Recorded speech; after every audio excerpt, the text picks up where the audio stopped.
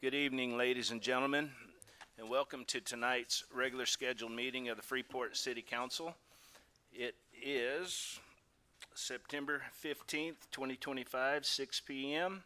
I declare there is a quorum present and will officially call this meeting to order. At this time, I will ask Councilman Rosso to lead us both in the pledge and the prayer. Please rise. Let's pray. Gracious Father, we thank you for bringing us here together. We ask you to bless this meeting, bless the council, the mayor, city manager, bless all the participants, even those out in cyber world. We ask you to bless this place. In Jesus' name we pray. Amen. Amen. Pledge allegiance to the flag of the United States of America and to the republic for which it stands, one nation, under God, indivisible, with liberty and justice for all. Honor the Texas flag. I pledge allegiance to thee, Texas, one state, under God, one and indivisible. Thank you, and you may be seated.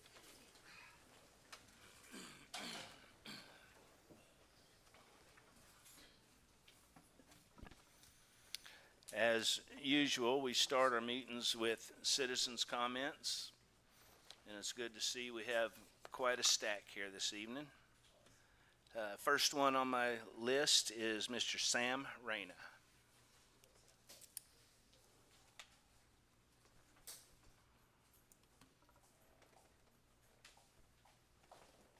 Mayor, council, good evening. My name is Sam. Can you hear me? My name is Sam Reyna, and I reside in 2002 North Avenue G. On tonight's agenda, business item 5U, discussion and possible action, TIRZ board appointment. Before TIRZ Project 1 was approved in 2019, I was up here stating the disadvantages of a TIRZ. Council approved the project anyway. I'll repeat myself. The most notable drawback of a TIRZ is the fact that all of the property taxes above and beyond the base tax value number goes into the TIRZ funds, not the general funds. And the base tax value of the 2019 value will remain the same for the next 24 years. I don't know the correct number. This is just my assumption. Correct me if I'm wrong. But there's $160,000 to $175,000 per year that's going into the TIRZ funds and not the general funds. Those numbers will project over $6 million that's not going into the general funds. Termination of the TIRZ project is 2049. By then, the value of the property tax should triple. Then there's the Skinner Road TIRZ project. Those numbers will project over $6 million that's not going into the general funds. Termination of the TIRZ project is 2049. Enacted. By then, the value of the property tax should triple. If it's in effect, which of the two TIRZ projects are we discussing tonight? My advice: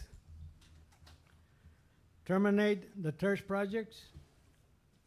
We pay for city services out of our general funds, police department, fire department, infrastructure needs. How are we going to pay for these needs if a lot of our property taxes are being acquired by the TIRZ project? There's 225 municipalities in Texas. 150 have TIRZ projects. Why so few? Because the project funds can be and have been abused through corruption and misused. Terminate the TIRZ project, transfer the TIRZ funds to our general fund, which should be over $1 million by now. And maybe, just maybe, we can afford to give our first responders a political pay raise, a partial pay raise, excuse me. We have enough money to cover all city services. I'm just saying, it'll be a lot easier if we had the TIRZ funds. The DT TIRZ project is a waste of time and money. They haven't done anything in the TIRZ area that I can recall. Thank you. Thank you, sir.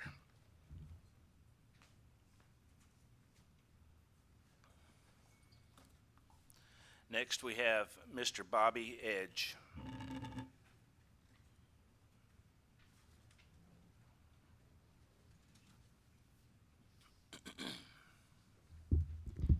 Good evening. Good My name evening, is sir. Bobby Edge, and I am the manager at the Freeport Branch Library next door. And I wanted to come over here in support of the Freeport Friends of the Library. So to whom it may concern, the Freeport Branch Library encourages interested patrons to volunteer for the Freeport Friends of the Library, an organization that directly supports our efforts in the community through funding programs and securing donations for library purposes. We would also like to take this opportunity to remind patrons that September is Library Card Sign-Up Month and that the Fall Reading Challenge for Brazoria County Library System is coming up next, beginning October 1st and ending October 31st.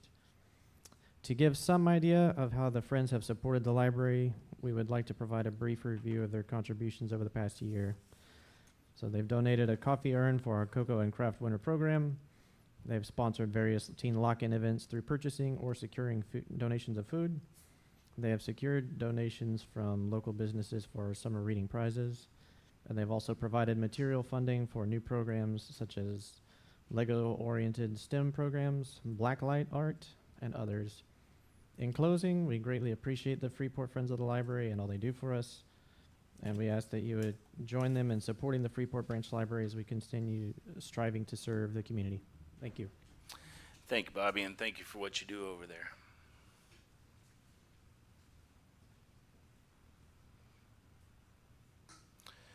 Next, we have Constable Mike Fulton.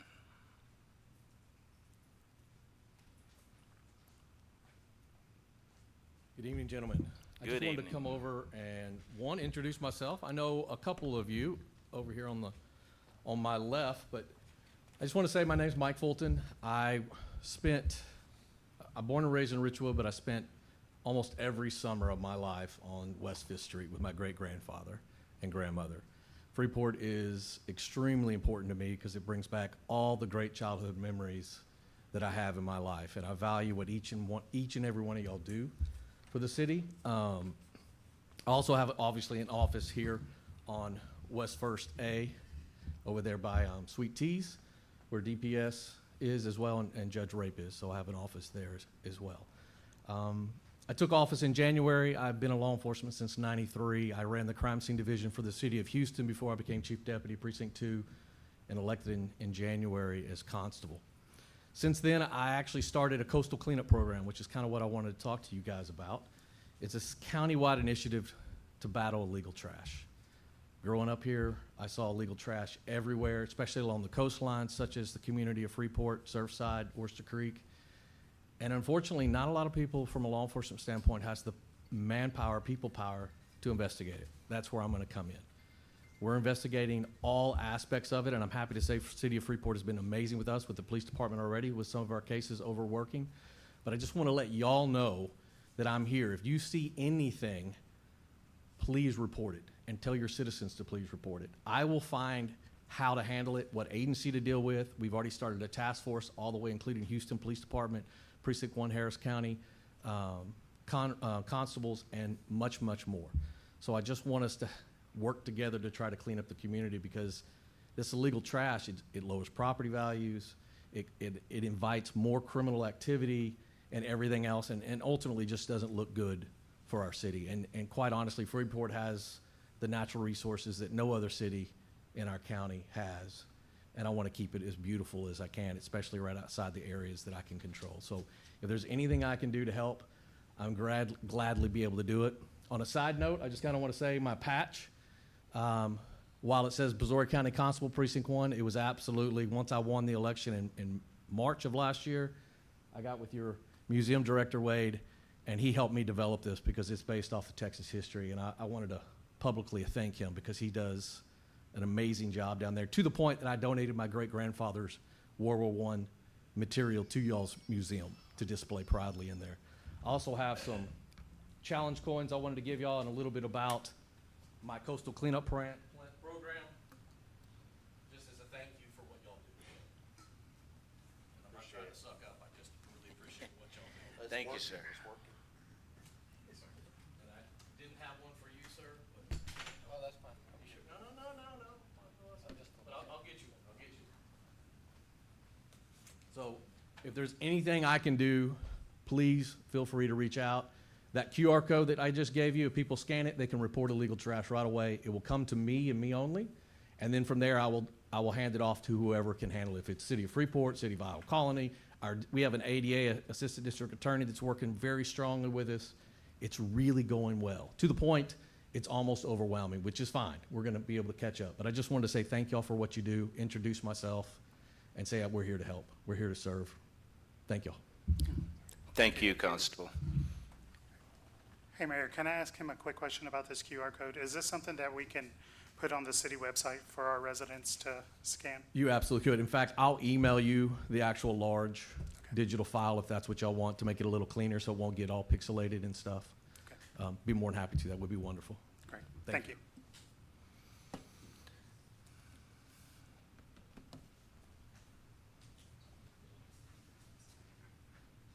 Next, we have Mr. Thomas, is it Cool? Yes. The E kind of ran into, How y'all doing? My name's Thomas Cole, lifetime Freeport residents. Okay. I'm here, I'm a concerned citizen about the stop sign over there on Pecan Street and 4th Street here in Freeport. There's been too many of them. I'll pull a record request, and from Yopon Street to Velasco Boulevard, that's 6 blocks long. In the last 7 years, there's been 95 citations written on that street. That's a short road. Pecan Street's right in the middle, 3 blocks this way, 3 blocks that way. Pecan Street's right in the middle. My concern is them accidents they're having at that intersection, which in the last 10 years, there's been 23 crashes. That's a lot. And the last 3 I seen, there were nothing nice. Nothing nice. Kids in the car, all them vehicles had to be towed away. In all the 3 accidents I've seen. And there's only been 2 citations for running that stop sign there. I see that many once a day. You know, that's a problem area. And I know when I was here the last time, I think it was right before school started, and I talked about it. Yes, there's a patrol going on. I seen some cars pull over. I think one of your officer, Sergeant Torres, almost got hit by somebody running that stop sign. There's a problem there. And I'm thinking mainly about the children. That's who I'm thinking about, because they were children in all the 3 accidents. Plus the adults. I mean, everybody's got a right to live. Someone's going to get hurt really bad there. Come on. 95 citations on a 6-block stretch on 4th Street. We got a problem there. You know. I just hope something gets done before somebody really gets hurt really bad. And I'm pledging and reaching out to people, whoever's hearing me, please join in this work. We need to have something done at that intersection, because something really bad's going to happen. I thank y'all. thank you, sir.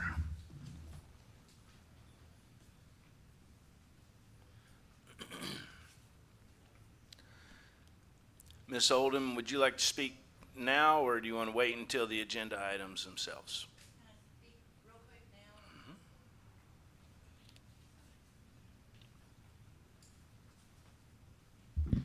now? Melanie Oldham, 531 West Brazos. I want to speak to other agenda items, but seeing this 3-page agenda, we may be here till 1 o'clock till we get to the final one about the TIRZ board. I respectfully disagree with Mr. Brena, because a TIRZ, like Mr. Pennington knows, can be very good to getting projects done in a city, such as the EDC land or the downtown or whatever project it might be. But TIRZ can really be good for a city. Thank you, ma'am.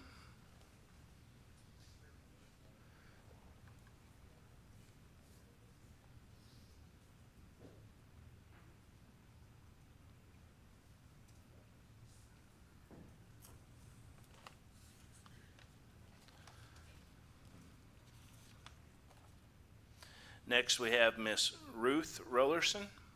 Is that correct? I'll put her, do you know if she's coming back? I'm not sure. All right. We'll put it in the back and we'll call her again here in a few. How about Miss Virginia Tippin?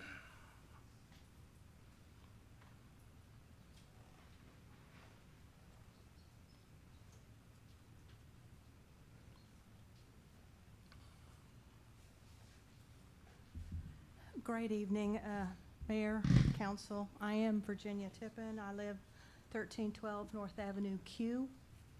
Where there is a library, there is opportunity. I'm an executive member of Freeport Friends of the Library and wanted to highlight September as being Library Card Sign-Up Month, among other important causes this month. Also a reminder, library cards need to be renewed every 3 years, so look at yours and see if you need it. Friends help support the library and activities that they do for the community. Story time and crafts for all ages, just to name a few.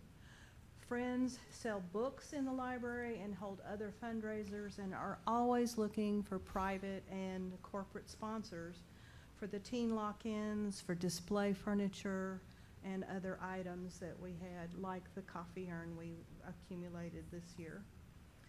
National Library Lovers Month is in February, National Library Week is in April, and the city that supports the library, there is opportunity.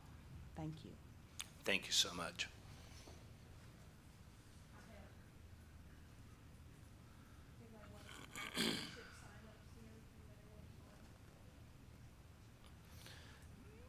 Next on my list is Miss Shonda Marshall. Is she? Okay, so you want to wait until that point? Thank you. And I haven't seen anyone else walk through the door, so I assume Miss Rollerson is still. All right. So we're going to move on. Let me, bear with me a second.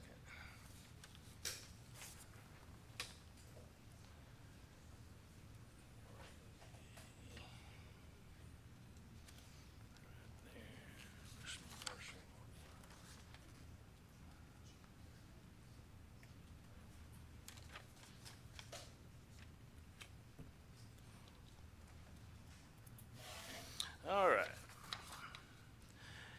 Next we have the consent agenda. The consent agenda includes action regarding the minutes from the August 25, 2025 and the September 2nd, 2025 meetings. Action approving the monthly financials through August 31st, 2025. Action approving the BISD homecoming road closure. Action approving BISD road closure for the 2000 block of 2nd Street for varsity homecoming home games. And 2E, action approving resolution number 2025-2952 for rifle resistant body armor grant. Council, I will entertain a motion. Mayor, I'll make a motion to approve the consent agenda as presented. We have a motion to approve by Councilman Matamoros. Is there a second? Yeah, I'll second. I'll second. seconded by Councilman Rosso.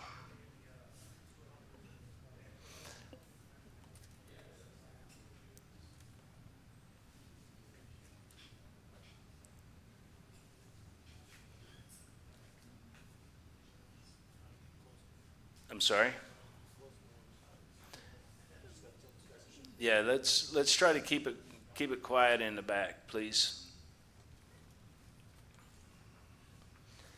So we have a motion to approve the consent agenda with a second. Is there any discussion on this, gentlemen? Hearing none, I'll call the vote. All those in favor state aye. Aye. All opposed? Motion carries unanimously. Proclamation, presentations, and updates. First, we have employee recognitions. Mr. Pennington. Yes, Chief, I don't know if the employees are here.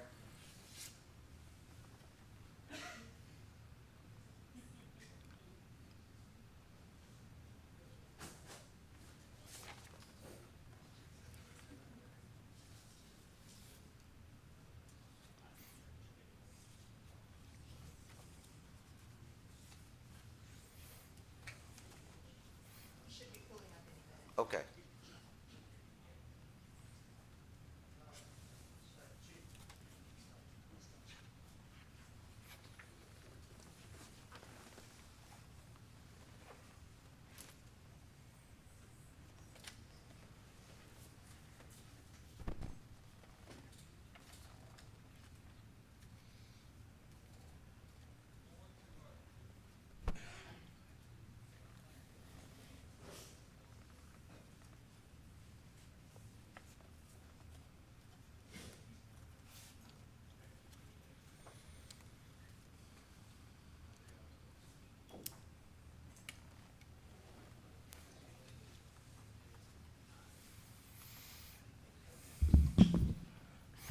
That's timing.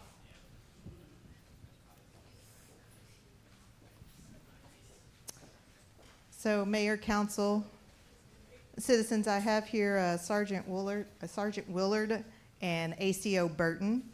Sergeant Willard informed the chief that he would like to nominate ACO Burton for Employee of the Month for her work on a hoarding situation we had in our city. He stated ACO Burton coordinated with the SPCA of Brazoria County and ultimately was able to rescue 48 dogs from the owner. ACO Burton conducted herself professionally with the owner, commanded the scene very effectively, and after recovering the dogs, ACO Burton continued to work with the SPCA to ensure that the dogs were immediately seen by medical staff. It was a very successful operation, he noted, and will make a definite difference in those 48 dogs' lives. Later that afternoon, ACO Burton came to the chief's office and said she wanted to nominate Sergeant Willard for Employee of the Month. She talked about what a huge help he was on the case and with his communication with the property owner, the handling of dogs, and his overall guidance. Sergeant Willard began his career as an ACO in Freeport, and although many officers are not a fan of dog calls, Sergeant Willard will never miss the chance to help out a colleague, no matter what the call. This call initiated as a welfare concern for animals, and when ACO Burton made contact with the owner, it was discovered that they possessed more animals than the ordinance allowed. As she had some concerns initially that the case may become an animal cruelty, she reached out for some assistance with Sergeant Willard. The two of them worked together that day with the SPCA, which led to a seamless transition of no dogs and no staff being injured. The fact that they both wanted to nominate each other for their hard work and dedication spoke volumes to each of their character.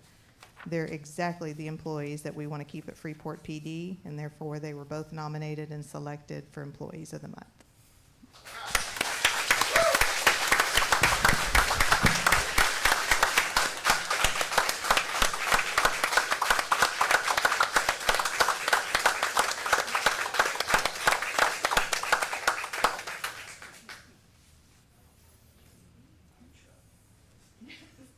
Are you sure? Your check? Okay.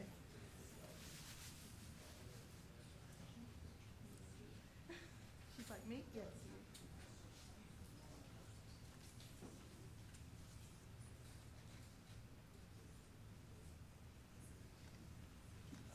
Congratulations. Thank you both.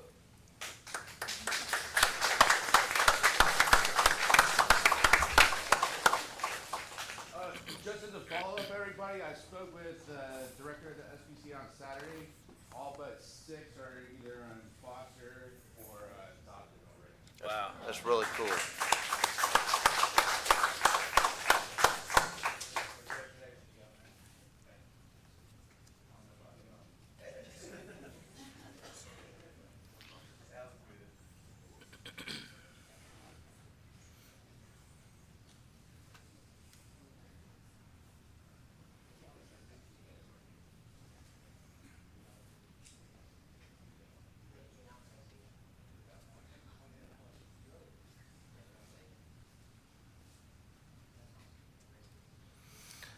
All right.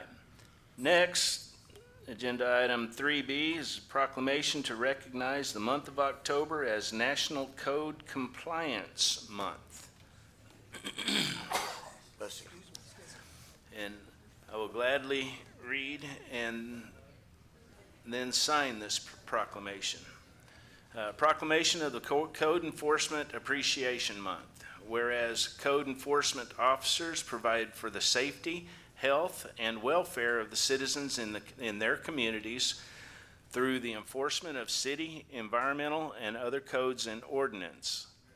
And whereas code enforcement officers deserve recognition for the jobs that they do in protecting lives and improving neighborhoods, as are the emergency personnel such as police, fire, and emergency medical services.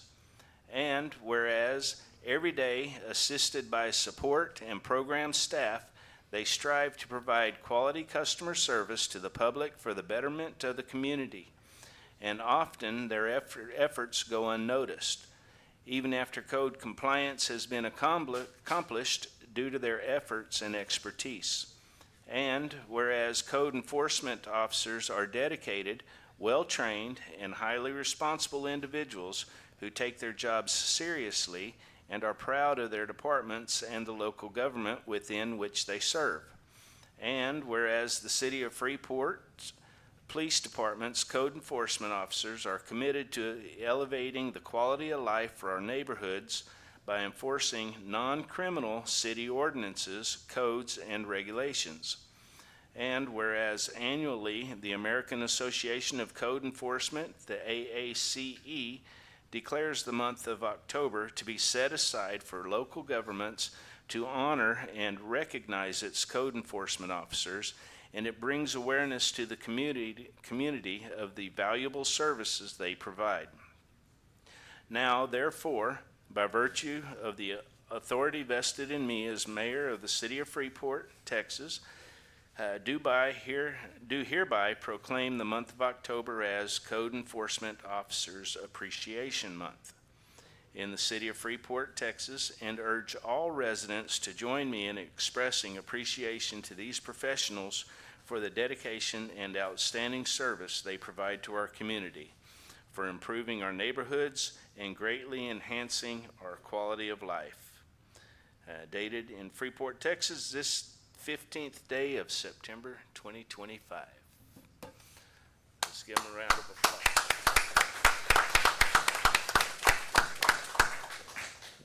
And I must say, code enforcement's got to be one of the most thankless jobs that there is. So we really appreciate those that do that job.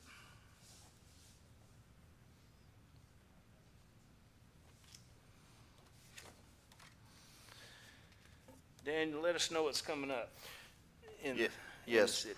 Mayor and council, upcoming events include Coffee with a Cop at Starbucks, Starbucks and McDonald's, October 1st, 8 a.m. to 10 a.m. There's also a community cleanup effort that'll be October 4th from 8 a.m. to noon. National Night Out with Freeport Police, Fire, and EMS at the Freeport Municipal Park on October 7th from 6 p.m. to 8 p.m. And then there's Fright Night. You might have heard about this, Mayor. Fright Night 2025 at the Freeport Municipal Park, October 23rd from 6 p.m. to 9 p.m. Should be a big event.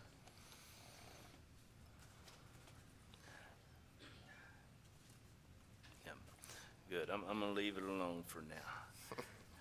Yes, sir.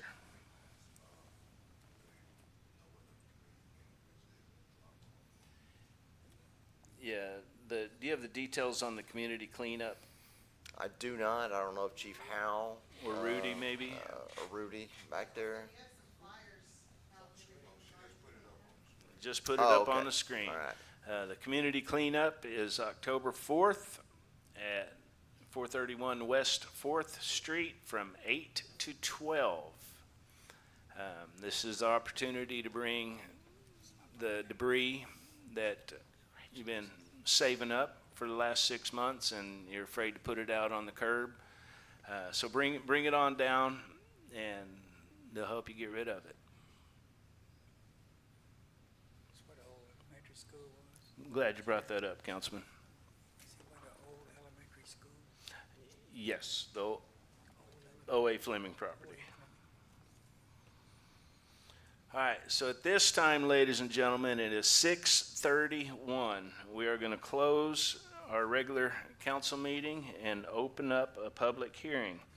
A public hearing on the fiscal year 2025-2026 annual budget. Ms. Hurst, Happy birthday to you. happy birthday. Thank you. Good evening, Mayor and Council. We want to give the public an opportunity one last time to state any public input on the budget that we will be voting on tonight. So at this time, if you have any questions, concerns, or comments, you can come up. It's your turn. Yes, ma'am. Come on up. I'm not even going to run the clock.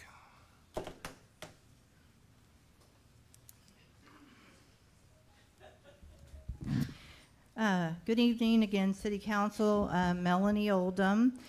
Again, I appreciate that the City Council has had several budget meetings or public budget hearings.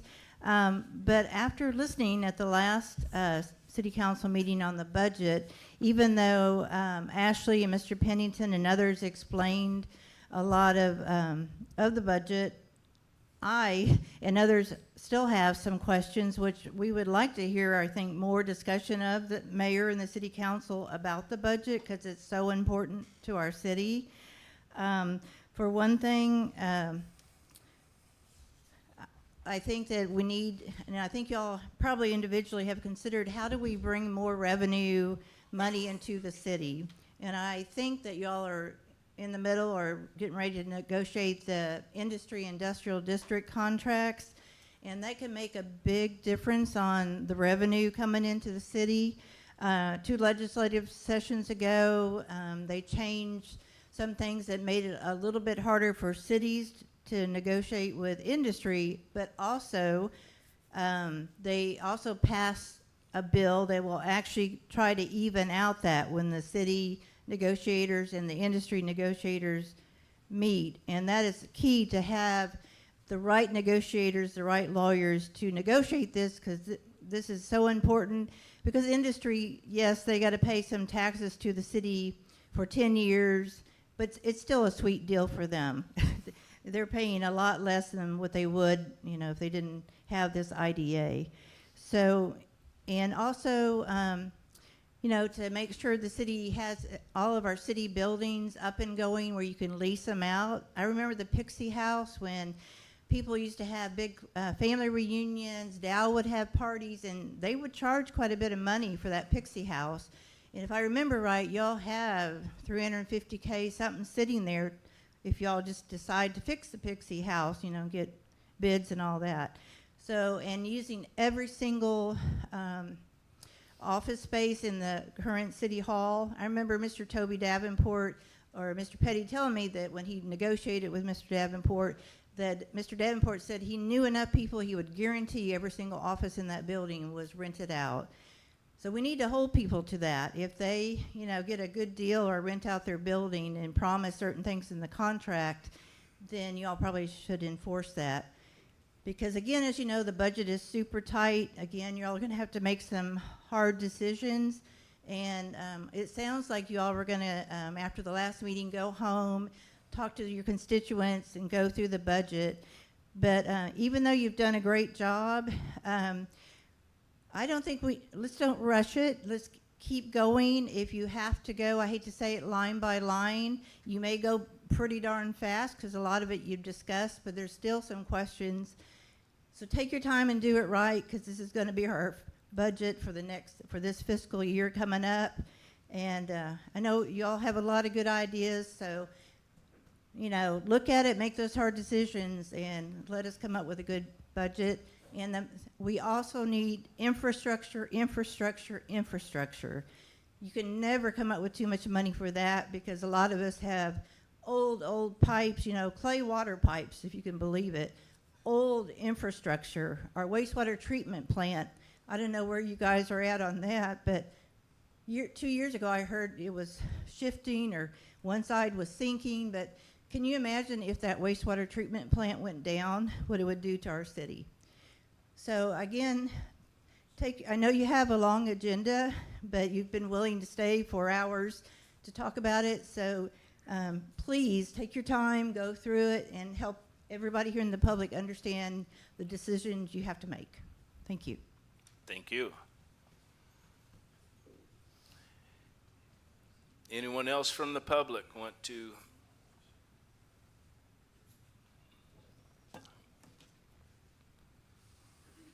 Come on up, don't be shy. So, James Wood, and I'm on the historic board, Main Street board. And I really just came up to speak to you and say that if I'm not mistaken, the museum is part of this budget discussion. And honestly, if it wasn't for the museum, there wouldn't be anything to do in historic Main Street right now. It's really important. It's like the first place my wife and I visited when we moved here last year, and it's gone through kind of remarkable upgrades since then. The staff there, Wade, Loretta, everything, they've done some incredible work, and I would suggest that the board be as generous as you can be. Obviously, I know there are a lot of things that you have to consider financially in putting together the budget for the museum this year. All right, thank you very much. Thank you. Come on up, Melanie.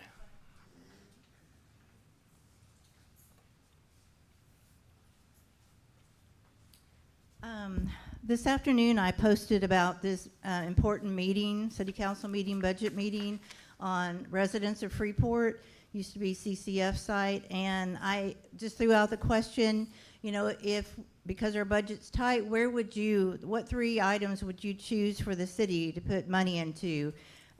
Infrastructure, the Freeport Golf Course, the rec center, putting infrastructure in to come up with a small subdivision with housing. And I haven't had time to look what people replied, and I hope you all talk to your constituents.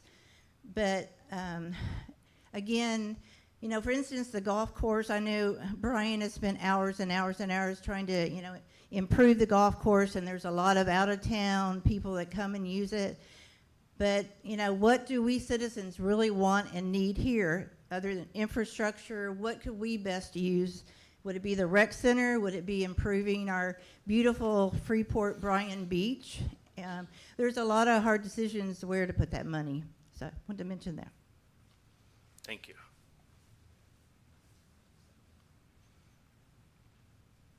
Anyone else?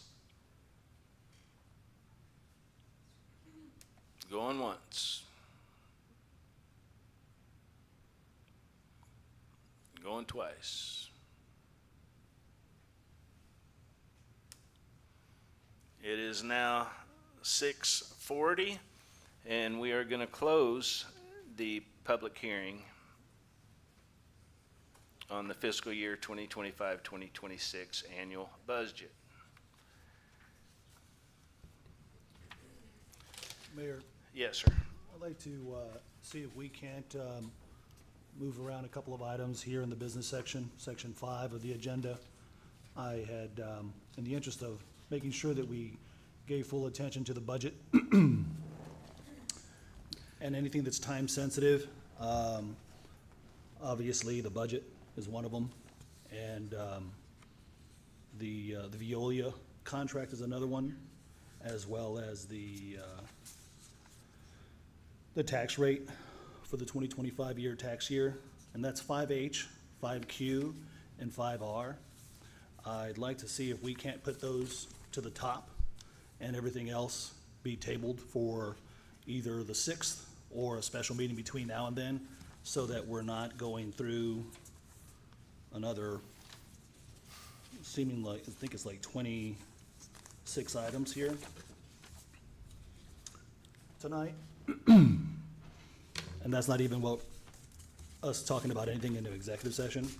So I'd like to see if I can make a motion so that we can in fact table everything but those time-sensitive items that are due this month. I understand your concerns, and I kind of echo your sentiment. However, I see others on here that are also time-sensitive and or budget-related that I feel like this would be a good time to Which ones are those? to discuss. So my opinion is the ones that are not budget-related or time-sensitive, we move to the back of the meeting. If time allows, we attack them tonight. If time does not allow, we table them to the next meeting, as opposed to just arbitrarily tabling them up front. How are we, well, I made a motion that we make those three moved, number one, but I'm just curious, what do you mean by time allows? Do you have a timetable in mind? As far as ending the meeting, Yeah, when you say we're gonna go through these items, and then if time allows, go through the other ones, I'm just curious, what time stamp are you looking at that's gonna give you the sense that, yeah, there's enough time, it's midnight, but let's go for it? Or is it 10 PM? Is it 9 PM? Is it 8 PM? Is it 7 PM? What is it, what are your thoughts on that, Mayor? okay, first let me ask this. You made a motion to table all but a handful of items. Can you once again tell me what those items were? Yes, everything that is time sensitive for the month of September as it relates to this budget here, number one, that's 5H, 5Q, and 5R. 5Q is the budget. 5R is the tax rate, and 5H is the Veolia contract. All right, so council, there is a motion on the floor to table all agenda items except for 5H, which is consideration and possible action approving resolution number 2025-2960 to approve Veolia proposed a temporary contract extension. 5Q, which is consideration and possible action to adopt the ordinance number 2025-2747, adopting the fiscal year 2025 through 2026 budget. And then 5R, which is consideration and possible action to adopt ordinance number 2025-2748, establishing a tax rate for the 2025 tax year. That is your motion, Councilman? Yes. Council, is there a second?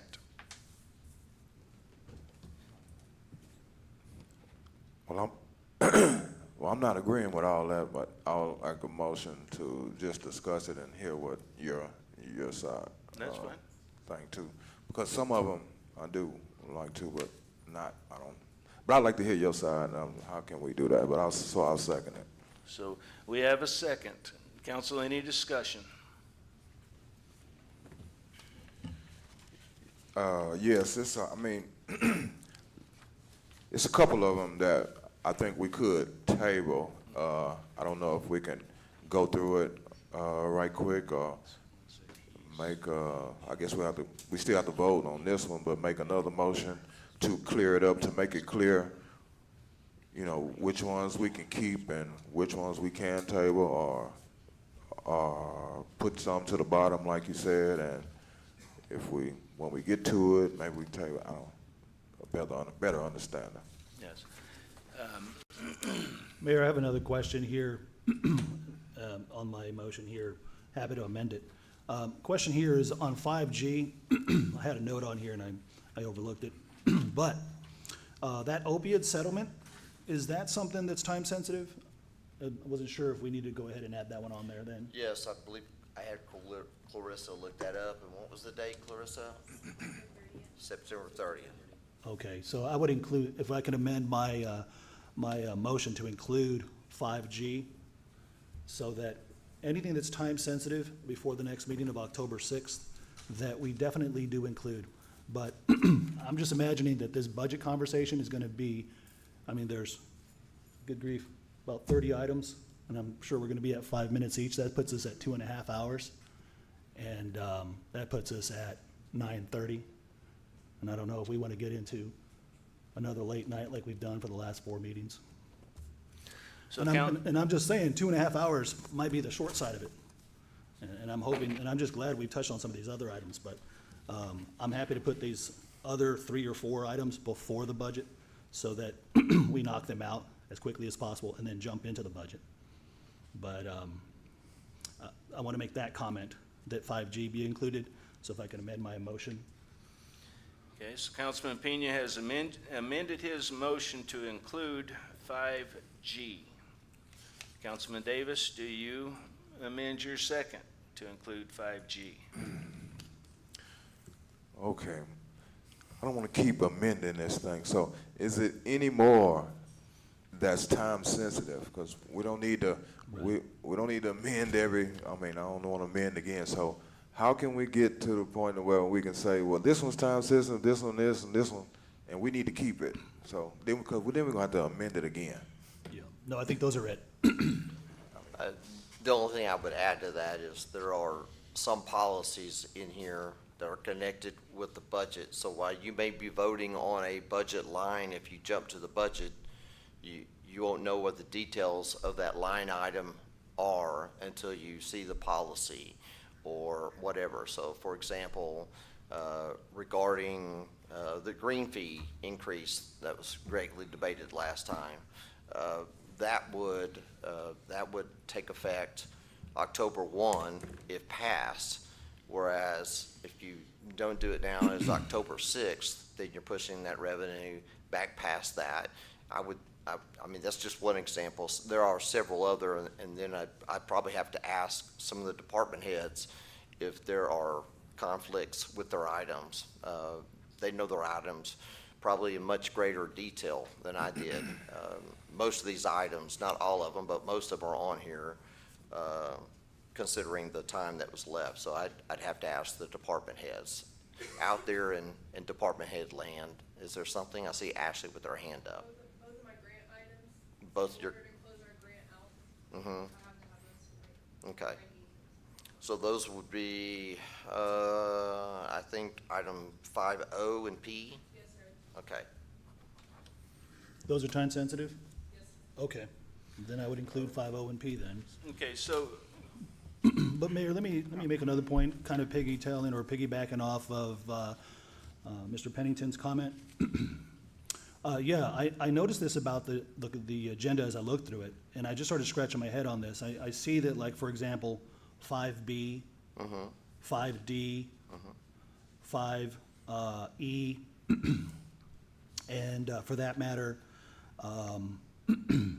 5K, and even 5J, honestly, those 5 seem like they should be as part of the discussion, not prior to the discussion and not outside of the discussion. It just seems kind of counterintuitive to be talking about adopting a policy for hiring incentives as a resolution, separate and outside of the discussion of the budget item when we get to that item.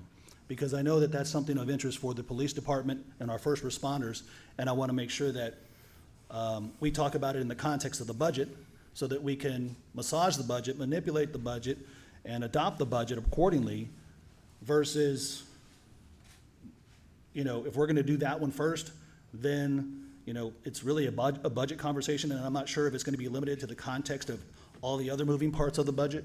So I'm not sure why these were even created separately, but 5B, 5D, 5E,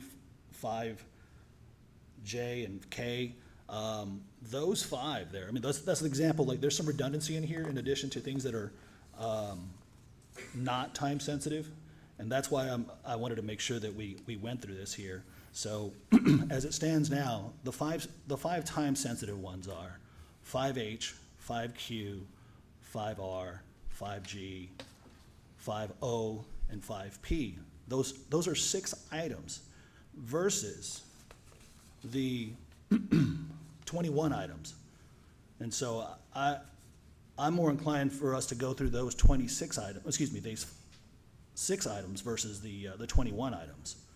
And that's, Okay, well, I guess you can call it counterintuitive to vote on a line item number without knowing the details that would be in the policy that would vote for. yeah, but we So- can have that Oh, conversation in that budget meeting, right? Yes, you could, but I mean, you're gonna be drawing all the information out of them that was in the packet that's here to vote on. So it's 6 one way, a half dozen another, as far as, but those 21 items are not all budget items. There's a bunch of other items I on know. here. There's only 4 or 5 items that are tied to the budget that you would be going over those policies. So if you wanted changes in those policies, it might affect the line item. I would say, if you want to affect the line item, you can easily talk about those policies, right? And then if we want to adopt those policies after we adopt the budget, that makes more sense. So for example, the green fees, if we're having that conversation in the context of the budget, then we can go into the nuances. Fortunately, now we have the math. Well, yeah, but also going to the green fees, I mean, that discussion has been had multiple times. So the Just- math was laid into the policy based upon those discussions. So you would think that normally, in the time that we've discussed, which items we're gonna pull on or put off, a couple of these probably could have already been done. Yeah, well, with all due respect, sir, I'm just saying that we haven't had that conversation about the golf fees. We really have not. We suggested it, and I'm glad that we're talking about it tonight, but we actually haven't had that conversation because the initial conversation has not, when it was had, did not talk about the supply-demand component or the metrics of like the sliding scale of the pricing. So I want to make sure that we have that conversation in public. Okay, that policy Yeah. was written exactly based on the conversation that we had. So that's what the policy is based on, the conversation that we had last time about which fees we're going to increase. But I just want to make sure that's, that's why the policies are in front of the budget. Well, I thought that they just, I mean, if we're going to say that the golf course is going to have let's say the budget's $1 million, and then we're saying, or let me put it this way, the golf fees are going to be changed such that it generates $500,000 of additional revenue. Hallelujah. Now we go into the budget and we say, okay, well, now that we know that it's generating $500,000 of revenue, rather than putting the budget for the golf course at 1.5 million, we can put it at 1 million, knowing that it's going to be projected to have that income basically replenishing the part where the city was subsidizing. Well, the revenue that the policy says would be created based on the math that we discussed last time is built into the budget. Is that correct, Ashley, now? Yes. So It's already done.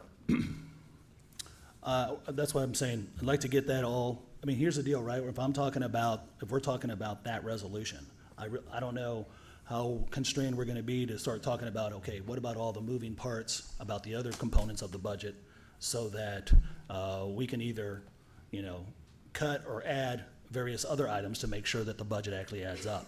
To me, it seems the cart before the horse, not 6 1/2 and the dozen the other, but the cart before the horse to determine what the budget for the golf course is gonna be, what the fees are gonna be, until we actually know what we wanna do with the budget overall with the actual golf course. And that's not just the golf course, it's any of the other items. Like, for example, like, we're here talking about the police department or the fire department and the various expenses to those particular departments, but we haven't really talked about what those incentives are gonna be. And I'd like to get into that, and I don't know. That's what the policy will say. Yeah, well, I'm thinking that, are we gonna have that kind of latitude when we're in that particular discussion to talk about how that affects the rest of the budget or not. Sure. And I'm thinking that it's not, because it's gonna be like, well, we can't talk about the rec center today, or at this moment, because we're talking only about the hiring incentive or the academy reimbursement. And so that's where I'm trying to make sure that we don't get ourselves caught up in, okay, now we're talking about this, but, however you guys want to facilitate it, I just want to make sure that you know that it seems redundant to myself. Well, I wouldn't think it would seem redundant. I could see an argument for putting one in front of the other, but Yeah. it could be argued the other way, so it's y'all's pleasure. Sure. Council, any other questions or comments on the motion to table? Yes, Mayor, I do have some comments. 5I, that's a time-sensitive subject to my constituents and people that I've spoken with, because it's not even in my ward, but there are people that are concerned about these alleyways and individuals being hurt or vehicles being damaged. So that should be included. And then 5S and 5T, the two readings by the EDC, that's tied to a business that wants to come to Freeport. And if we don't allow these readings to happen, then it's thrown off. And we may lose another business just because of some person's agenda. So I believe it's something that, we should be discussing all of these items if they were put on the agenda, and not just picking and choosing just because one feels those items that they've picked are more important. So those are my thoughts. 5S and 5T, we don't want to push away a business if we delay this anymore. What was the first one? Thank you, Councilman. You had 5S and 5T, was there any other ones? And 5I, I think you said. Mm-hmm, yes. So now we're up to 1, 2, 3, 4, 5, 6, 7, 8, 9 out of 21. Sounds a heck of a lot more better than 21 out of 21. I don't have a problem with I, S, and T. So we have a motion and a second on the floor. I'm going to call the vote. Looks like it's gonna be a long night. Well, we're prepared for a long No, night. yeah, I'm just saying, that's, Yeah. so my vote changed. We're just trying not to be 1 o'clock in the morning. Yeah. Well, That's the end goal. Let's I'm vote. sure it's gonna be. So, So the motion is 5HQRGOPIST, including George's. what about G? Yeah, I have G in there. G, HQRGOPIST.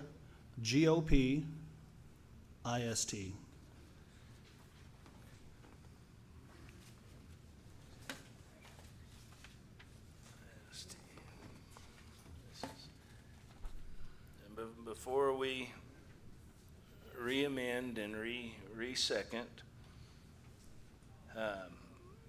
I feel like 5B should be discussed tonight because it is budget related.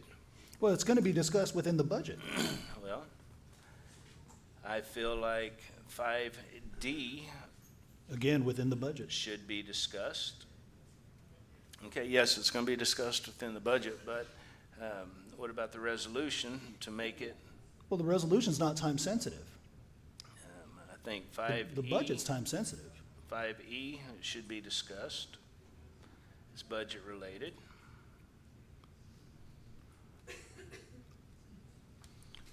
I don't think 5F is time sensitive. 5G, I agree, is time sensitive. 5H, I agree, is time sensitive. 5I, I had as not time sensitive. However, Councilman Matamoros sees that other ways.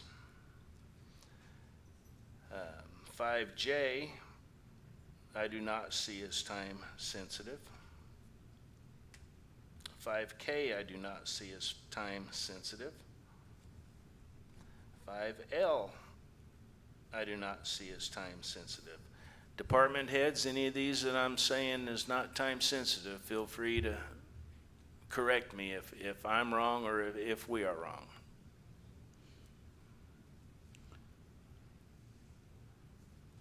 $5M. 5M, I see as budget related.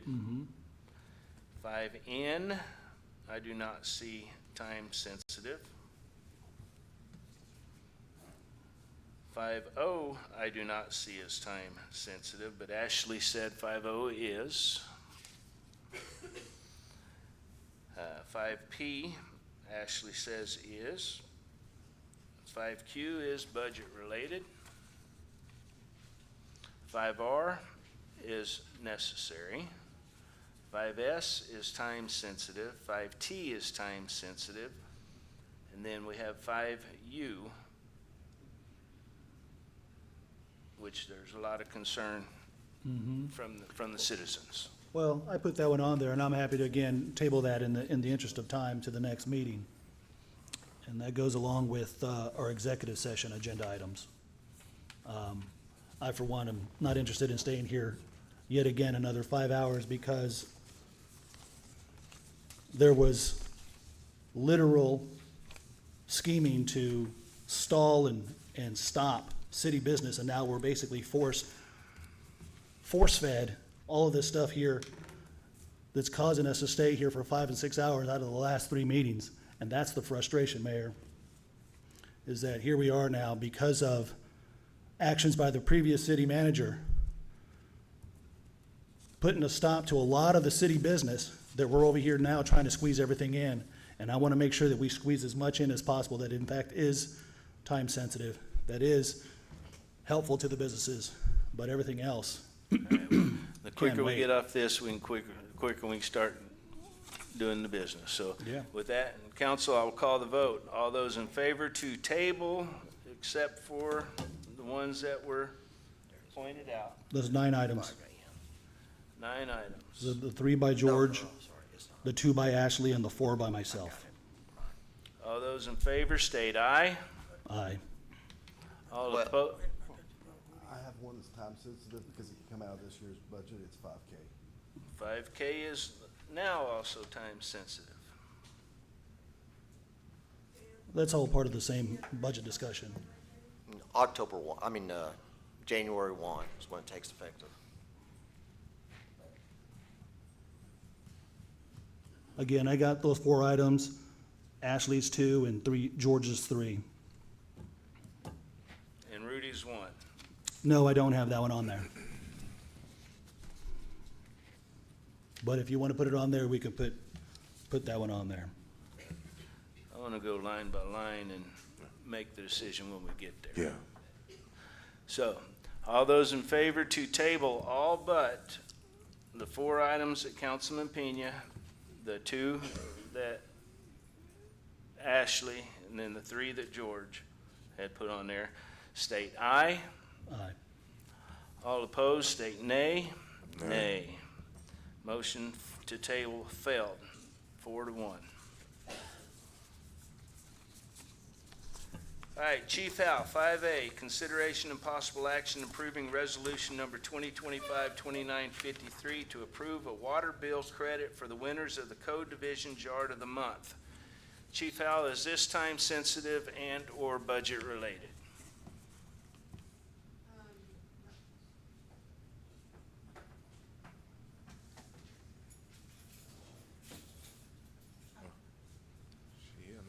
Not time sensitive per se. We are already doing Yard of the Month. So that's what we were wanting to, we haven't publicized the credit or anything yet, obviously, because that was going to council for approval. Mayor, I'm going to make a motion to table 5A. I'll second it. Motion to table by Councilman Matamoros.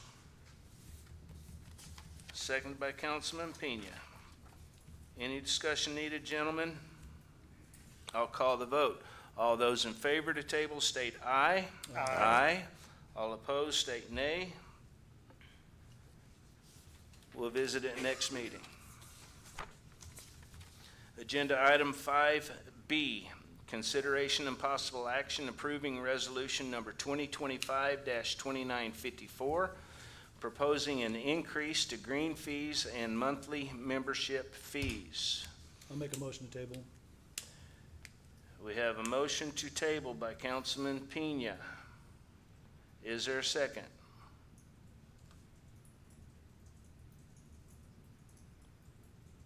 Motion to table fails for the lack of a second. Mr. Pennington. Yes, sir.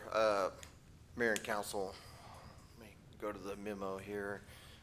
In discussion over the last few items that we've talked about regarding the golf, Brian sat down, he went over these in detail, his fees, his rounds of golf, everything like that. And ultimately, based on the number of members, the number of rounds that he estimates, we came up with something like, I think it was 200, Brian, you may have to help me out here. 210 on the revenue. So the way it works out, there was about 21,000 rounds by regular players, and then 15,000 by members. Is that right? So 36,000 rounds is where we kind of came up. We're actually going to surpass that. So as we talk about these numbers, it may be even a little more. We'll get closer to 38,000 rounds.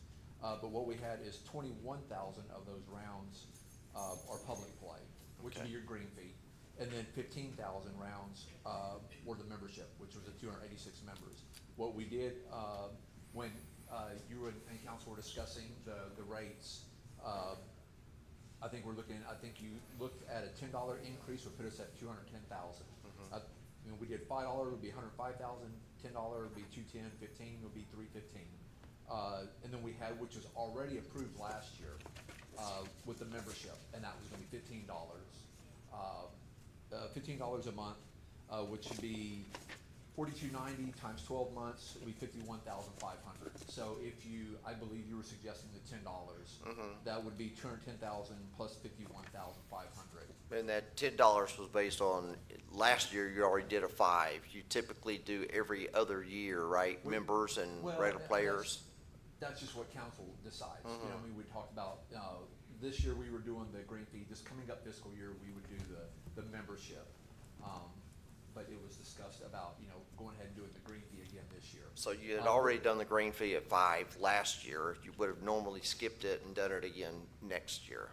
Next year, but Right. I know, like you were saying, as far as cost and all that, but we are on track to come in at about a little over 1.2 million, which if we did that, that would put us very close to 1.5 million. 1.5, actually, right here somewhere, would have been, there's our budget, I believe, for this fiscal year. So that would put us at break even.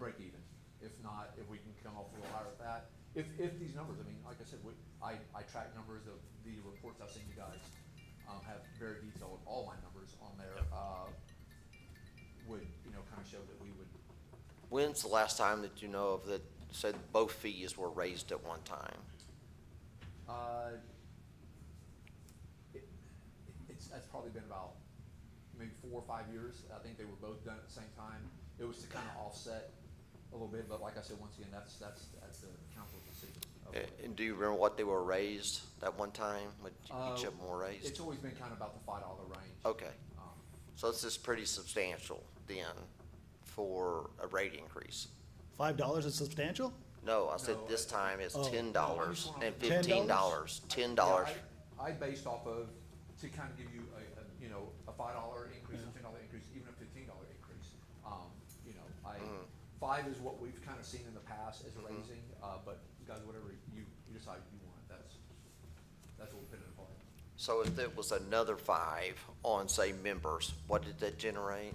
Additional? So if we're looking at starting October 1st of adding the $10, if we go $10, that's going to bring it about, based on 21,000 rounds. 21,000 rounds of public play. That would give us 210,000. So if you went 15 is what I'm saying. If we went to $15, that would put us at 315,000. Okay. If we stay the same number of rounds. 21,000 rounds. Right. Do you have any idea what you think the impact of you know, $5, $10, $15 might be? I mean, like I Okay. said, I can. Uncharted territory? I mean, you see the numbers I give, we can say, hey, look, after the first quarter, maybe it worked better than we thought, maybe it didn't work as great. Okay. I don't know, I truly don't know that answer on that one. All right.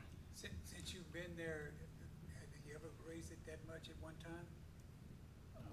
No, sir, no, but So that's, you're raising it 3 times. I've seen, since I've been there, I've seen council raise it anywhere from, my first year there, it was $1, then we went to, I think it was $3, which, and then I think we've done $5 increments, somewhere around there.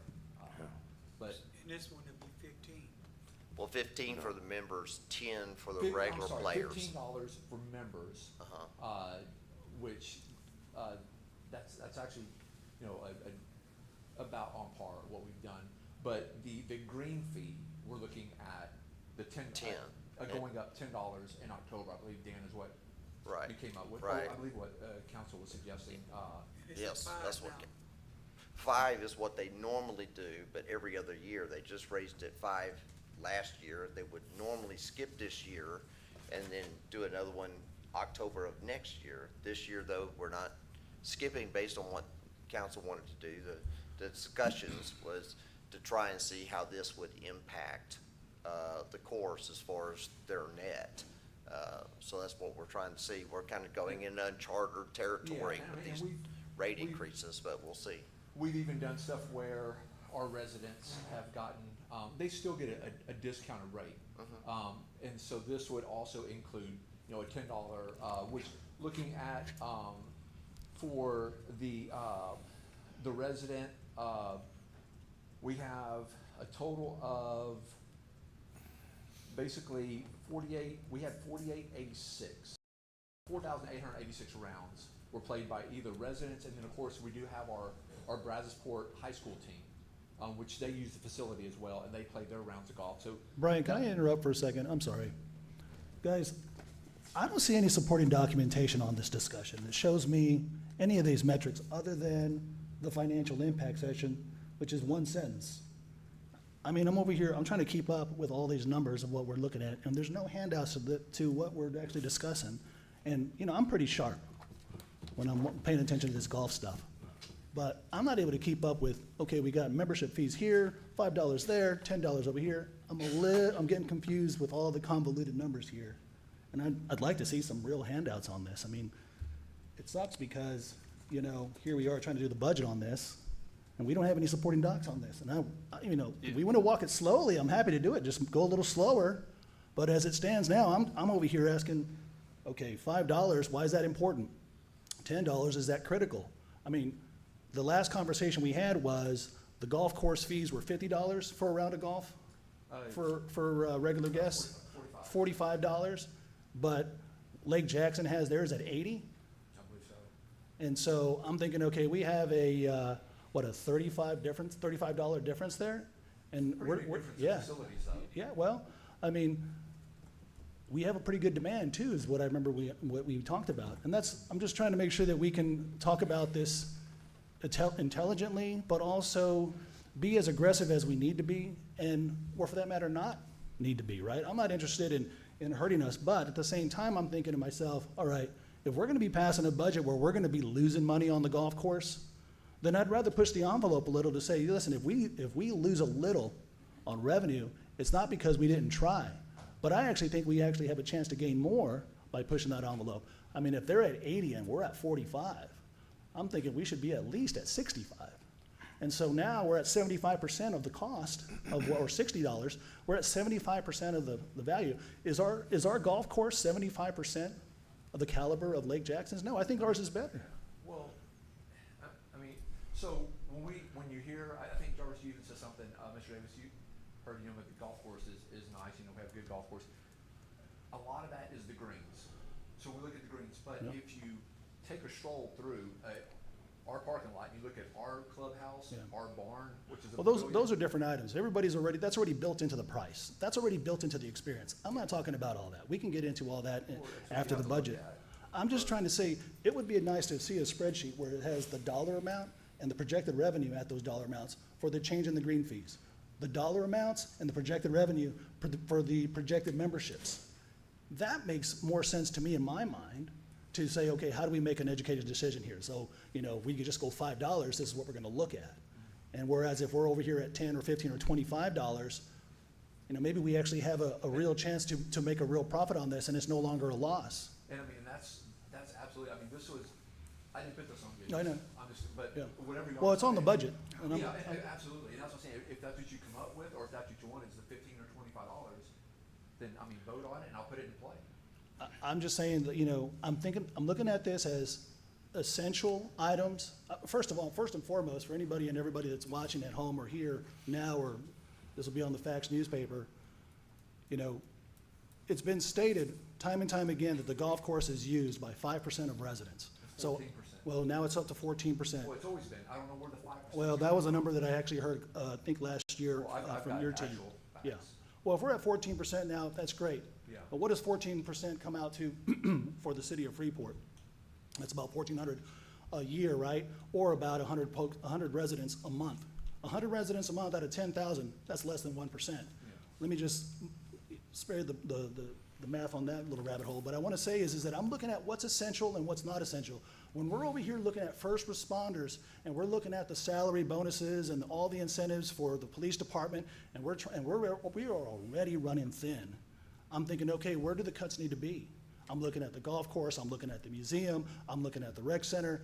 But the unique thing about the golf course is that it actually has an opportunity to make money, whereas like the museum cut all their entry fees and turned it into free. So now it's just a complete loss, right? Rec center, you know, for all the facilities that we rent out, we get a little bit of money, but no one's talking about how we're gonna do the rental policy for the city in terms of all the facilities. You know, do we need to raise the rates?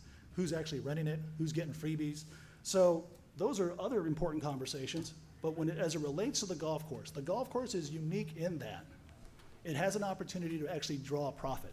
But I'm not interested in throwing $2 million at this so that you can get 2.1, because there's a better use of $2 million for the city.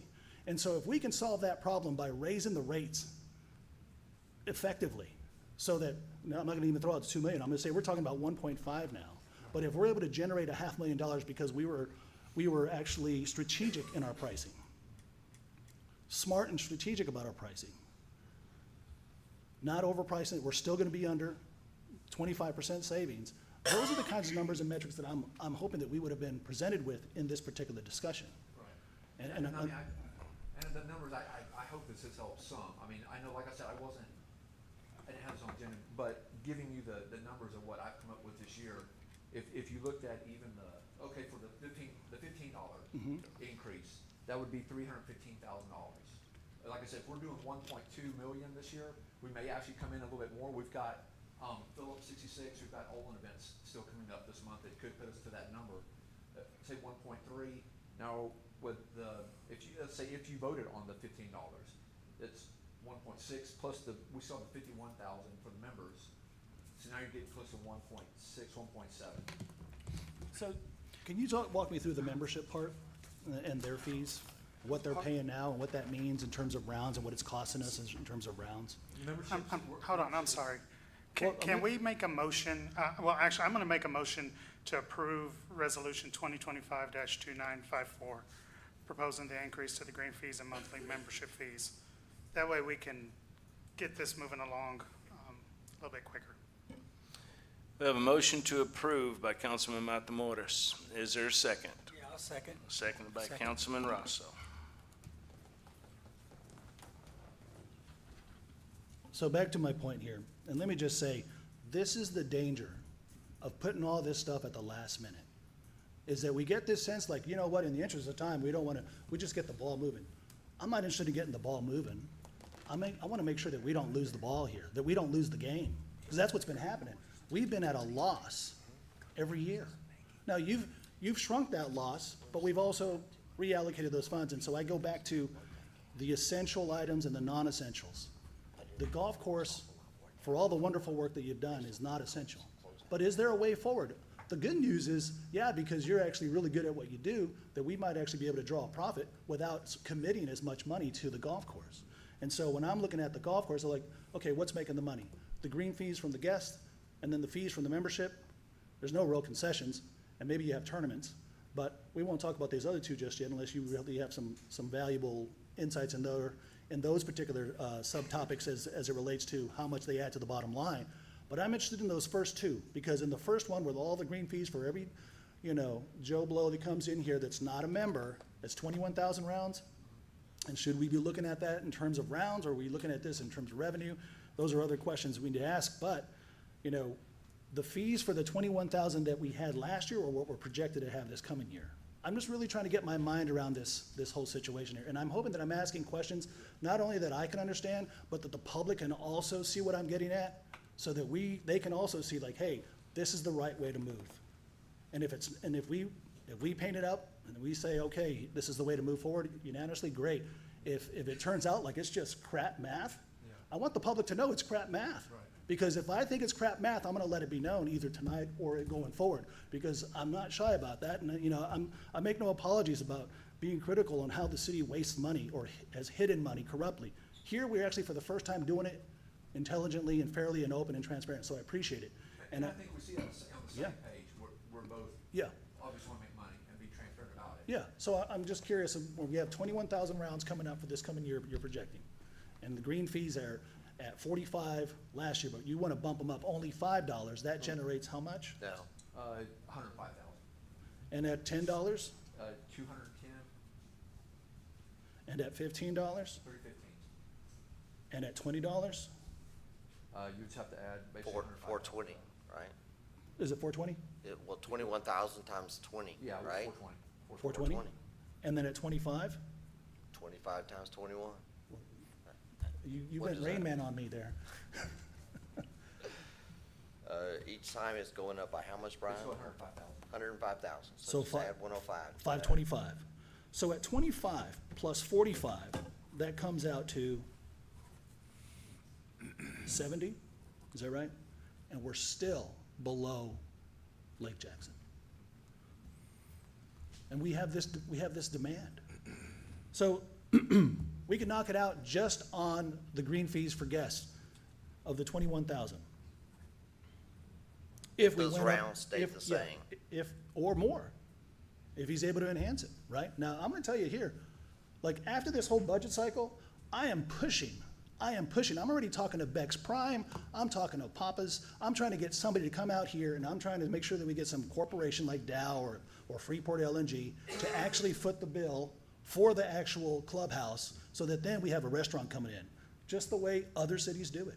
And, we get a portion of those sales, great, but now, the black eye of the golf course isn't so black, right? We have a great greens, but our clubhouse isn't so great.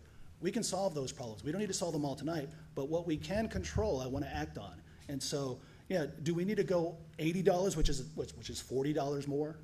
Do we need to add $40 just to match Lake Jackson? No, I don't think that's the smart thing to do, but we should be at least 75%, 80% with them. And I think when you go through and y'all vote on, where we want to set the rate, and then once you do that, we get it posted and that's what we go with. And I know you see my numbers every month, so you'll be able to track exactly what's going on.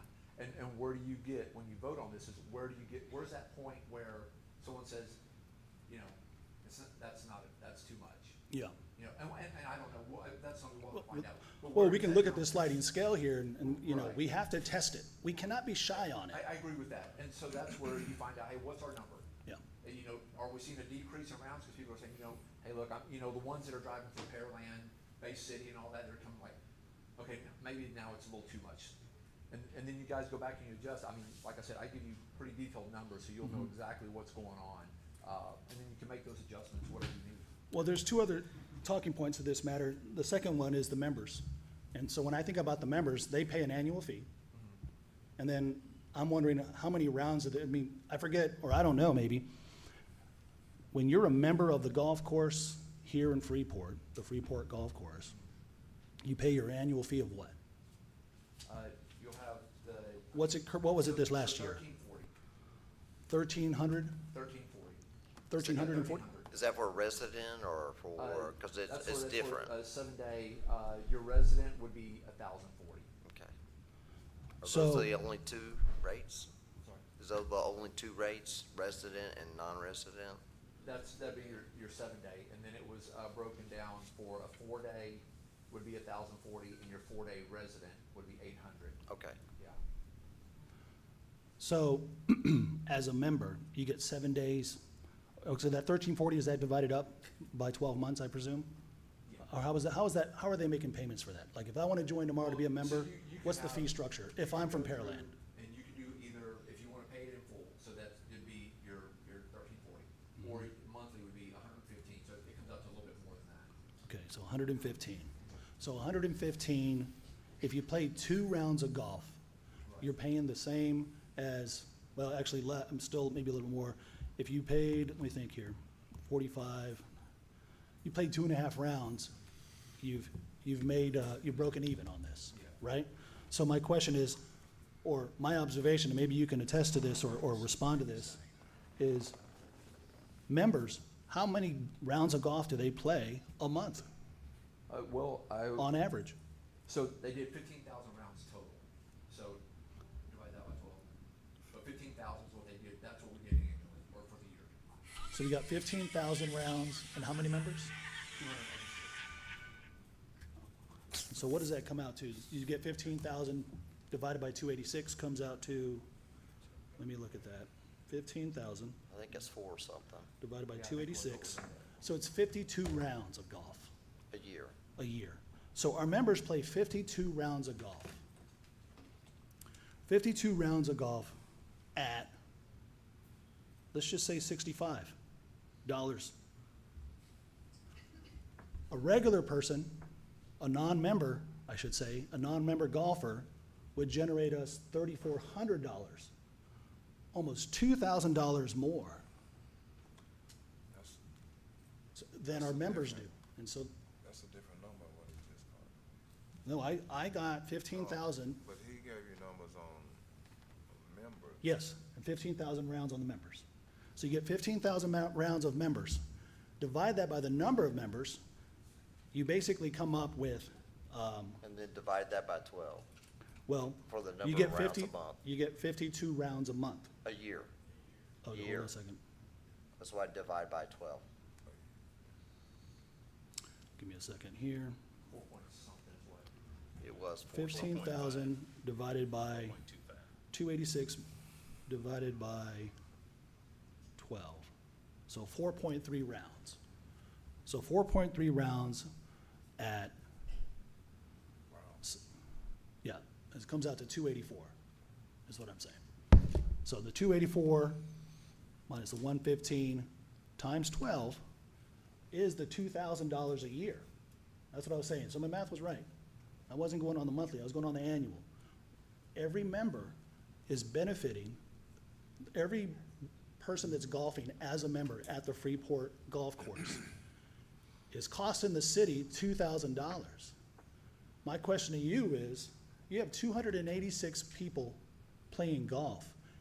If we actually got either the membership fee goes up, or we manage when and where the members actually play, because it seems to me it's like supply and demand.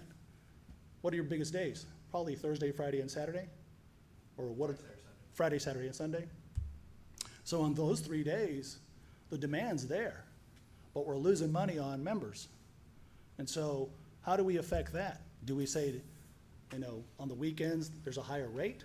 Or do we just raise the rates so that there is some sense of equality? Now, don't get me wrong, we gotta still create some value at the member level. But that's where I'm saying is like, we had over here on just the regular visitor level, going up $25 or $20. You get $420,000 just raising it $20. $420,000 that we don't have to commit to the golf course because you're making it. And that's just on the regular guests. Now on the membership, what have you proposed for this coming year that's gonna increase? What's the sliding scale? Just like we went 5, 10, 15, 20, what's the sliding scale for the members? I just had the 15 because last year that's what was approved going for the budget, so Yeah. that's why I didn't want to go against. I don't want to rely on the methodologies of what we've done pricing-wise, because I think we've left so much money on the table. What I don't want to change is the methodologies that you employ as a golf course manager. We don't want to change you. you're the golden goose. We just gotta change the pricing so that it fits the demand. And I know on your side of the thing, of the equation, you're thinking, man, I don't wanna over push it because it might hurt the numbers. That's what we're gonna decide. That's probably, but I wanna make sure that it's not a political decision, but that it's a financial decision, that it's a real simple math decision. And especially when you talk about it relative to what else is there. And again, when I always hear about Freeport having so much potential, it's the wrong sentence. It's how much value Freeport has. And the value is in this golf course. And if there's value there already, we are leaving money on the table. It's no different than our beach. We're not charging for usage of our beach. Surfside and Galveston and every other beach is, and yet we're leaving money on the table. Easily $1.5 million. So, and we'll have that conversation at another meeting, but as far as the golf course, I wanna make sure that we're looking at this prudently in terms of the regular guests, the members, and the days of the week. So how do we remedy if it sounds to me that one of the problems we have is that on the weekends, if I'm a member, that's the high time, do we know what percentage of our golfers on the Friday, Saturday, Sunday are members versus guests, percentage-wise? When you go into the weekend, it actually is almost a 50-50 split. It's about 50-50 split. So, just raw math, Dan, maybe you could correct me on this one here, and that is, Mr. Pennington, excuse me. And that is, if it's 50-50, that tells me only half of the members are using the course on Thursday, Friday, Saturday, right? So for those 3 days, I'll do the math another ways. So half, I said it was 2,000 was the whole. So half of that is Not half the members are No, I know. using it. Half of the people that are using it are members. same difference, I think. The members, I mean, you're getting a lot of members that, out of those rounds that you came up with, are using probably a lot of those. Actually, you know what, Jerry? That's a very strong point, because I was going down the rabbit hole a different way. That's even makes the numbers even that much more worrisome. Because it's not 286 divided by 2, which is 143. It's how many rounds we have Friday, Saturday, and Sunday divided by 2. And that half on Thursday, Friday, and Saturday, I mean, how many rounds do we have on Friday and Saturday and Sunday? A day? You're having probably almost about 500 to 600. All right, let me just go on the conservative side. 500. 500 or 600 rounds? A day. So we were doing during our peak during summer, now, we were doing almost 200 rounds a day. 200 rounds a day. So 200 rounds a day. So that 500 rounds you just said a second ago, is that for the 3 That's for the days? you said Okay. Friday, Saturday, Sunday. Okay. Yeah, I want to okay. make sure everybody got that. Because you get Now, 500 I will rounds. say the only thing that we're looking at is with membership is when you have those rainy, cold months, that membership revenue is nice. That's why I'm not going with the 600. That's why I'm going with the 500. We'll just, One thing you mentioned earlier in our discussions was, what does Lake Jackson, the Wilderness, charge for a member, and what do we charge for, say, a member in the city? That's the cheapest rate, right? The Wilderness, they have a membership that, I don't know on that one, I think it's, I don't really know. I thought you told me 60 or something. Well, they have a players program that they do, it's $60 a month, that's what you pay a month, $60, but then every time you go out there, Pay a it's cart $20 fee. for a cart fee. Okay. So, and then, but that includes the driving range, and I've already said, no matter what we do, guys, don't touch the driving range, please leave it alone. Where was that? What park was that? The Wilderness, the Wilderness. Lake Jackson. Oh, that's Lake Jackson. Yes, sir. So, and what was our membership fee right now? What is ours? So it's $13.40, there's 4 different rates. No, monthly, was it 90 for a resident? Yes, so, 115 for a 7-day non-resident, 90 for the resident. Okay, so ours is 90, and there's a 60 with a $20 cart fee. Okay, Each time, $60 a month, and then Right. each time it's $20. okay. Yeah. So, I don't want to get off what we were talking about here, and I'm happy to have every other talking point, but I want to make sure that we're clear on this weekend usage, right? Because there's big money here. Just in my calculations, Jerry, you're right. It's those 3 days, 500 on those days, or 600, but we're going to deduct it for the winter. Half of that is 250 rounds. On the weekends, what are members paying for those rounds mathematically? Right, so what does that come out to? How do you arrive to $13? Because if they're using their rounds, if they're at $13, is that right? $13 on average for the weekend for the members? Well, I mean, That's not in the memo. I don't know where that came from. 13. I don't know where that came from. so, yeah, it's $115 a month, for a member. In all actuality, So it's 115, and they're doing an average of 4 rounds, right? So that comes out to 28.75. That's what that is, right? But now, if we're over here saying 65 is the new rate, or for the regular guest, that's a $36 difference times the 250. That's $9,062 a weekend we're losing from our members. Multiply that times 12, that's 108,000. We increased our membership fees to be in line with our guests on the weekends at least, those 3 days. And not do we can do 65. you know, We would be at, sorry, Jerry. Councilman. 420 plus 108, that right there is 528. That's your $500,000. Just adjusting the prices, still competitive on the members, on the guests, the 21,000 guest rounds, and the, 15,000 member rounds. We got to make sure that we take a comprehensive approach to this. I don't want to just punish guests. And for that matter, I don't want us to leave money on the table with members. I want to make sure that we're making the most out of this while still remaining competitive. And I'm just trying to figure. Can you at least get it to where I can get my second floor fixed? Yes, I don't have a second floor. you know, So, yeah, we're losing money on my hot dogs and our revenue and all that, because our second floor now has holes there, people, you can. What was the total budget on that? What's that? What was the total budget on that? On the floor? Mhm. There isn't one. I mean, it's just now, I think, Dan, I just spoke to you just recently. We just had a contractor come out there and take a Yeah, look. and take a It's look. unsafe upstairs. Yeah. And I would like to also mention, you know, as far as how much that person that came out on Saturday to play golf, you know, how much it cost. Okay. There's a sliding table here. Okay. If he pays the $1,000 and only plays one Saturday, one day a month, then he just generated $1,000 worth of revenue. Okay. If he plays every day, then that guy, it's not going to be anywhere near the $1,000.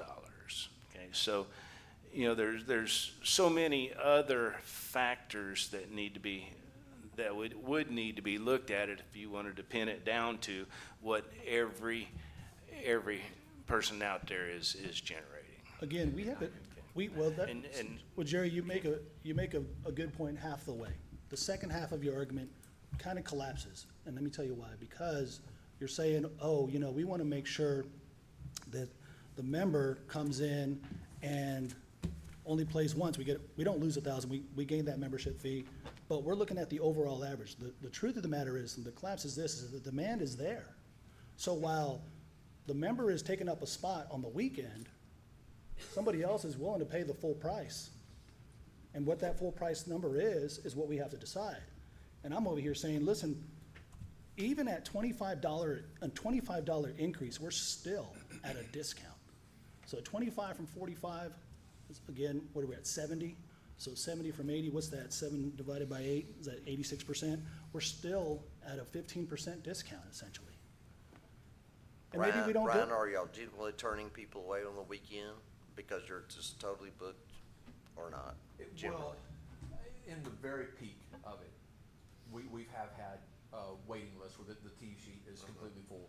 When you get into the winter, when you get into, once school starts, you know, there's a lot of people stay in the beach houses that they'll come get a round of golf in. Those, you know, through that summer, it's packed. It's completely full. As we get into school start, you know, when we kind of skip away for deer season and all that stuff, the numbers do go down. As you get into the winter and you get into a cold, rainy spell, then that, you know, we, Yeah, I want to make another point here, just for context. You said it's 14% that are Freeport residents that use the golf course. That's great. I'm really glad the number's higher. But let's not kid ourselves. Golf is not a low-income sport.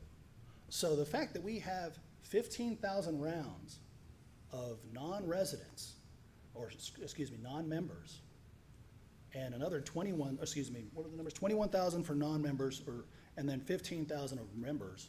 That's a lot of rounds for folks that can afford to play golf, that travel down here already. So I just want to make sure that, like, I'm not interested in having a lot of sympathy for a recreational sport that's actually one that's tailored to a higher socioeconomic guest and client. And so, go ahead.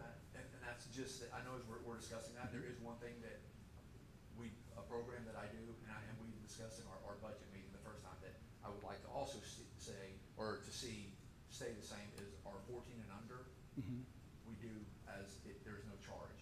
Yeah. The reason being is that is a large portion of that is our local, you know, kids that are coming out that maybe can't afford. We even do the Yeah. program where we go through and we get free golf clubs. Yeah. We work with different vendors to give that to them. So that's something that I would like to see. What's the total number of rounds on that? It's close to 2,000. What's 2,000 times 45? That's 90,000. I'm wondering, and I think, number one, we can afford to absorb that and keep that, to cultivate the growth of, you know, the interest in golf. I get all that. But for all of those corporations that are listening, $90,000 to be the flagship sponsor of the children's golf in Freeport, here's your opportunity. And I'll say it out loud.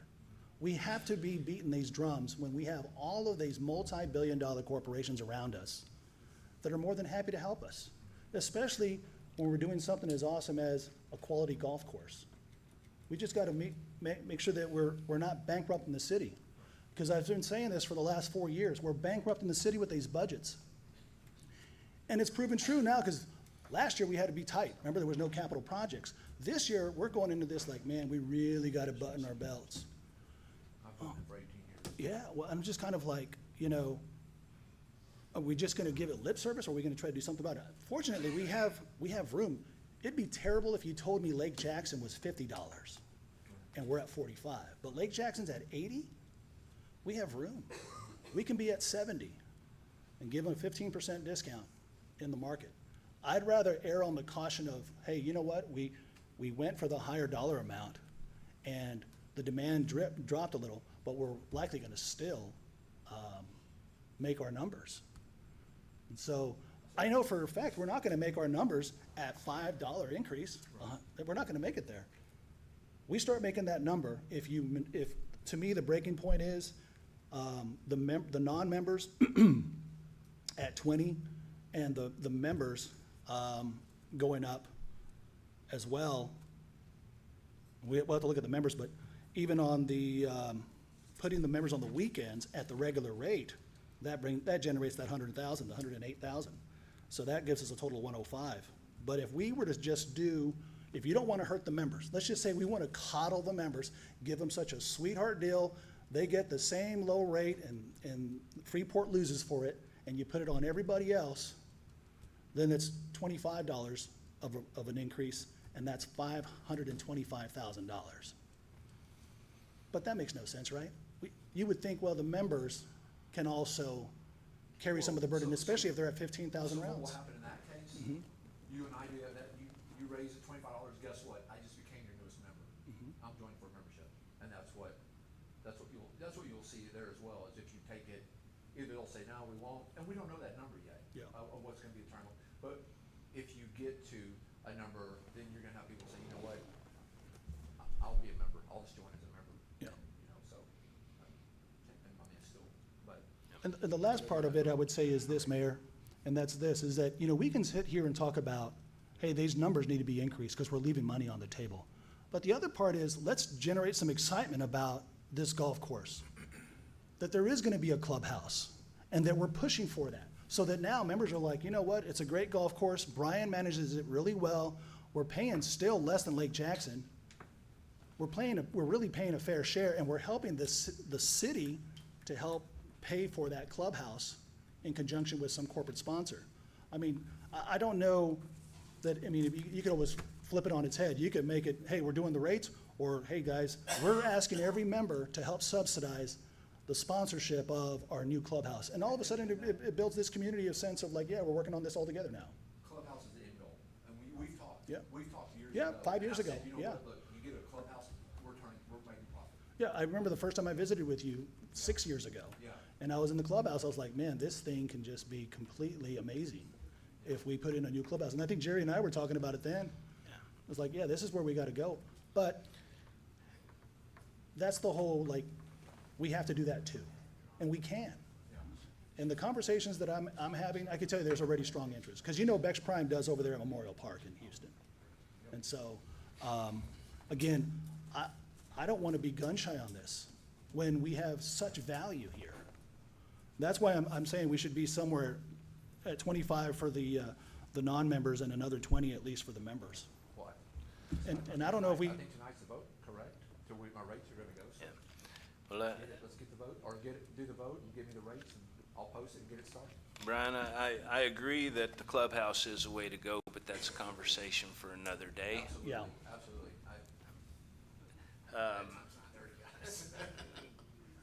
Council, we have a motion on the floor with a second to set the green fees a $10 increase across all categories and a monthly membership $15 increase. I will call the vote. Yes, sir. Do you have something you wanted to say first? Yeah. Mine's ain't gonna be like no. Yeah. No, hey, I just wanted to say, you know, thank you for all that you do out there.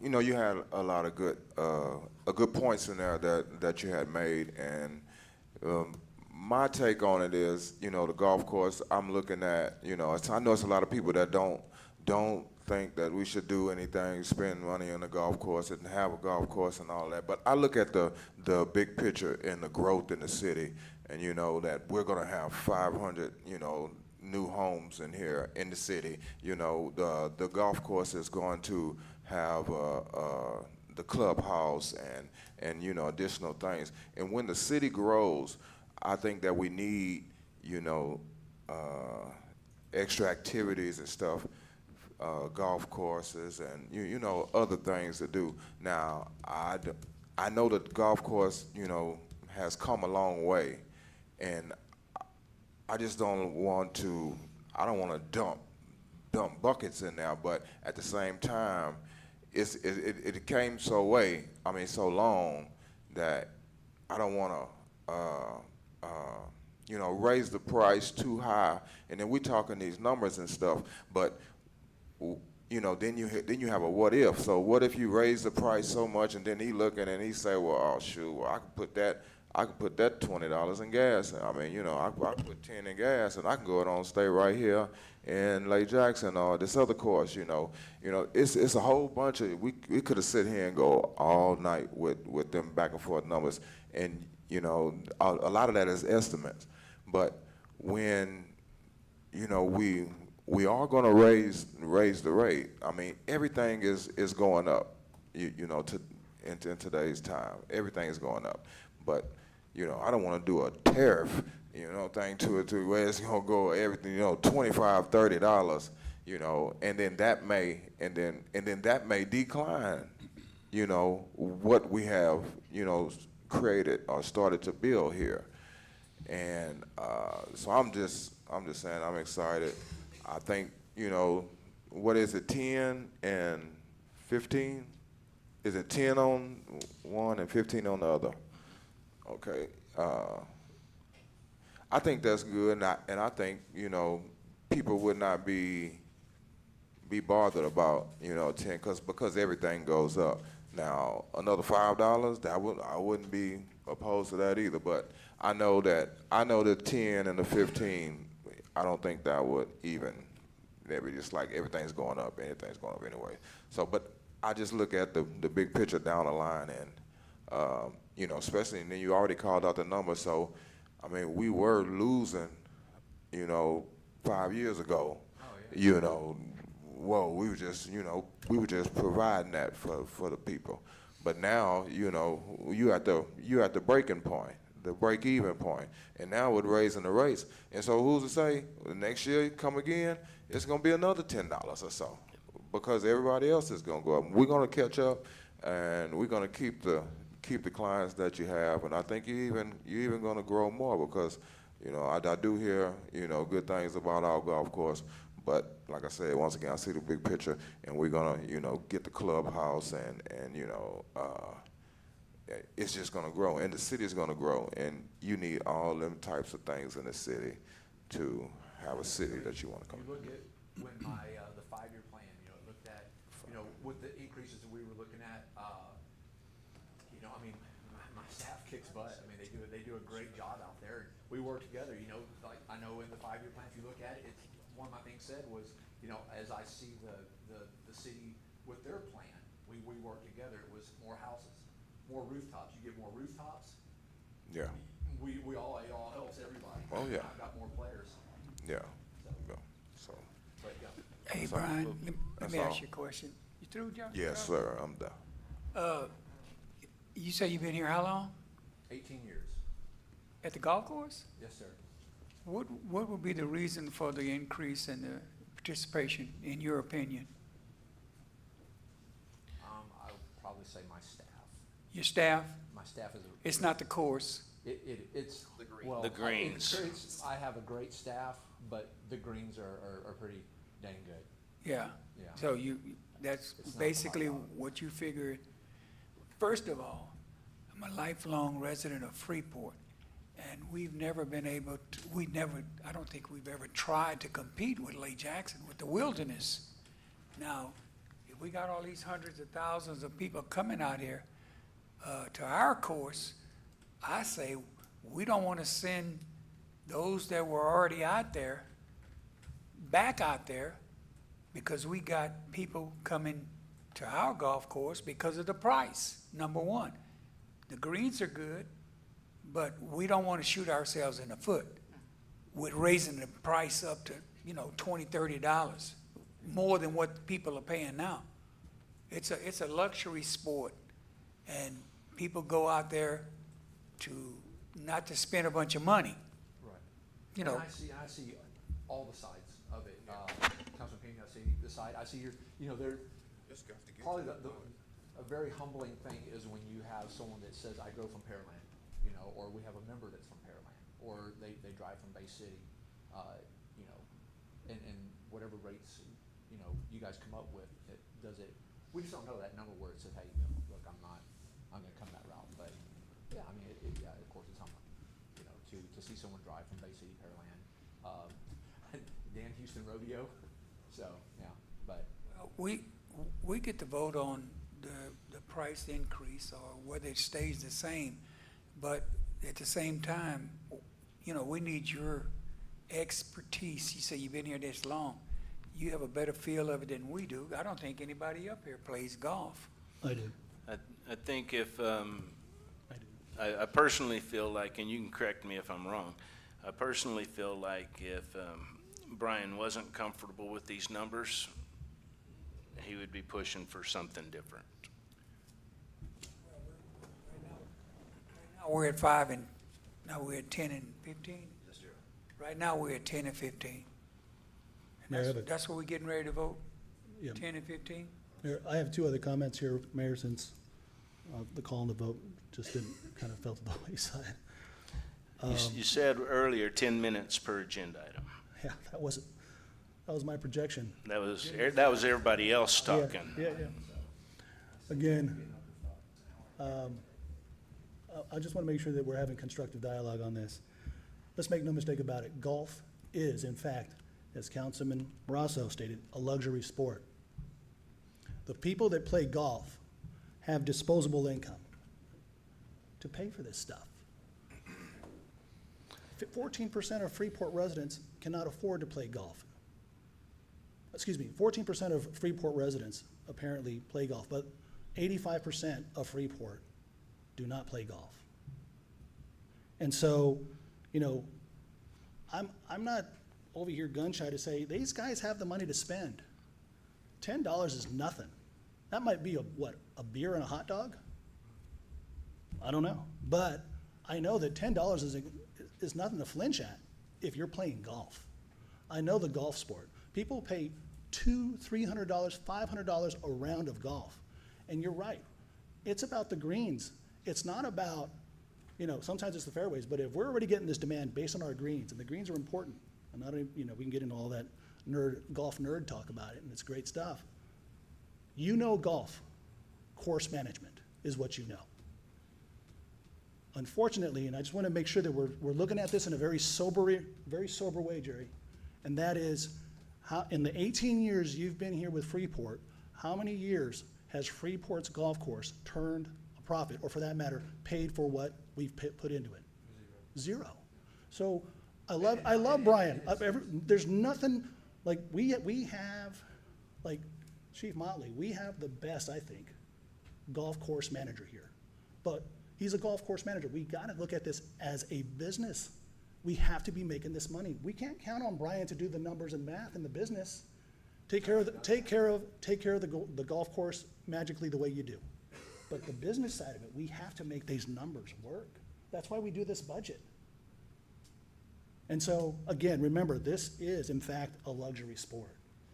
This is $20 out of some cat that makes 6 figures a year coming down here to play golf with us at our golf course with Brian and his team.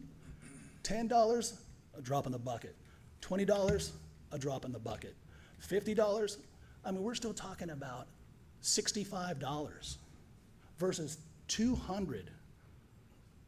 I mean, you got the demand for a good green, and just talk about the golf mentality. The golf mentality isn't, hey, you want to just golf? No. You're looking for quality greens. That's why you have what you have, because you're taking care of the greens, and you're taking care of the greens because you know how to take care of the greens. The market has responded to that. We have those people coming. $20 isn't nothing to them. We're at doing 10, 15.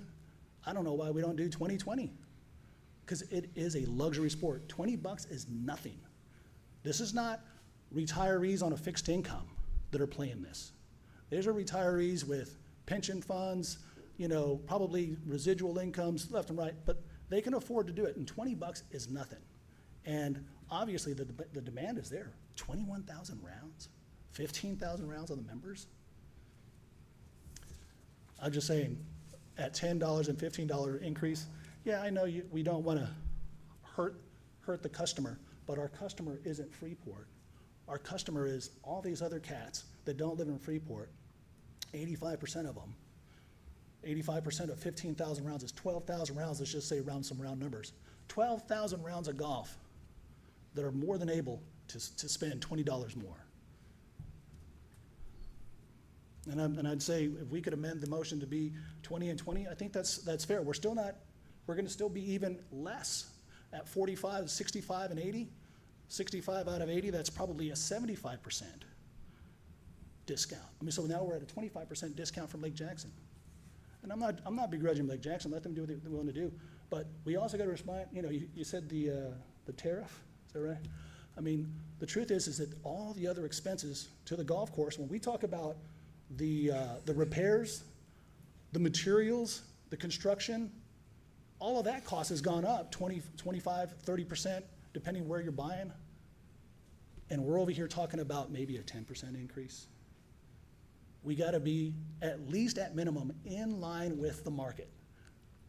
If we're not in line with the market in terms of what we're going to be trying to do to improve the golf course, we're going to continue to lose money, and we cannot do that. That's what I'm saying. That's all I have. So my recommendation would be to amend it, do 20 and 20.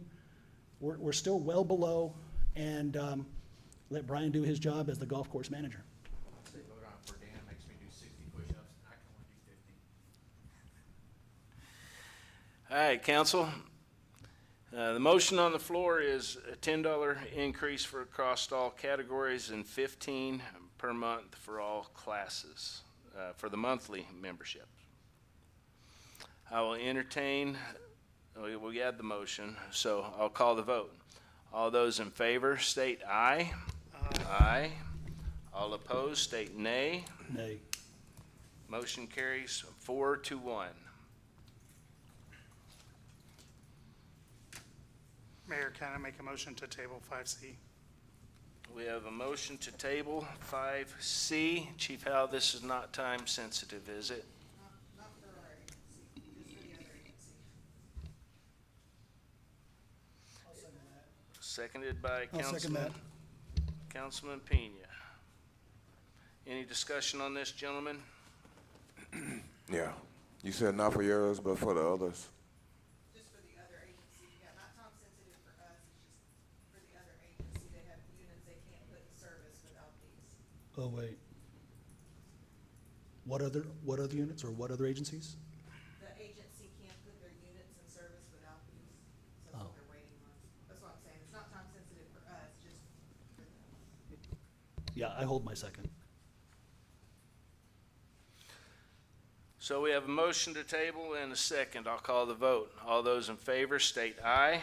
Aye. Aye. All opposed state nay. 5C has been tabled. Agenda item 5D, consideration and possible action approving resolution number 2025-2956 to adopt a policy for hiring incentive for first responders. Chief Howe. Mayor, I was going to ask to make a motion to table this one. We have a motion to table by Councilman Pena. Is there a second? Again, I just want to state that it'll be part of the Is general there a budget second? conversation.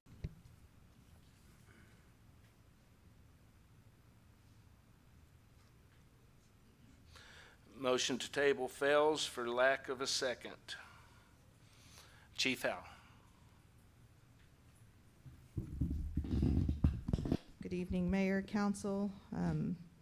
We have proposed and everything a policy 9.20 for a hiring incentive for first responders. The hiring incentive payment would be a one-time, non-reoccurring, non-accumulating allotment provided to individuals to accept employment with the City of Freeport as a first responder for full-time peace officers, firefighters, and EMT. This incentive is to serve as a recruitment measure in addition to a retention tool and to help us obtain the top candidates. As you can see in everything in the policy, the way we have the breakup is the initial payment and everything is at their first payroll of $1,000 to be able to encourage those individuals to apply and come to Freeport now. And then after a year of service or their eligibility date, whichever is latter, $2,000, and then the additional $2,000 at the second year. There's certain requirements that are associated with this. They, of course, have to successfully complete a state-approved academy, pass all tests, and become current licensed. They must not have been a officer, firefighter, or EMT with Freeport as of 9/1 of 2025. Must successfully have passed all department requirements, the pre-employment testing, background, and everything. Have successfully completed any required probationary period with the exception of that first initial payment. Have received no disciplinary actions of a written reprimand or higher in the previous 12 months from the date of reimbursement, and must not currently be the subject of a complaint investigation at the time of reimbursement. Mayor, I'd like to make a motion.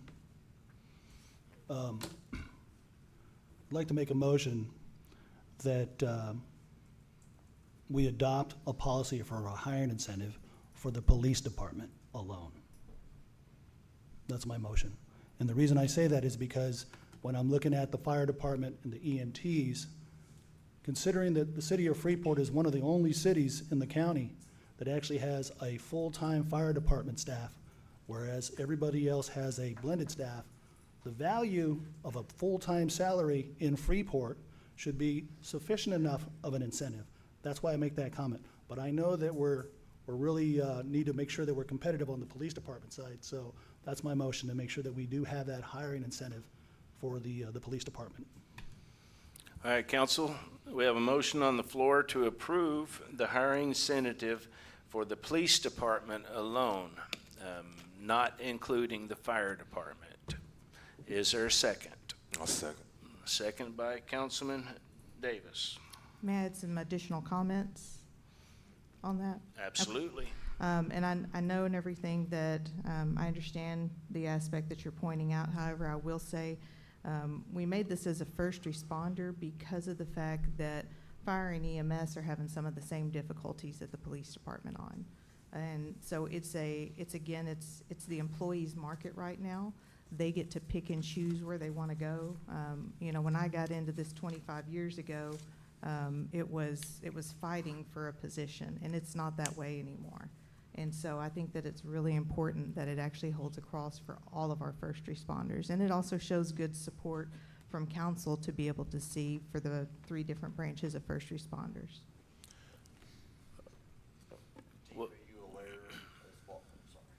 Are you aware of the number of vacancies you have, the number of vacancies Chief Motley has? So currently I have 4 vacancies with the potential of 2 more. I believe Chief Motley's is 3 in his fire marshal position, I believe. And a deputy chief too? Is that right? His fire marshal is his deputy chief Okay. position. You got, can I go? Yes, sir. Okay, my question, where's the nearest full pay fire department? Full pay fire department. The nearest full-paid fire department, I couldn't answer that question. That would be a Yeah. Chief Motley question. Let's see, yeah.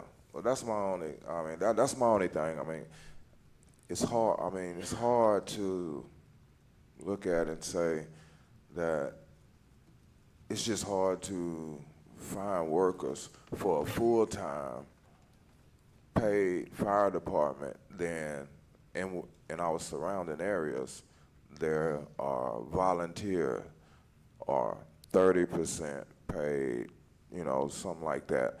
But we're the only, that's the incentive right there to me, that we're full paid. And then you have, in our surrounding areas, we have volunteer departments. So that's my only concern with that. I don't think that. So like I said, that's why I think it should be separate.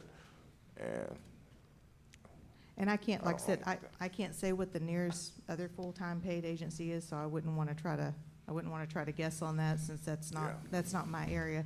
But what I will say is, you know, that down here in Freeport, you know, we are surrounded with a lot of high-risk situations that you would not want to rely on a volunteer department. I came from an agency. I used to be a volunteer firefighter, and I saw how many times we had to contact the paid agencies because there was a lack of volunteers that were available. Oftentimes they were at work, they were, you know, in college, whatever the situation may be.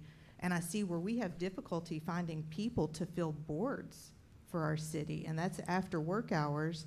And so that would be a concern for me, is to not to go backwards. Going to a volunteer agency, to me, would almost be going backwards. Okay, let me clear that up, make this clear. I didn't say go to a volunteer. I said volunteers. Stations are around us, surrounded us. We are a full paid fire department. Right. So I'm not saying get a volunteer. I'm saying that's our incentive, that Freeport is a full paid fire department already with no volunteers, and benefits for everyone on that staff. So I'm not saying go to a volunteer or bring in volunteers. No, the positions are open, fill them. I mean, and it's easy to say fill them, but keep the application out there, you know, and it's for a full-time fire department worker. It's not for a volunteer. So I'm not saying get some volunteers. the positions are open, keep them open for full time, but I'm saying that the incentive should be for us because it's not in the 45-minute radius from here, another full-time fire department. So, and with benefits, that's what I'm saying, that's why I'm not comfortable of adding that to that, and we already full-time, and with benefits, that's all our benefits. Now, No.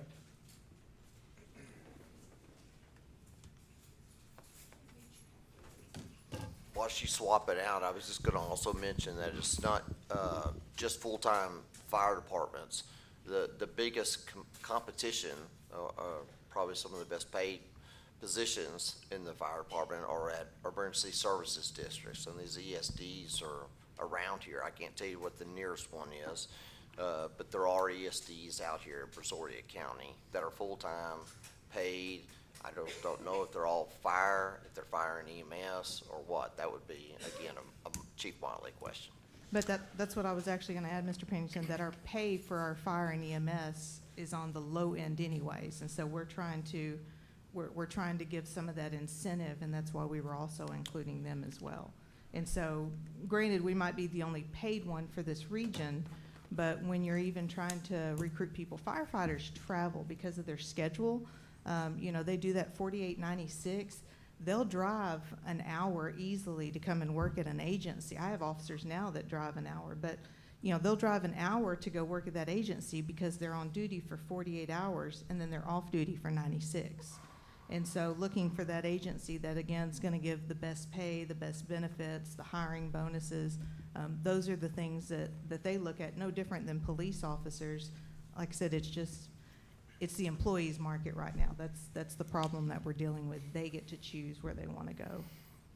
One other thing just to mention is that the fire department with their fire and EMS, on the EMS side, they recover about $1 million annually in fees for the delivery of their EMS services.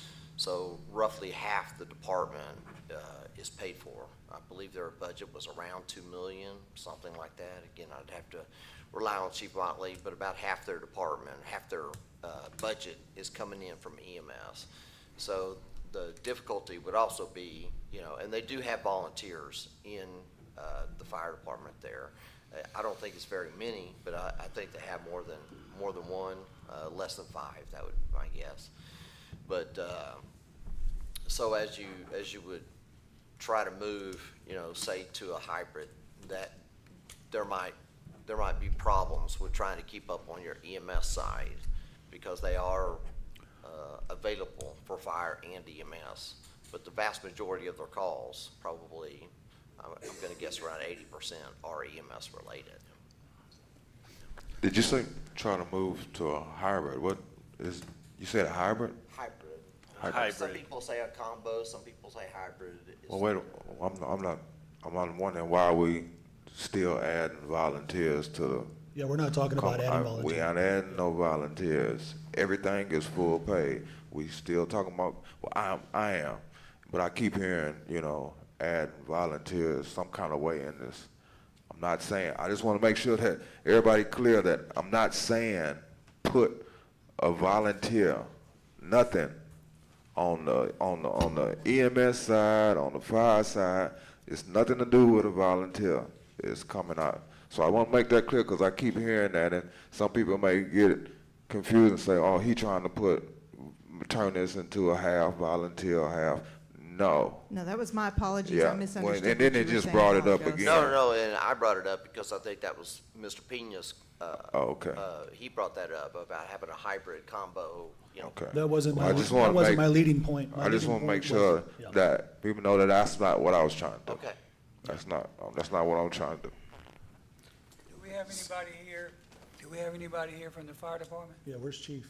I don't think that Chief Motley. I know Motley's not here, but we don't have anybody else? No, sir, I do not believe We so. need him. So it sounds like, we should have been looking at the pay instead of a bonus or a signing bonus. So we do have We the should have been salary survey that looking is into the salary. that is in process right now. So that is something that we're looking at. But I will tell you, even the highest paid agencies, even in Brazoria County, are also doing a hiring incentive. So I mean, that's how competitive it is right now because, you know, like I told y'all at the last meeting, there's 15 cadets in the police academy and there's more than 15 police officer positions open in Brazoria County. So there's a supply and demand issue. So we're fighting tooth and nail after the same people, and we're just trying to do the best that we can to get the best qualified candidates for police, fire, and EMS, all three. Yes. And once again, this ain't got nothing to do with the police. This is the fire, but I wish we could have some paperwork or some, you know, saying that, you know, see this station here, they're doing incentives, this station here, they're doing incentives. I mean, we just saying that other people doing incentives, but I don't know if they higher paying, you know, than us. I'm sure they are, but we just saying that they higher paying people doing incentives. Well, we don't really know that. Well, I I'm can, not saying you ain't. Yeah, I was about not to say, saying you, I can but I'm Google it and saying- have it for you saying- before the meeting's yeah, over. So. Yeah, so that's good. I mean, you know. I mean, because we still got to go to the budget too. Yeah, on the top of my head, I know Bay City. I know Friendswood. I know Pearland. I mean, I think Alvin. But these are not full paid. Oh, you're talking about for fire. Now, Yeah, see, I'm not talking about y'all police officer. I'm sorry. Everything I'm talking about right now, because we're trying to split from Yeah. fire to police department. Police department, well, no, that's good. So But fire, yes, fire, I would have to Google because I didn't gather that I'm strictly information, talking so. about fire and EMS. Yeah, nothing with the police department. I know we you know, that's something that we have to do. But I'm talking about a full paid fire station with incentives and all of that. We should have been looking at the pay rate. You know, try to you know, get closer with the pay And rate that is instead something of a incentive. that the city's wanting to look at, but it's waiting for that salary survey to come in to be able to propose that information then. And the only thing with the bonus versus a salary, whether one's over the other, is the bonus, you can certainly stop paying. The salary is going to be more complicated. Chief, I believe you mentioned this is not a reoccurring agenda item. So we're kind of thinking that this will be a one-time. Oh, yeah, a reoccurring. This is a one-time situation. Like, you can't leave and come back and get it again. You can't, you know. Well, reoccurring to me is it's going to be on next year's budget as well, and the year after that. Well, Yeah. it's policy. Yes, that would be the goal and everything to make this a long-term policy. Okay, so that's my first point. Yes, it is long-term. My second is, and I am for the fire department getting the same benefits as the police officers.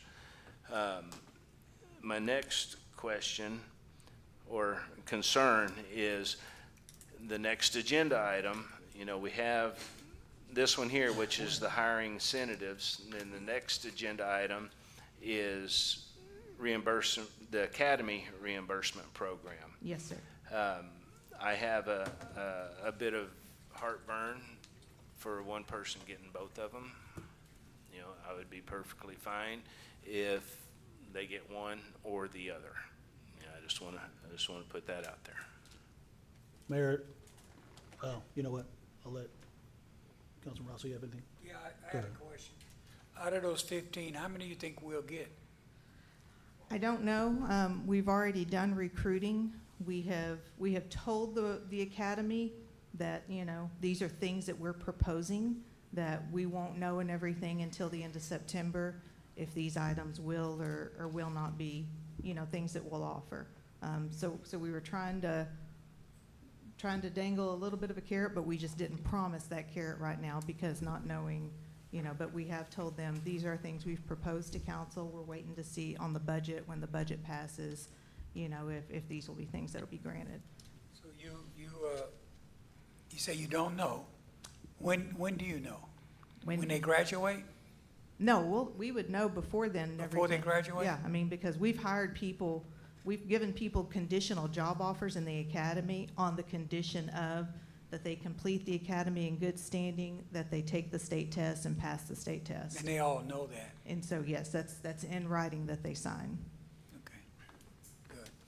Was there I thought there was an anecdotal story about one of them that had applied with us in Bay City. Bay City offered, they signed with us, and then Corey Brinkman was telling me the story. Yes, yes, so we had an individual that had applied with us, had went through background, we were in the process and hired that individual, gave them the conditional offer on passing their drug screen, physical, fingerprints, and then they found out about Bay City's hiring incentive and went to Bay City. So we got all the way, and we spent weeks working on that individual and then lost them at the last minute. Mayor, I have a couple of items. Yes, sir. Hold on, Mayor. Can I speak? Well, I just Since I I just said haven't had ahead. a chance. Well, I got the floor. I'll give it to you right as soon as I'm done. I You can haven't have it had right a after me. chance. All You right, can have it right after me. gentlemen. I called it. Councilman Pena Thank was you. first. Thank you. I just want to first say, I've heard this phrase since I've been on council this year. Everybody loves a fireman. Everybody loves a fireman. And that's still true, no matter where you go. But the problem with this resolution, and which is why I said only for the police department, is because it creates a convolution of arguments, a convolution of circumstances that muddy up the water, chief. We need to do this part and parcel for the police department, for the fire department separately.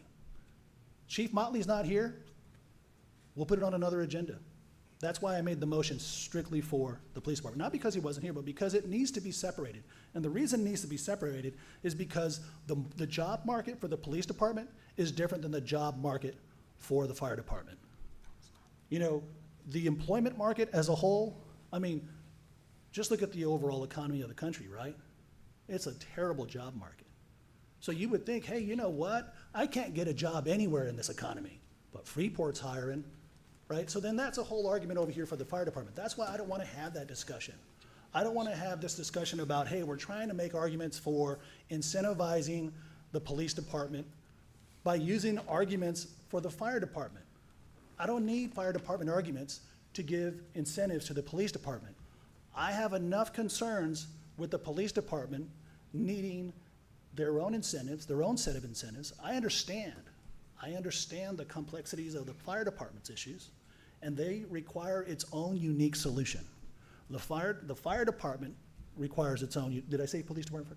The police department requires its own unique set of solutions, as does the fire department. To put them together, I think obviously, I really truly believe that you're talking about apples and oranges. Yeah, you're first responders, but apples and oranges in terms of the needs, the job market, and then we're talking about the pay raise structure. You know, I know with the police department, what's been conveyed to me over the last 3 months, if not the last year, has been, I don't know why we're moving a chair is so important at this moment. He's probably doing it for me because he knows how I'm much sorry. pain I'm in. Are you, I saw that you were limping there. Please. Here's the thing, right? It's like, I'm interested in having a new matrix discussion, right? So one of the things during this budget cycle was that the police department was sharing, hey, you know what? That matrix, that pay raise matrix was bunk that was passed 4 years ago. And that Freeport Police Department is behind on the pay raise scale. Well, that's very important. We got to get this right. So we're not going to solve that in the budget. We have to do that separately. And I've always said, and I'll say this again, we need to support the police department, but we have to do it responsibly. And I think that's where we go into, we got to make cuts in other places, or we got to be able to generate money in other places, because the one thing we really cannot lose is the safety and security of our police department and the trust and the confidence that they have that they're supported. So that's why I'm for this this resolution in part for the police department. Not to say that we don't have a whole new set of incentives for the fire department, but that needs to be a separate resolution, probably now for the next meeting. But this also requires, and I think Mr. Pennington touched on it, as it relates to the fire department, and in part even the police department, but certainly the fire department, there's so many different ways to skin that cat. Oh, I hate to even use that expression. I hate to use that expression.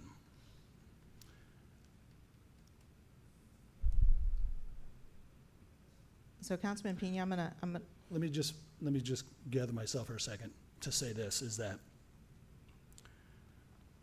we talked about the, the ESDs as a strategy for the fire department, the first responders. We've talked about corporate sponsorships for equipment for the fire department. And we're talking now about, we needed to talk about a new pay scale for the fire department and the EMTs. And already I can say, when we talk about the EMTs taking up about 80% of the calls from the fire department, you almost got to chop that up in the same way we did with the golf course and looking at the numbers. I don't want to get too bogged down talking about the fire department unless we really want to have that discussion to include the fire department in another motion. But I could tell you, it really is a disservice to the fire department not to talk about it in a comprehensive way. That's why this has to be separated.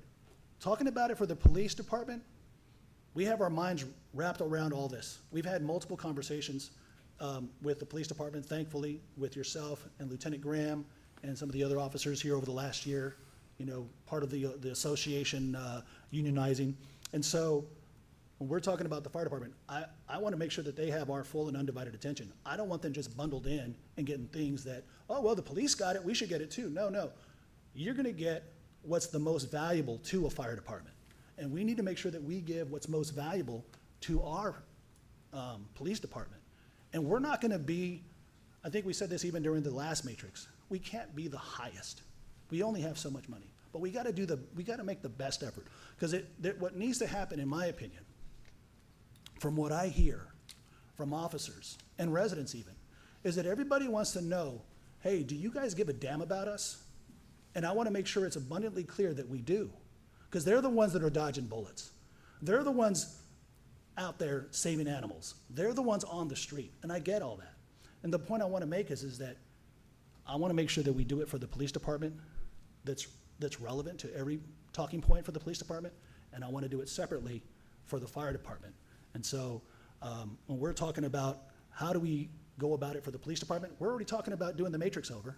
I'm interested in doing that because I want to make sure that we don't muddy up the waters with this budget discussion, talking about pay raises for the police department. We can take care of this budget and then take care of the police department next. We can take care of this budget and take care of the fire department next. But we got to be prudent about it. That's why I was talking about, when we're talking about the vehicles. What's the plan for the vehicles? I'm not interested in just throwing tons of money and there's no real vision or plan on how we're going to spend that money. We need to make sure that we're prudent with it.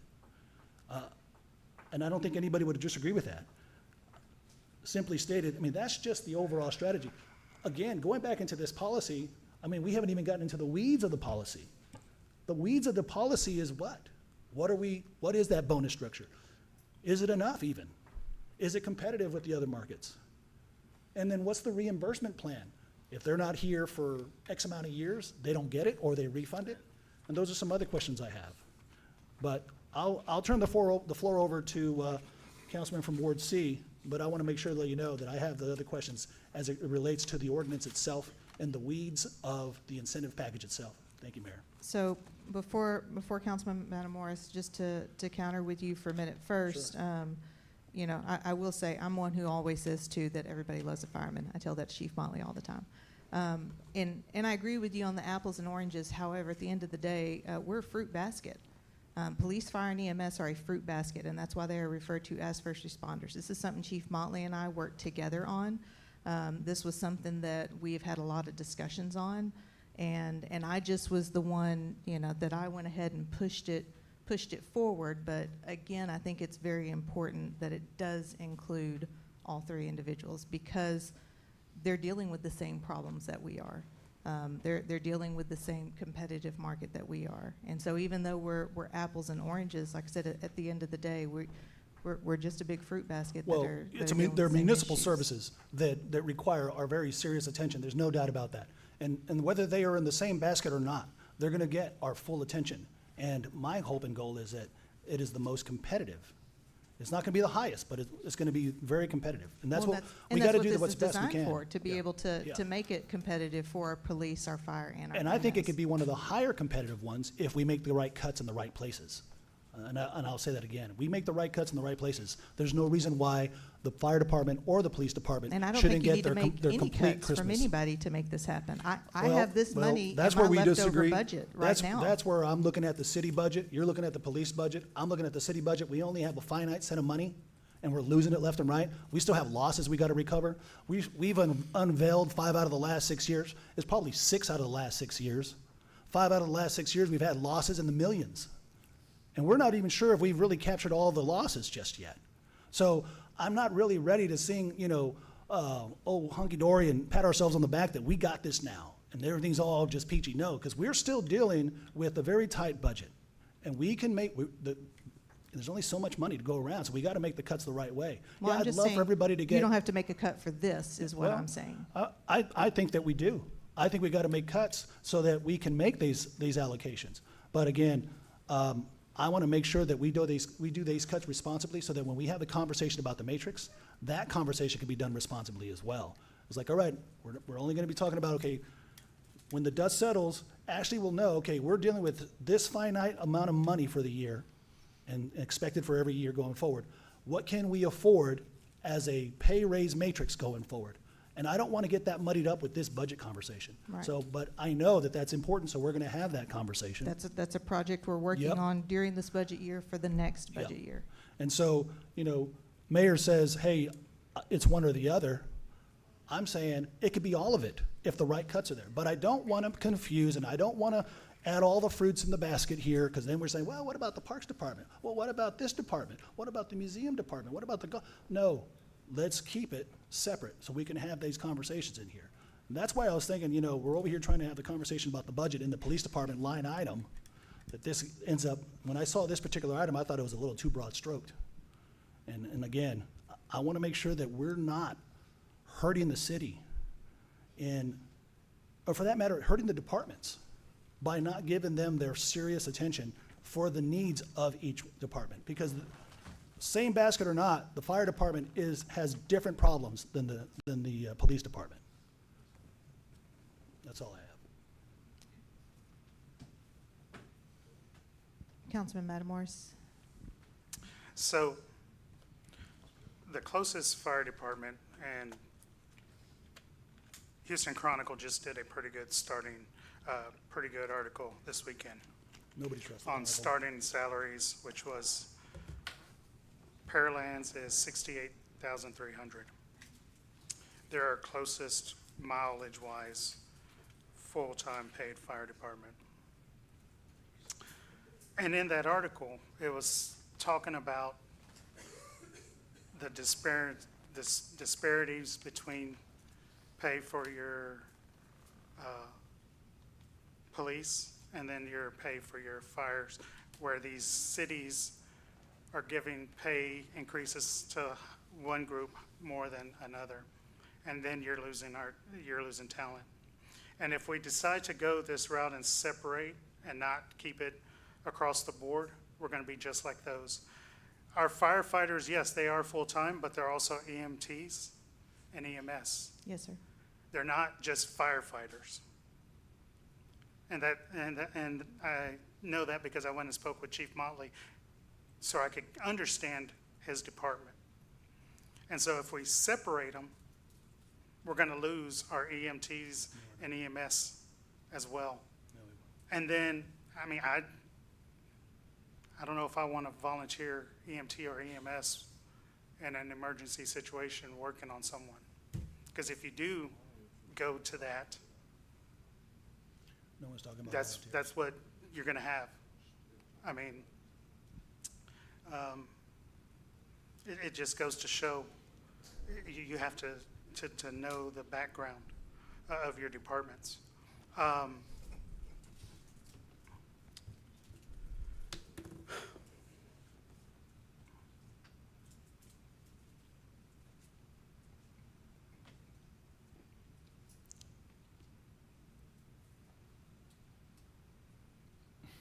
just leave it with, I don't think we should be separating the two.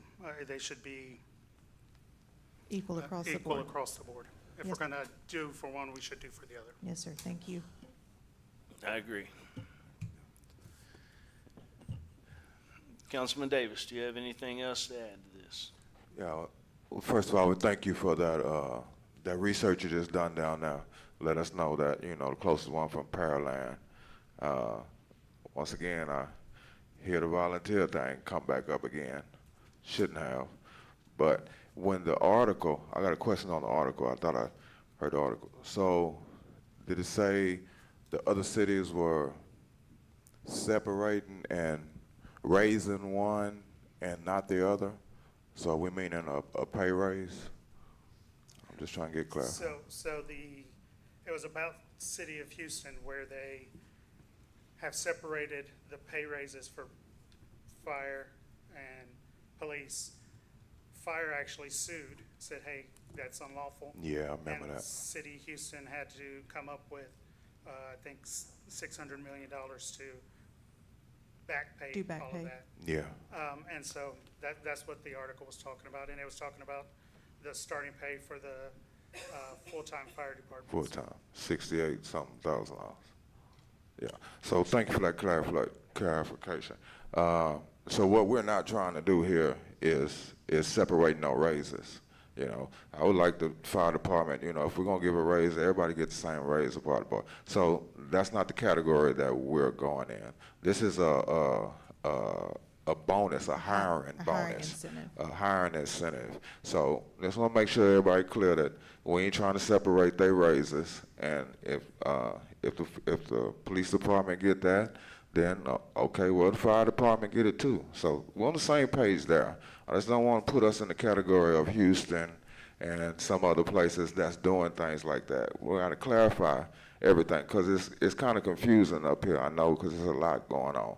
But make sure we know that we're not trying to separate the raises, and we're not trying to add volunteer, EMS, or none of that. I know all of them go together. All of them are paid employees too. So I just got to make sure we keep that clear, because I don't want nobody to think that, that's what I'm trying to do, because it keeps coming up. So that's all. Mayor, let me make this last point here to just kind of help clarify a couple of issues.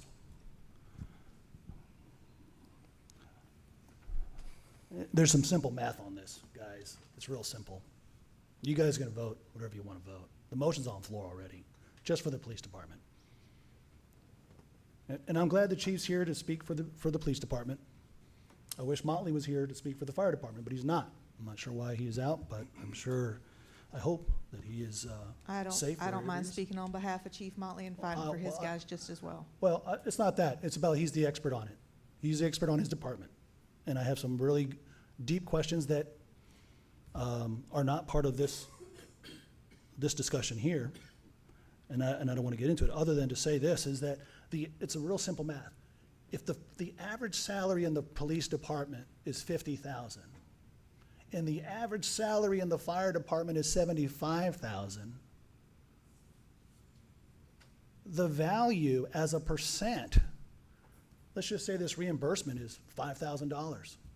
Well, that's a 10% savings on their annual salary for a police officer, but that's less than 5% of a reimbursement value.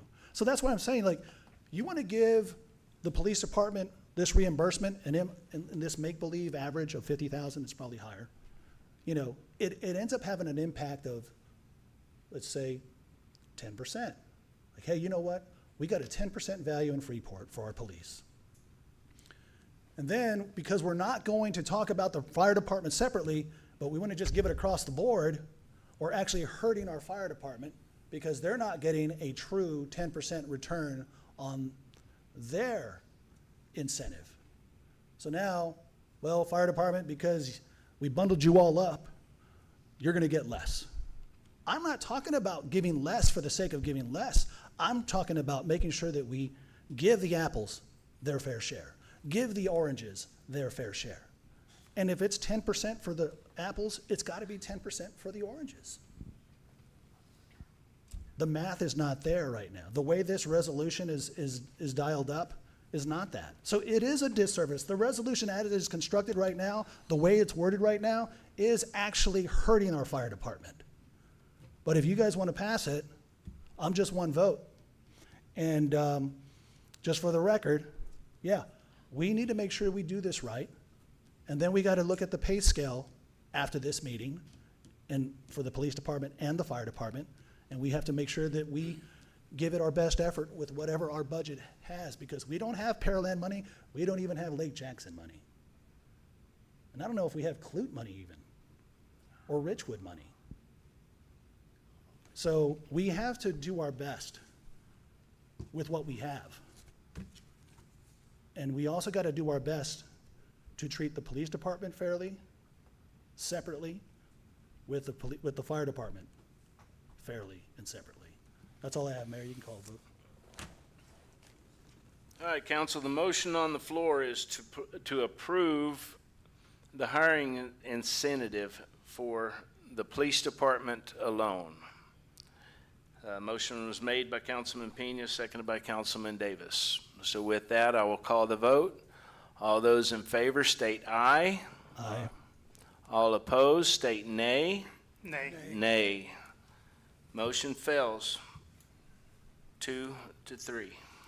Mayor, I'll make a second motion that we have a hiring incentive for strictly the fire department.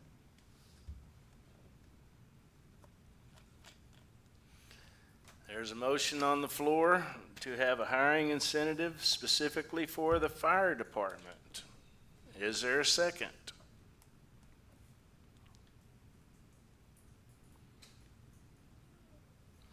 Motion fails for the lack of a second. Well, I'll make a motion that we put this to the next agenda and table it then, so that we can in fact have a policy that considers both the police department and the fire department, Mayor. Motion to table has already failed. Was it able to fail? Okay, then my motion is that we ask, that we modify the resolution, so it's two separate resolutions. We have a motion to modify the resolution so there are two resolutions. Is there a second? I'll second. Second by Councilman Davis. Motion to modify. It'll also give Chief Motley a chance to give us his strong points so that we can make sure we have the best incentive package for the fire department. I really want to make sure we nail that. All right, we have a motion to modify this on the floor. I'm gonna call the vote. Hey, wait. What about the deal you said too? Like, I don't like the both. I mean, because if you were coming out of the academy and you're getting hired That's in, something we discuss in the budget portion of it. Because there's two line items in the budget. yeah, right, but it's something we got to vote on here in a minute too, ain't it? Once we get to the budget portion of it, is when that discussion will come in. The motion now is to modify the policy to fit the police department and the fire department, as I understand it. Well, actually, I was articulating those two separate ones, but I'm okay with the resolution having two blank lines where we can actually say what the number is for the fire department and what the number is for the police department. Again, this was done with Chief Motley, so understand. so that's what we had worked on it together to be able to have it I conducive can for both appreciate that. departments. I just don't believe it was fully considered, the implications of what we're discussing here. With no disrespect, I'm just saying, the way I'm looking at this, I mean, staff's gonna always bring stuff over. And it's our job to scrub it to say whether it makes sense. Brian comes in with the numbers, he says, hey, you know, these are the numbers we looked at. We have to make sense of it. So I'm trying to make sure that we can make sense of the incentives for both. Let me be abundantly clear. What I'm trying to advocate for is the maximum amount that we can actually push forward. It is probably gonna be, quite frankly, higher than what's being offered right now. I'll be honest, I wanted to push for 10,000. Yeah. But that was be for police, fire, and EMS all. Yeah. But, you know, at the end of the day, I did realize that, you know, there's a number of items that, Yeah. you know, council's looking at and a number of things budgetary wise. And I realized that we don't have Pearland money, and that Well, was something we- Chief Motley and I talked about. And hence we came out with, this is the lowest hiring incentive that's being offered out there. So that's why we went with the lowest, just because of the fact we were trying to make it a little easier pill for council to swallow and not make it so hard. I'm curious what the sidebar conversation is here, so that we could learn whatever it is that we need to know that's of value to this. I don't know that that's a legitimate sidebar. Counsel. That's not legal. That's an illegal conversation, I think. Anything where, any deliberation needs to be on the record. There's no deliberation. I'm just asking him a Robert's Rules point of order type question. We haven't adopted Robert's Rules of Orders. Well, So it's a needless question. Hey. Well, what I was trying to ask him was, Yes. you made a motion to table it, and since he said it failed, I was gonna ask. So I was made a asking second motion. Dan, I altered my motion germane to the subject. Let him finish, Councilman. but what I was gonna say is, the mayor stated that it failed, but I was actually gonna second it because this is a big discussion. And thus, that's why I was asking Dan if it was something that could be brought up again. That'd be a Yes. legal question.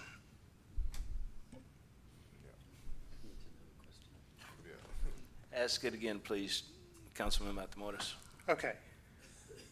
Motion to table failed the first time because there was not a second. It was brought up again. The mayor stated that it could not be brought up again because it failed the first time. My question is, since it was brought up again, I was actually going to second that motion because it says such a crucial item for both departments. Can it be brought up again? Another motion to table? Yes. From a separate councilman. Yes, I think it can be, you can make another motion to table, because people may, after the conversation, after the deliberation, people may have a different outlook than they did when they voted the first time against tabling, so. I don't think it's preempted from making another motion to table. By a different councilman, right? Correct. Okay, but there's already a motion. There is a motion. I'll withdraw my motion if you're going to table it. If not, Yeah, I mean, I'll withdraw it if you're going to make your motion. Go ahead. Withdraw mine anyway, my Okay. second.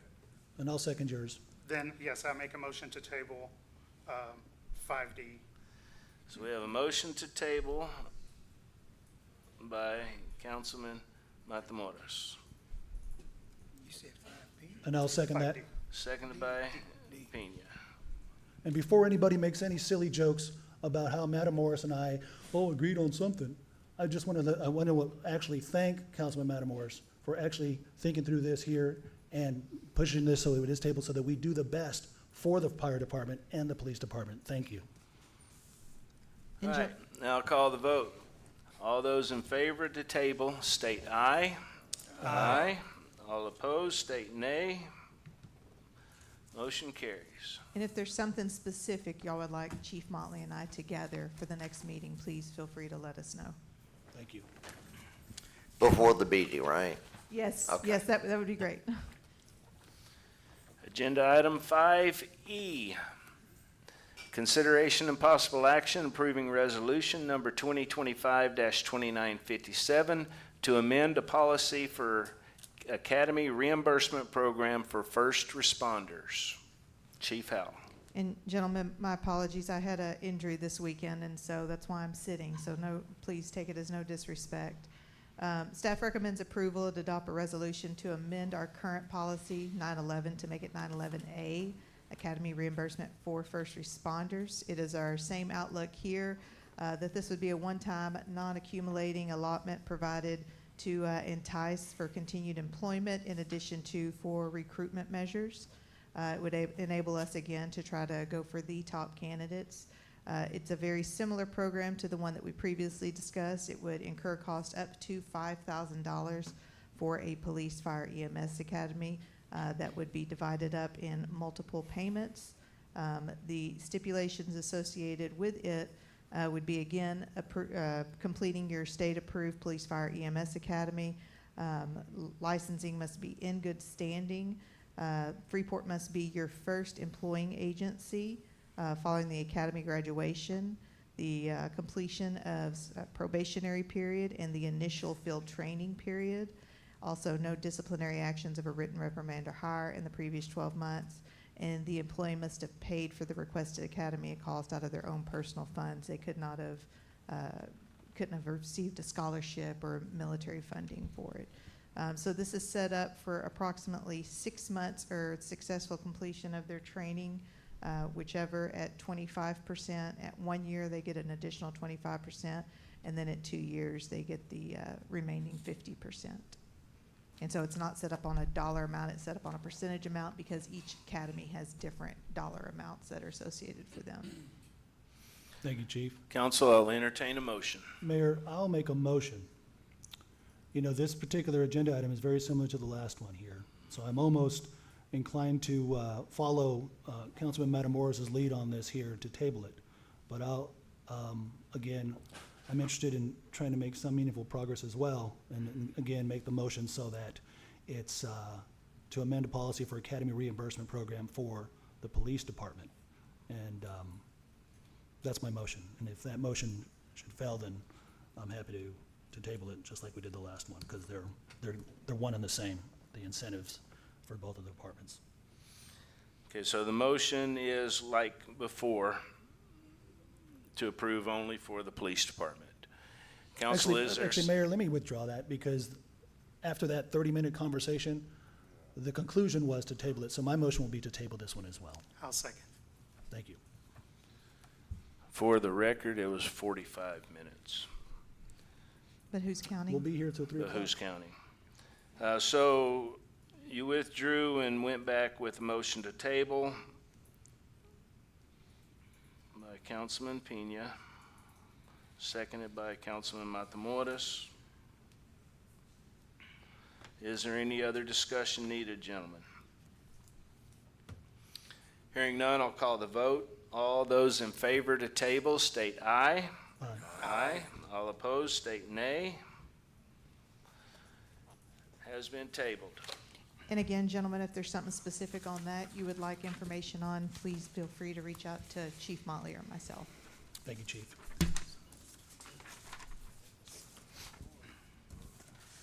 Mayor, I make a motion to table 5F. I'll second it. We have a motion to table 5F by Councilman Matamoros.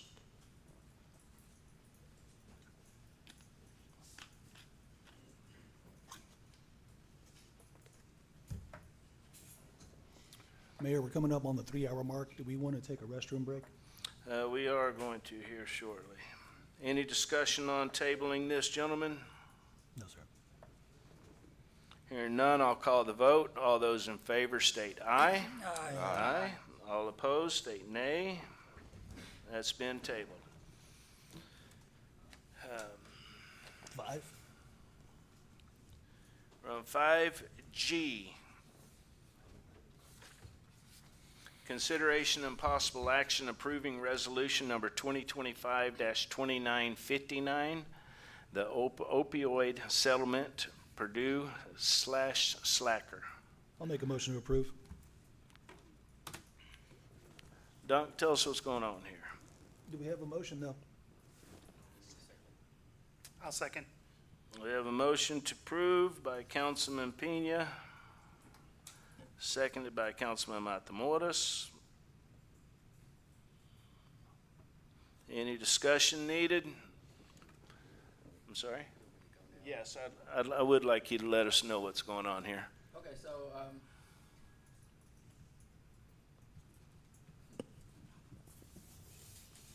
Okay, so, nationwide, there are some opioid prescription drugs that were people got addicted to and abused, and it cost a lot of money for cities to deal with as far as the cost of law enforcement, medical care, EMS, and things like that. So there are numerous. Okay. So there's numerous lawsuits that were brought by the different states.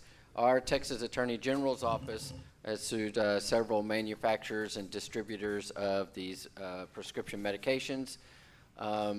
So this is one. We've had settlements in the past that the Attorney General has made settlement with a manufacturer, and then we sign off on it and agree that we're going to participate in that settlement.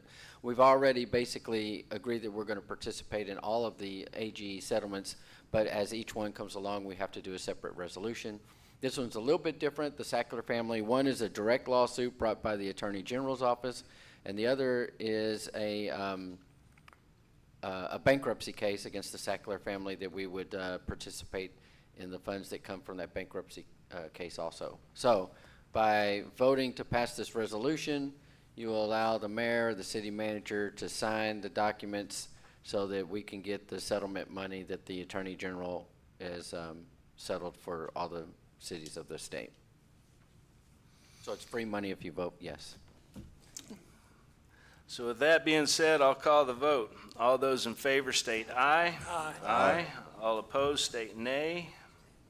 Motion carries unanimously. Mayor, before we get into 5H, can we take a 5-minute? Say it again? Before we get into 5H, are you okay with a 5-minute restroom break for everybody here? Yeah, we can take a break. Thank you. We will recess this meeting for 10 minutes. It is now 8:57. Be back at 9:10.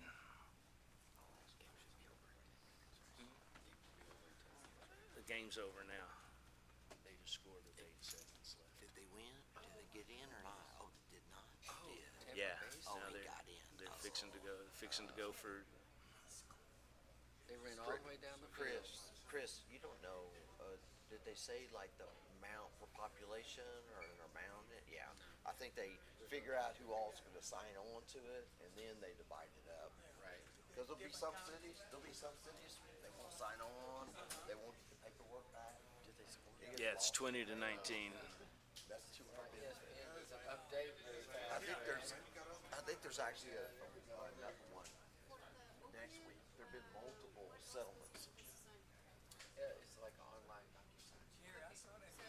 Those emails that they send. Oh, man. They just. 9 seconds left, and then they scored. Yeah.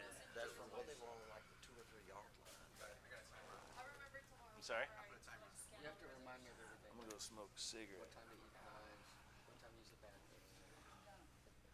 2 point. I think I have 2 and 9 on my blackout pot. Oh, you Actually, think so? I think I do. Oh, man. You better hope But for it's this. probably Oh, backwards. backwards. Well, let's see if they They're going for score, 2. and then we'll see. Oh, nope. No, I guess you don't have to worry about it. Did they use up 6 seconds? No, it's parked in front. Chris, you get that email I forwarded you from Robert's attorneys about the confidentiality? Oh, yeah, I got that. Yeah, that's Okay. not it. Okay. So I didn't know if that's what it was or not. Yeah. That's what his attorney sent. Right. God dog it. Can't believe they lost. That just, that confidentiality just means that whatever said in the mediation, you can't go to court and say, well, you said in the mediation, you admitted to the. Oh, okay. Right, so you can't, it's like a free zone, like you can talk without it being held against you, kind of thing. Man, Yeah, they went all the way down the field, man. man, we're making considerable progress. In- We passed 2. In a minute and 36 seconds, I guess, they went all the way down the field. Can you imagine? I thought we had a They- decent defense. I thought we had a good defense. Something happened. So they played a whole game and we passed 2 items. Our completion percentage is not very good. Do you want me to go up there with you or are you breaking it down? Okay, thank you.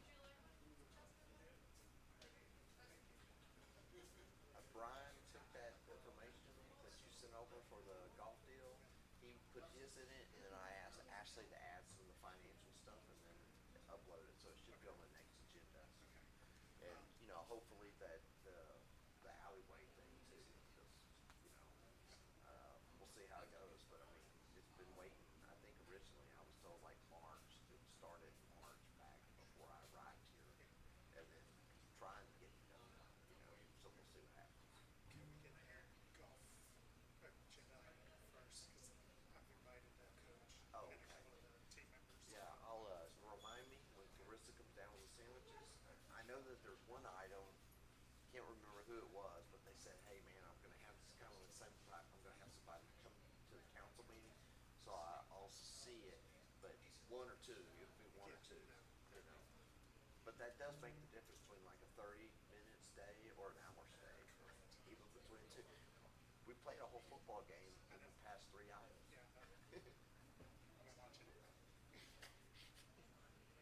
I'm just curious to see how many is gonna be here by the end. I was wanting to know, because I didn't think Jared was right when he passed it, that's all I was trying to do. And I heard you say it wasn't Yeah, it was not. crucial. Yeah. So I just wanted to Yeah, verify. yeah, you were right, you were right.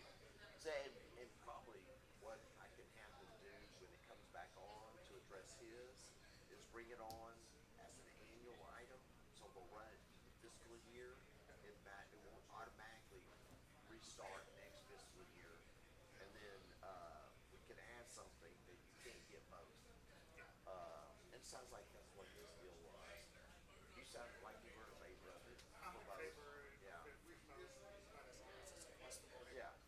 I'm not. Yeah, yeah. Well, the problem is gonna be when it gets down to civil service, you know, people are gonna take that and they're gonna see, that's why we gotta do this. You're absolutely Yeah, yeah. I wish I was sitting next to Penny. I could kick him. You've already said that like 10 times, dude. One last point. One last point. And he said the same thing. Man.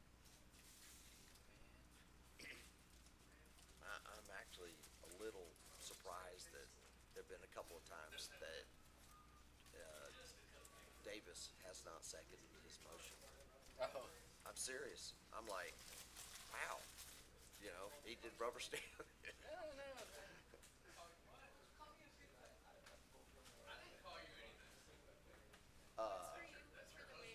What,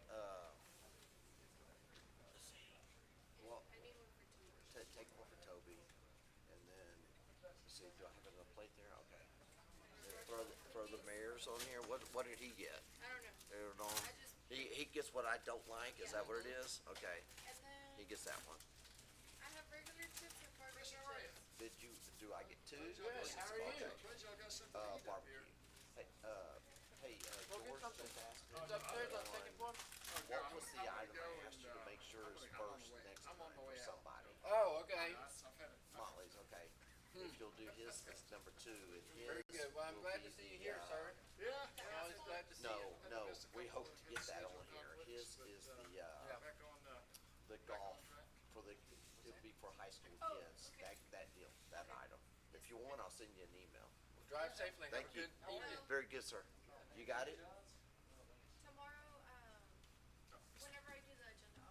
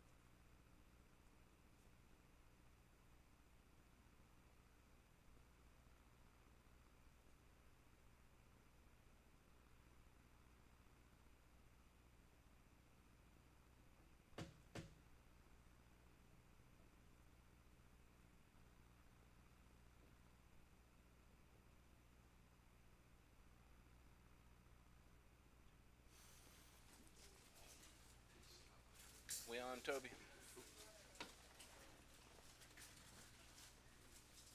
Toby, are we on? Yes, sir. All right, ladies and gentlemen, it is 9:10. That's the time we wanted to come back, so here we are. We're moving on to agenda item 5H. Consideration and possible action approving resolution number 2025-2960 to approve Veolia proposed a temporary contract extension. I'll make a Excuse me. motion And that motion is? to approve. Councilman Pena has made a motion to approve. Is there a second?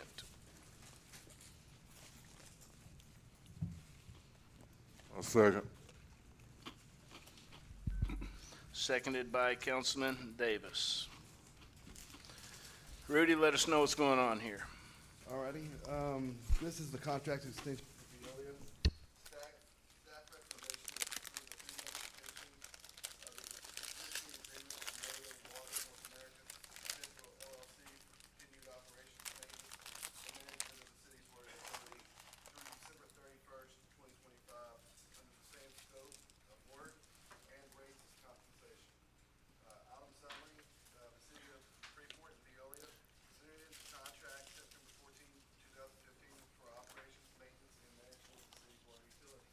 The contract is scheduled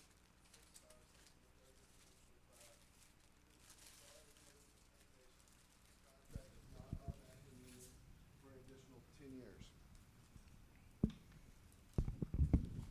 To ensure continuity of the water utility services during this ongoing negotiation, both parties agreed to extend the contract until December 31st, 2025 with no changes to scope, rates, or other items.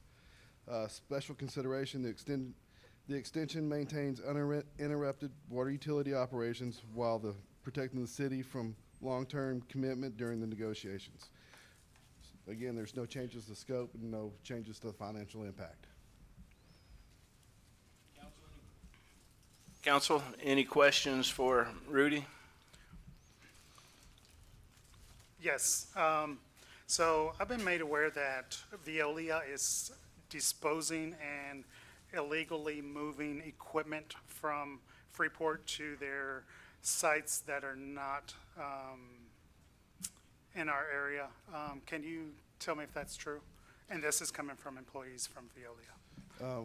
What equipment would you be talking about? So I could check into this. So there's a water skid that was disposed of improperly. There are vehicles that are being transferred out, and when I say vehicles, just their normal work trucks, that they're bringing older equipment because we were not going to renew that. So, You said a water skid? yep.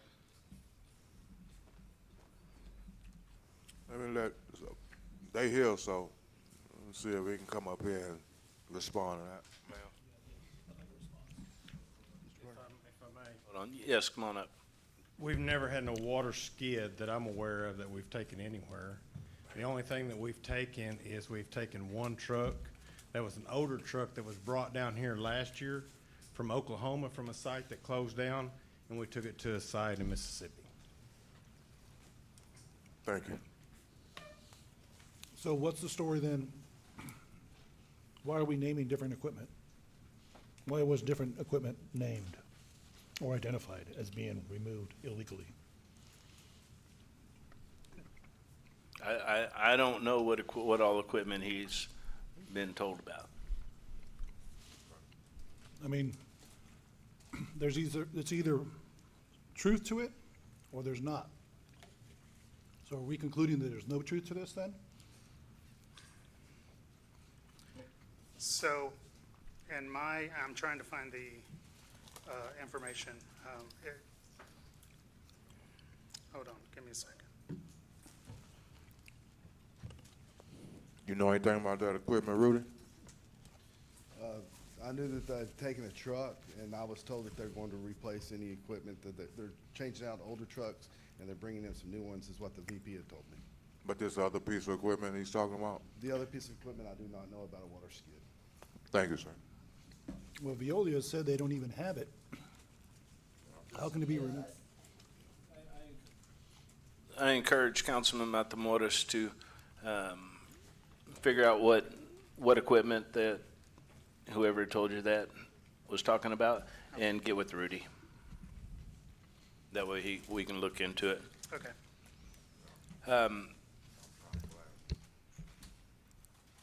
I would like to know where we are at as far as contract extension, the negotiations. So we do have a draft. I believe Matt is coming down here. He's one of the gentlemen that talked to y'all last time. He's coming down here tomorrow at 9 a.m.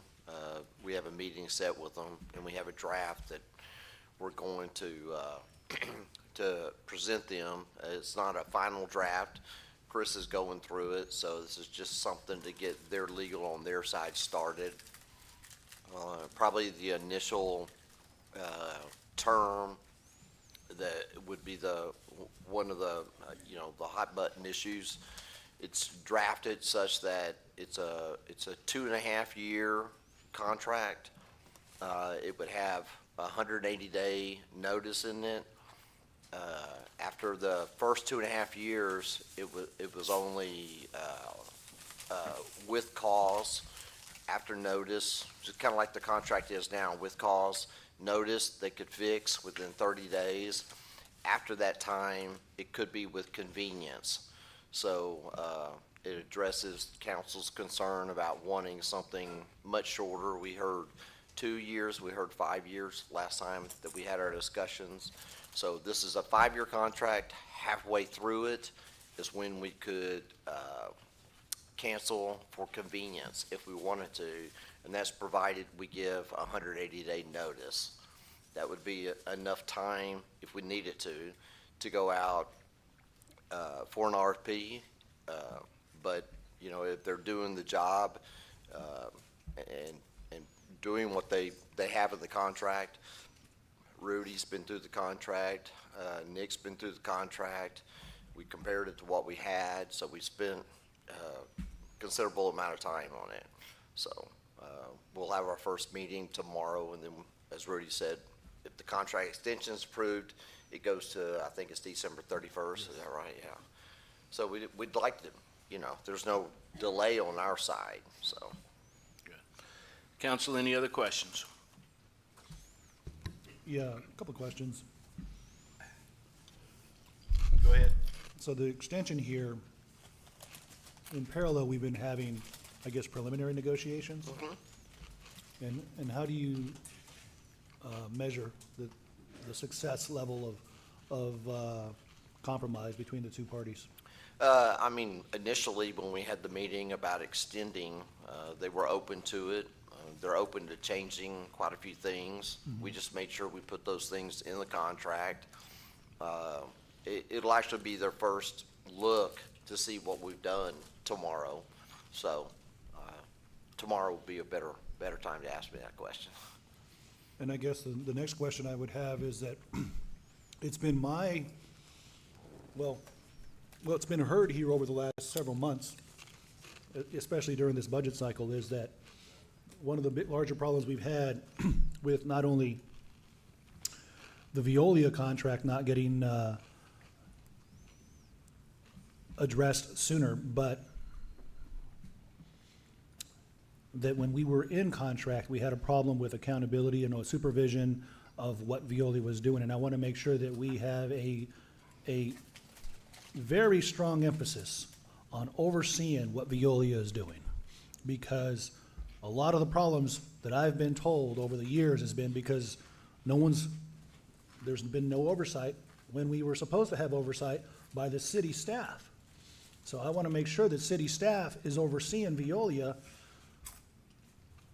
per the contract, per their job description as a city employee, so that we don't find ourselves with a big whoopsie and all of a sudden, I think it was Ms. Oldham talked about the sewer and everything else, but the last thing we need is to be finding out at the end of December, well, you know what, there's these other problems too, and we need to know that, number one, we're doing our job to make sure we're holding them accountable, number one, but that we're avoiding any surprises so that we don't have some huge budget amendment facing us. And for that matter, we don't want to be held over the barrel.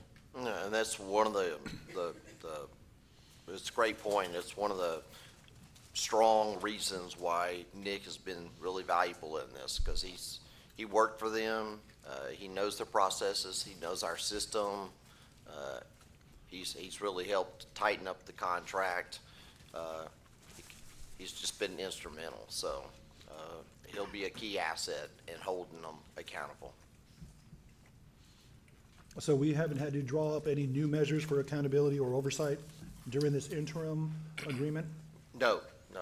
And then I guess prior to today, during your tenure here, Mr. Pennington, have you seen any improvement in that oversight, evidence of it, in fact, being that much more tangible than we're just saying it? Yes, and I Are there think measurables in place now? Matt's going to be coming back, actually in the next meeting that he'll be at. He'll have some of the documents and some of the pictures of sort of before and after to show some of the progress that's been done on some of these sites. Those, sites that were worked on that were left, in really an unacceptable sort of, way. He'll have sort of the before and after pictures to show what they have been doing. We have a lot of work still to do. The before and after, I assume you're talking about improvements that have been made since the last meeting we had with them. Yes, correct. Okay. What date was that? I'm sorry? What date are you referring to, Jerry? I'm not sure the date, but it was a date that they all came up here and Was that in June? July? Yeah, it was after I got here, so July. So for July and August, for the last 2 months, last 60 days, because it was probably mid-July? No, I'm just curious, what metrics have been in place so that we have, are we able to tangibly measure or identify that we are holding Veolia accountable for their required deliverables per the contract? Yes, and I can't say, I know that the monthly report has changed considerably.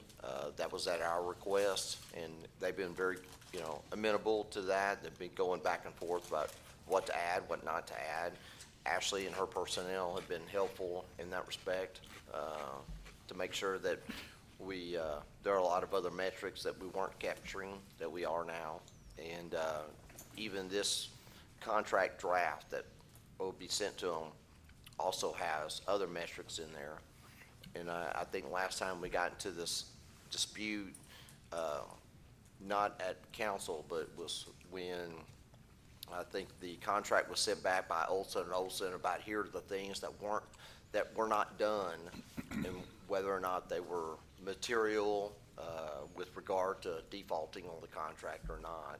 So we tried to tighten that up too in this draft, where those things will be material. And so, and shortening the window is also going to, anytime you sign a 10-year contract without some type of termination clause to protect you, it's just challenging to get the level of service. I wasn't here, so I don't know what went on with here, but I know traditionally, when you kind of sign that length of term contract, and it's just hard to keep that level of service up. There's no carrot. I know one of the issues, in addition to the lack of oversight, was a problem created because of that lack of oversight. And that lack of oversight ended up creating failures on the part of Veolia in terms of performing to the letter of the contract, the previous contract. And so that ended up leading to additional budgetary items and budgetary projects within the city that we had to reimburse Veolia. And I'm just curious, have we identified all of those items such that by December 31st, we're at ground zero? Or are we gonna be in the middle of some of those, mid-contract repairs where there was overages for the year? I think it was something like 300,000, is that right? Yes, but I mean, a lot of that is kind of an unknown with repairs. It's like trying to guess what your repairs are gonna be. You can take an average, but we haven't spent a lot of money in capital back into our system. And inevitably, that's gonna result in those capital, repair costs going up. So we will be responsible for those overages as they occur, but as long as they're not occurring because it was a lack of preventative maintenance or things like that, I mean, that's gonna happen in the system. I wanna say there's a capital improvement plan that James Carter had sent over to me, and that plan had about $21 million worth of, assets in it on the sewer and water side. Obviously, we're not gonna be able to put $21 million into the sewer and water system. So we'll have to be judicious in what we do replace. Well, the only thing we're on the agenda right yes. now is to do this extension. We'll have a lot of conversation about the terms of the new contract and those things when we get to that. But the only thing today is do the extension so we have time to do the negotiation. Well, I'm all for making sure that we get this extension so that we have time to make sure that the contract we get in agreement with Veolia for whether it's the next 2 or 5 years, that it gives us enough time to negotiate appropriately. Because, what I've heard time and time again being on council is, we don't have the money to be buying all this equipment. And I'd hate for us to be on a 2-year program thinking, yeah, we got them where we want them. But really, we don't, because we don't really have ourselves in a place where we need to be to have those capital expenditures. And so I guess the question I'm asking is, does this extension give us enough time to negotiate a contract that gives the city of Freeport a fair chance to truly, if necessary, replace Veolia? Negotiating depends on both parties. I'm sure we'll try our best between now and December. This is more of not a legal question. This is more of a strategic question from the interim city manager and for that matter, council. And I'm just curious, what's your sense on this, Mr. Pennington? Ask me a question one more time. I wanna make sure I understand it. What I'm asking is this 3-month extension enough for us to adequately plan and prepare so that we have another, the next contract is gonna be laid out enough so that we can see that the amount of time that we have on that contract is not only sufficient for Veolia to succeed and perform successfully, but also in the case that there was a failure and there's, reason to terminate, that there's enough time and there's a process in place for us to actually bring it in-house if we were needing to do so. And that also means, are we really giving ourselves a fair look at what we can actually afford? Because if we can't even afford it, we need to know where we truly stand on this, so we know then how much leverage we do have as a city. And I just want to make sure that we have that in mind when we go into the negotiations, but also have that in mind as we're talking about this 3-month period, so that we're giving ourselves enough time to negotiate that. Because I know here we are, what is this, September 15th? We have 60 days, because November 15th, everybody goes on vacation mode. Yeah, I mean, regarding the time, I think there's enough time to put a tight enough contract together that both parties are satisfied with the contract. Yeah. Regarding repairs, we're not gonna be sinking a whole lot of money in the system before 60 days. No, that's not gonna happen. Okay. I mean, I'd love to paint 2 ferries for you, but that's not gonna happen. So, Well, that's what I'm anyway, getting at. I'm just wondering, is there gonna be any amendments coming down the pipe here, some unknown capital improvements that all of a sudden we're, not part of this expectation of what we're. no, I'm not aware of any, but tomorrow, you could lose some pumps, you could lose a lift station. It's hard to envision what you're gonna have, so, that's where it's important, I think, to, think about your capital investment. Get a plan together. You don't, it didn't happen overnight, the lack of investment, so you're not gonna address it overnight. But it was one of the things that Ashley found, a couple of companies that we're in discussion with, and again, this kind of goes off the course, but where they're gonna be grant writers, potentially our grant writers, rather than trying to bring it in-house. We're pretty much of the opinion you need to outsource that, especially where we're at. That's another discussion for another day, but those are, because there's a lot of money out there for water and wastewater. This year alone, they opened up Senate Bill 7, which has a lot of grant money coming out in it. That's all right.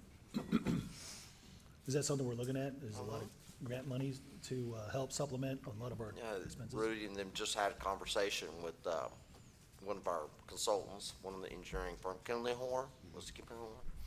And they were talking about Senate Bill 7, that there's gonna be several grants that are gonna be coming up. That's what we're trying to see about putting in place a grant writer. Sounds good. No further questions, Mayor. Council, anyone else? I'll call the vote. All those in favor to approve, state aye. Aye. All opposed, state nay. Nay. Motion carries 4-1. Agenda item 5I, consideration and possible action approval of asphalt overlay project for 2 alleyways.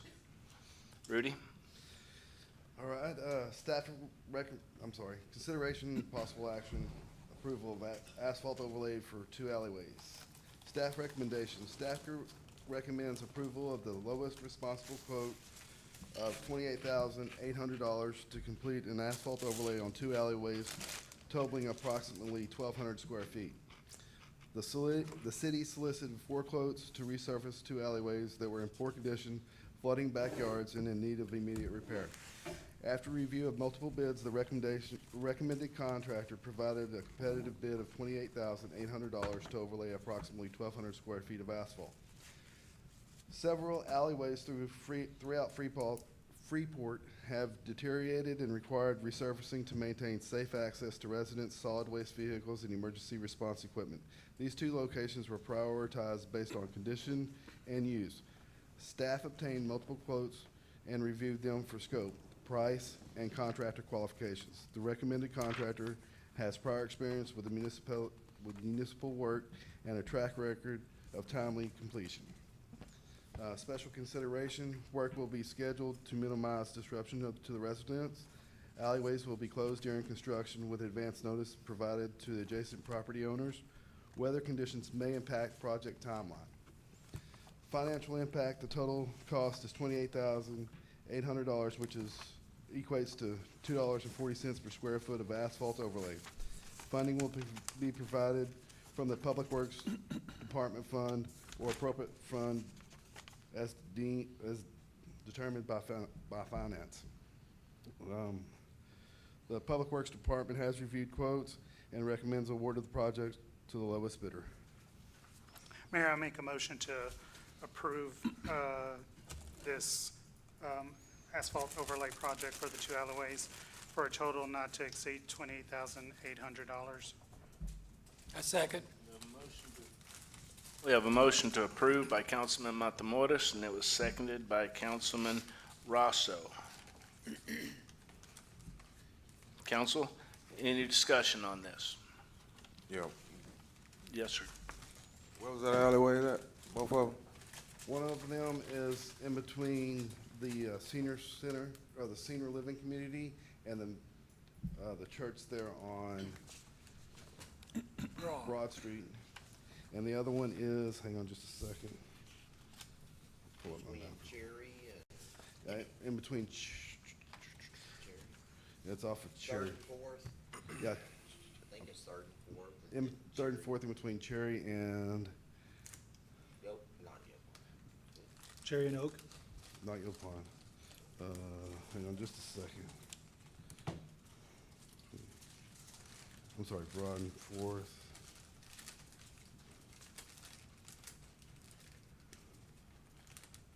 I'm sorry, it's in between Mulberry and Holly. Give a map of that. Oh, I seen some bad alleys, but that one, That was due to the That's flooding not- in the backyards. the That first alleyway one. is actually pushing the water off into the backyards and flooding out buildings. Yeah, but the one by the church and stuff. What's the matter with that one? The one by the church is for because the seniors that go, you access that alleyway with their wheelchairs and stuff, it's more of an, because of the disabilities they have with the wheelchairs and stuff, that's the reason why that one's been asked to be redone. That one's rock, like. Yes, sir. It's like a rock, like. Yes, sir. So what's the texture on it now? What's the material on there now? Right now, it's road base. Road base, just rock. Off of Broad? And what about the other one? The other one's road base, but it was at one time an asphalt. One in between Mulberry and Holly. And what portion of these estimates is the material? I don't have the estimate in front of me, Mr. Pena, I'm sorry. I have it right here, the Alvin area services. That's the one with the 28.8? Yes, sir. Want to take a look at it?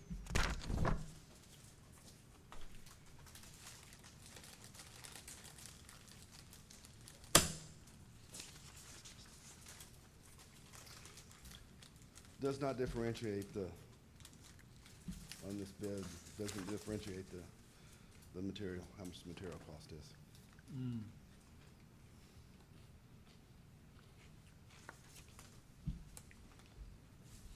You mind if I see that again? Say again? I want to see the printout one more time.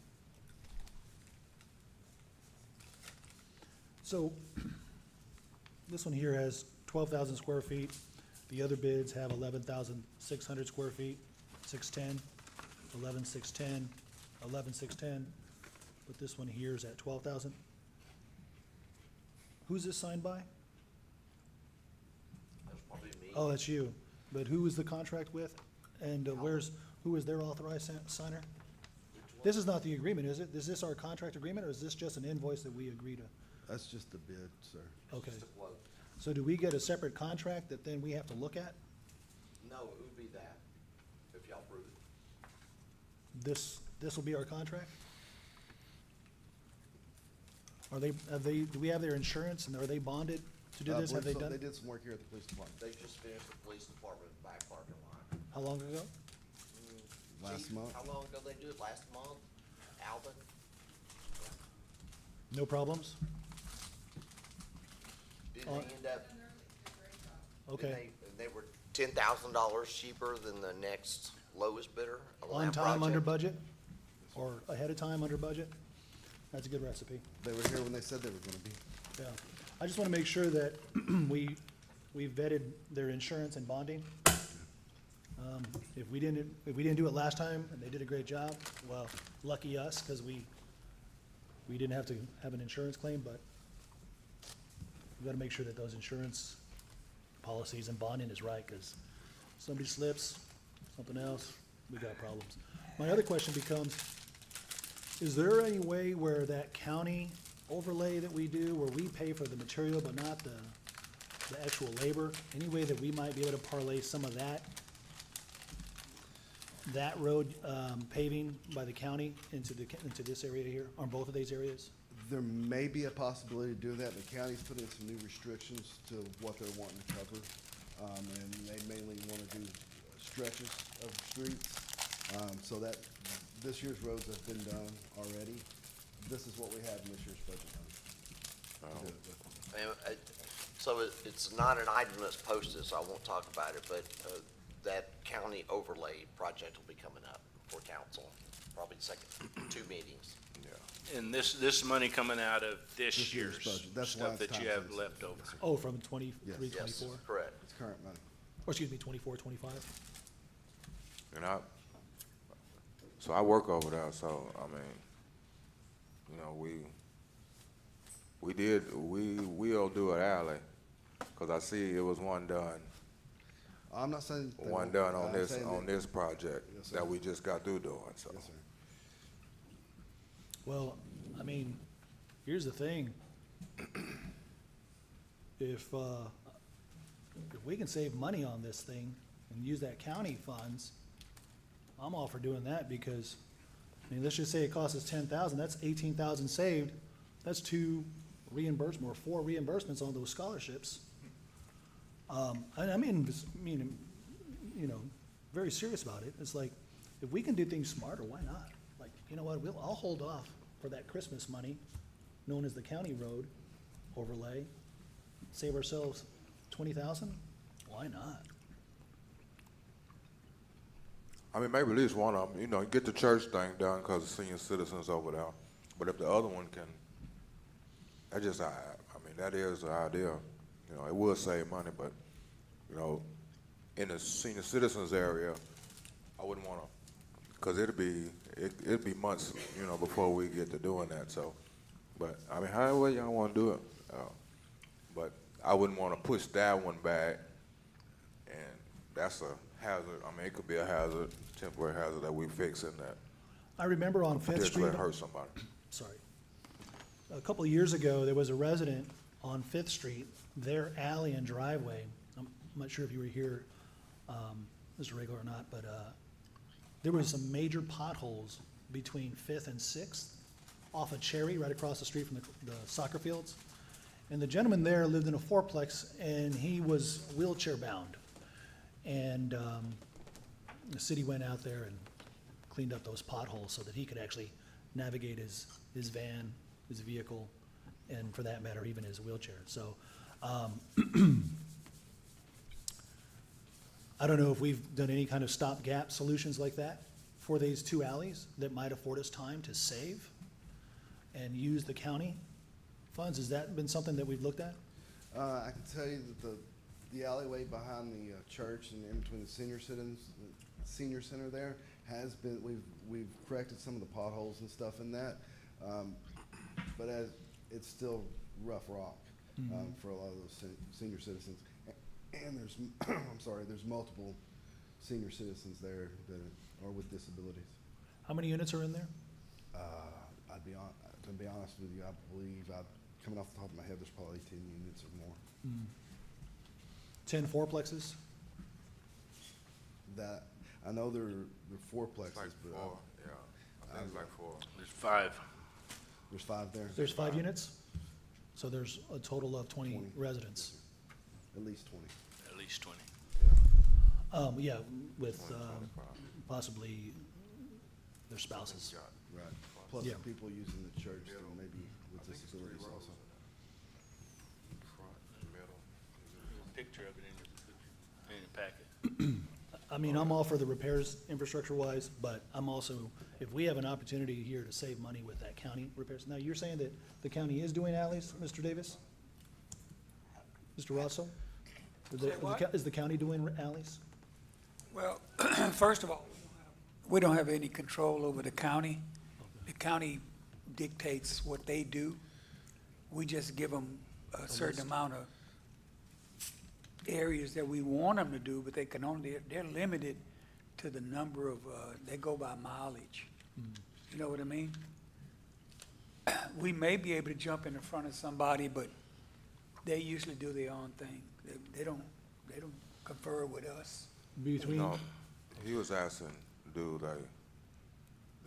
they do what we put on the list, but they only do 2 miles or whatever, you know. So if but now they're going to, they want you to do it in a certain section. They don't want to bounce around over there on the west side and then come over here on the south side, and then they cut that out. So they ain't gonna do too much of that. So if you want to do, is pretty much need to be the west side and you know, in that same vicinity. That's one of the rules that they changed.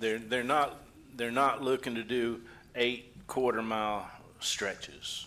They'll do 2 miles or maybe 2 half a mile and a mile. what's the linear footage on this here? What's the length on 1,200 this? square feet. No, The linear footage on those, Probably if you divide it by 12 or 14, that's going to give you linear feet, because they're 12 or 14 feet wide. So if you'll divide that into you're what looking that at means square about footage. 1,000 feet, 1,000 linear feet, for both? I believe so. But just coming back to it, so again, I was gonna wait for a later meeting, but the county actually sent us the paperwork the other day. On the form, it lists, and they'll do 4 areas. So you might get 4 alleyways, you know, versus some streets. Well, that that's are what I done. like. I like that idea. And I'm not sure they do alleyways. I don't know if that's on there. They do. We did one last year. Okay. I'll look on the form, but I personally think there's a better way to use that money. Okay, I mean, I can tell you, there's a lot of streets that need repairs in the city, but if these have come up as priorities, then I would say, yeah, then this county money, we'll put those to the priority and save ourselves, you know, $20,000. It was also, this year when they came in and did streets, they were also working on 23, 24 streets also. I'm sorry? They were working on 23, 24, and 24, 25 streets this year. So for. I'm sorry. What does that mean? They were so far behind on doing the streets. Yeah, we were working 2 years. We were 2 years behind. The machine had broke. Yeah. I mean, that's why I work. I work for the people that do this. Yeah. So our machines were broke and stuff, but they were backed up to a 2 years. So they came in and did. That's why they bounced around a little bit last year. Right. And did what they did because So they wiped out too. They were a little bit behind, and that's what you're working with whenever you ask the county to do it, because it is a cooperative project, then things do happen. So you're looking at 2 years behind on schedule on some roads. The 2-year delay, is that what's going on right now? No, we're caught up now. They're caught up now. Our machines have been breaking and working. We got new machines now. So we caught up and we're ready to go now. Oh, so, okay, so there's not a 2-year delay. No, it County- was. County's ready to roll. Well, I And if we- wouldn't say and if we- that. They want our list. That's fine, we'll give them a list. Well, But if we have an opportunity to save- also, we gotta keep in mind that this is an interlocal agreement that we're under, and there are plenty of towns. Freeport is not the only town that they service. So, being that we have a city councilman, that could put a bug in somebody's ear over there where he works. I figured 2. Yeah, No, I'm retired. I don't- Emeritus, No. an emeritus. No, I'm retired. But, you know, we need to let them know that we want them to come to us. Rudy, let them know that we want them to explain to them about the senior citizens, and they may have some compassion. Yeah. And plus, we got, I'll say it again, we got Councilman Davis up here, needs to get on the ball and let those people know that what we're asking. You gotta use your resources. I'll tell y'all about resources. There you go. Well, I mean, if we can count on Councilman Davis to put that word in for us. I think he'll do it. I think they'll do it, and I said we go ahead and hold off and use the county. But with that being said, you got to get your list in first. You can't be. These 2 alleys should be at the top of the list. And I would love nothing more than the county to carry 2/3 of this bill. I'd love nothing more to have this, call this vote. See the if vote? we're gonna let the city take care of it. So with that being said, the motion on the table is to consider approval of the asphalt overlay project for the 2 alleys.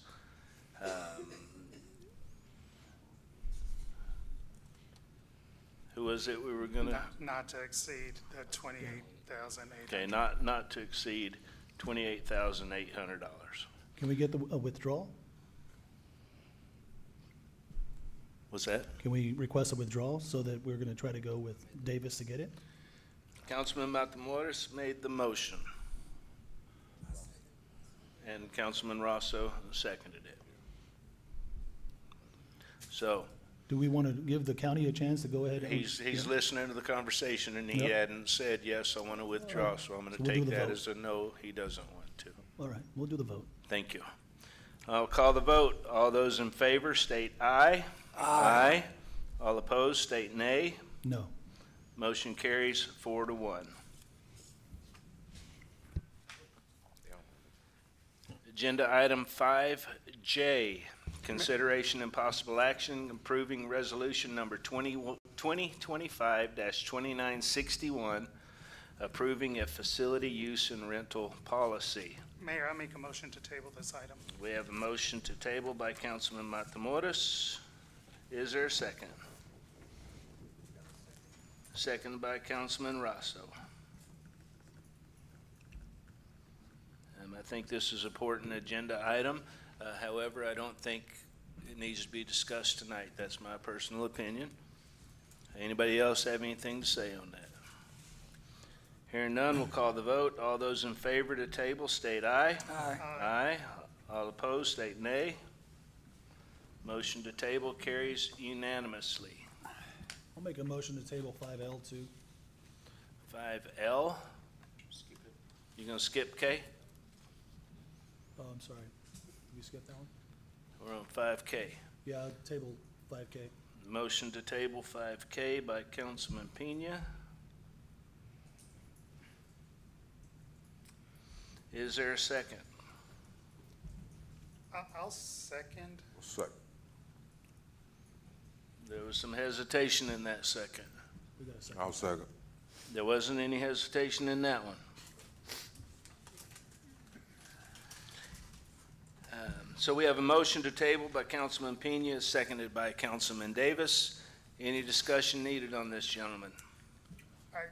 My hesitation was because I know Rudy stated this was a time-sensitive item. I just want to know why it's time-sensitive. Because it comes out of this year's budget, and it's over the 30,000, which we would have to come to y'all for. You come back.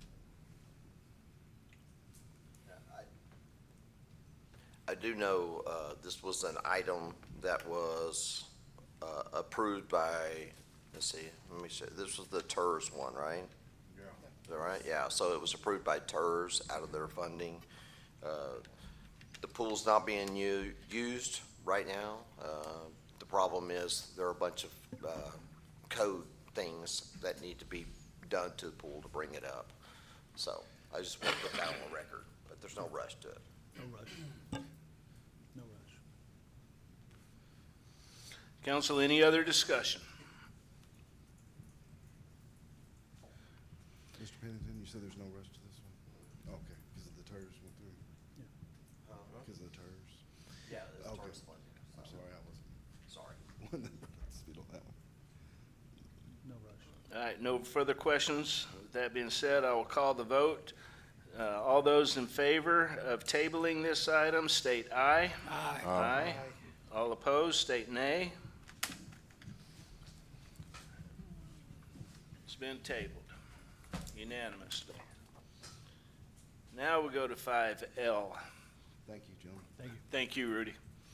Consideration and possible action authorizing the fire chief to sign the 2025-26 Brazoria County Firefighters Association Fire Protection Agreement with Brazoria County. I'll make a motion to table it. We have a motion to table by Councilman Pena. Is there a second? I'll second it.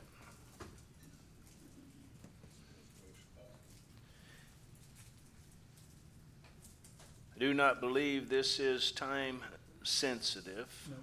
Mayor, it is not. I spoke with Chief Bontley beforehand. He said it could wait till 10:06. Great. Any other questions or comments, gentlemen? Hearing none, I'll call the vote. All those in favor to table state aye. Aye. Aye. All opposed state nay. 5L's tabled. 5M, consideration and possible action approving resolution number 2025-2963 to amend section 9.07 titled overtime and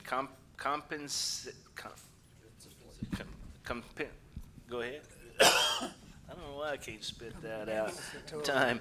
Adding section 9.07A, alternative to overtime or flex time.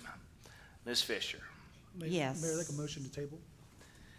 We have a motion to table by Councilman Pena. Is there a second? Second.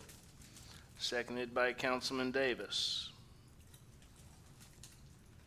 Question I've asked pretty much everybody else this evening. Is this time sensitive or budget related? It's not budget related, no. And there is no timetable. Thank you. Thank you. Gentlemen, any questions or comments needed on this? No, sir. Hearing none, I'll call the vote. All those in favor to table state aye. Aye. Aye. All opposed, state nay. Motion to table carries unanimously.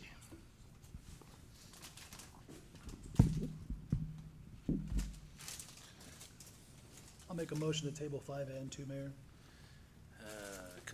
5N, consideration and possible action approving ordinance number 2025-2746, proposed adjustment to the City of Freeport's Texas Municipal Retirement System, or the TMRS plan, to enhance recruitment retention. We have a motion to table by Councilman Pena. Is there a second?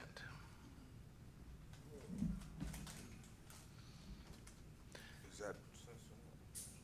This No, sir, it can wait. I'll second. second by Councilman Matamoros.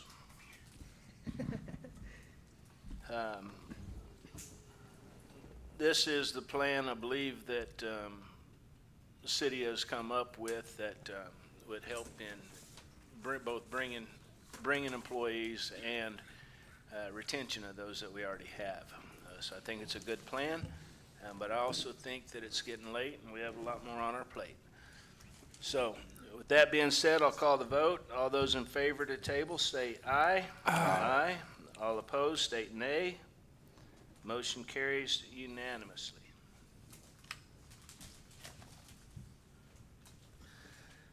Agenda item 5O, consideration and possible action approving resolution number 2025-2964 to adopt the City of Freeport Grants Management Policy. This one I think you said was important. Yes, sir. So this item and the following actually go together.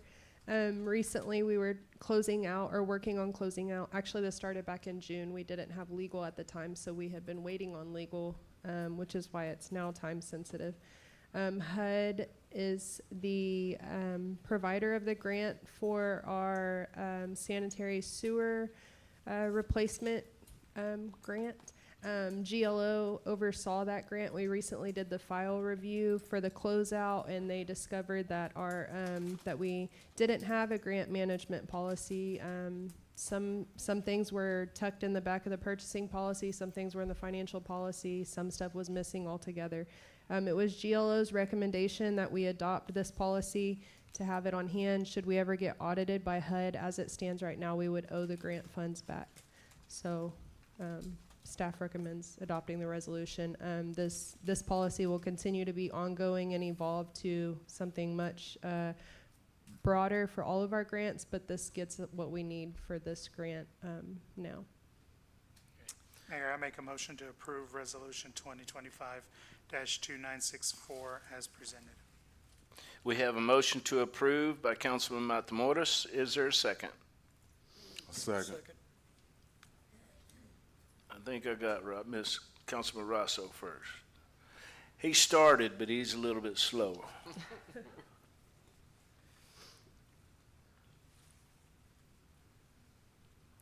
And by slow, I didn't mean slow. I mean, you talk slow. You talk slow like I do. Unlike. Move on. Move on. Any questions or comments on this, gentlemen? Are we kosher on this legally? I'm sorry? We're kosher on this legally? Okay.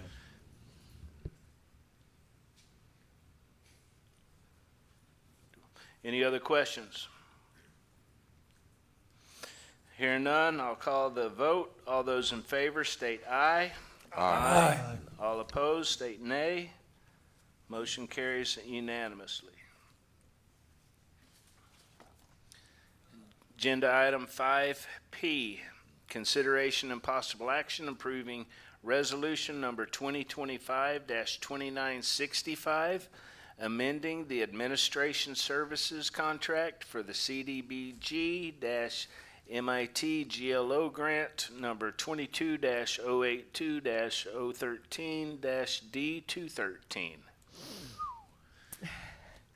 Yes, sir. So same thing with this. When we were doing our file review, GLO noticed that the administrative contract that was written for this grant was missing two provisions that HUD does require.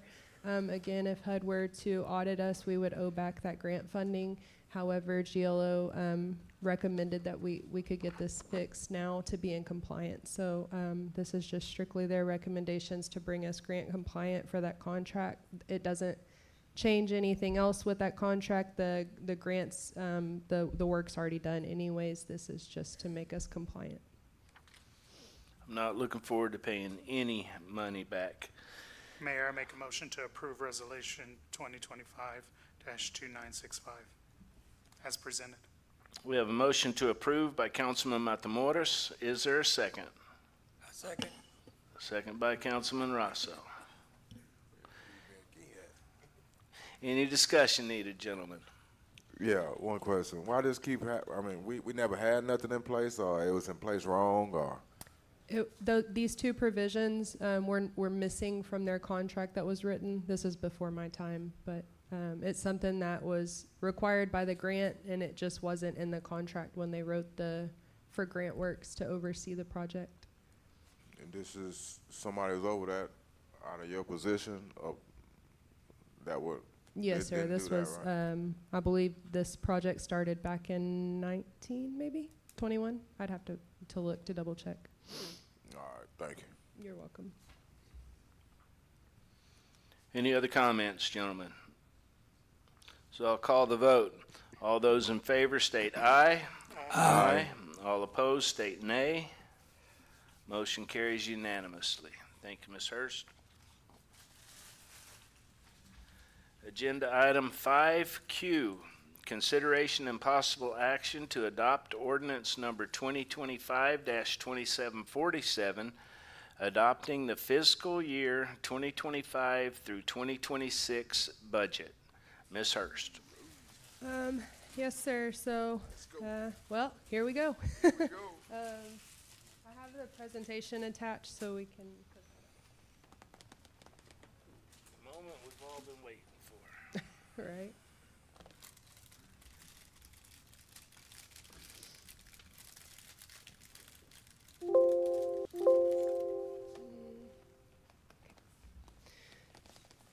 So let me get to my presentation here.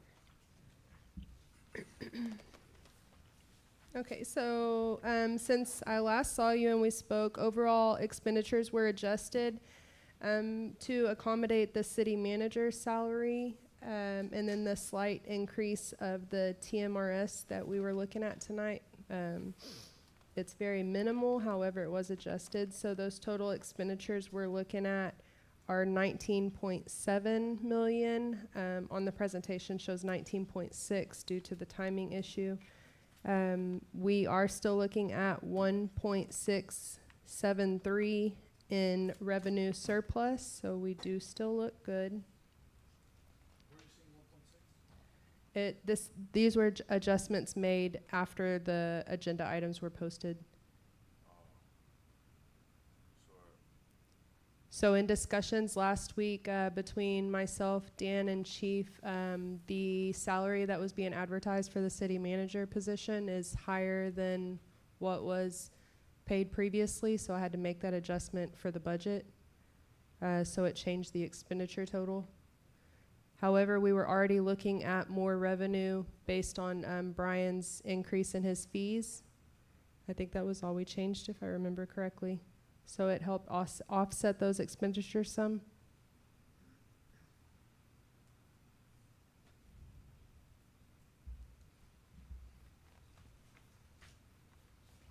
So the revenue total still being 21.38 million. I skipped that slide, I think. Where's that number located? At the bottom of this one. Toby. Okay. The other way. 2114? No, 21,380. Okay. Zoom back out if you don't mind. That is the proposed budget, Yes, sir. and we're going in with 1.9 overage. For general fund, yes, sorry. What was your I'm question? sorry, what was the comment? Proposed general fund budget. What's that? What's not included in that would be your water, sewer. And your other your funds. enterprise fund. What does that mean? That means about 10 million. Y'all's mics are off. So this means that we're gonna spend 21 million this year? That's revenue. That's what we're projected to bring in and projected to expend. Okay. Just Outside in of the the, general fund. outside of the utilities. Correct. And then on the so we're expected to spend 21 million outside the utilities. Or no, we're expected to bring in 21. Bring in and spend. It's a balanced budget.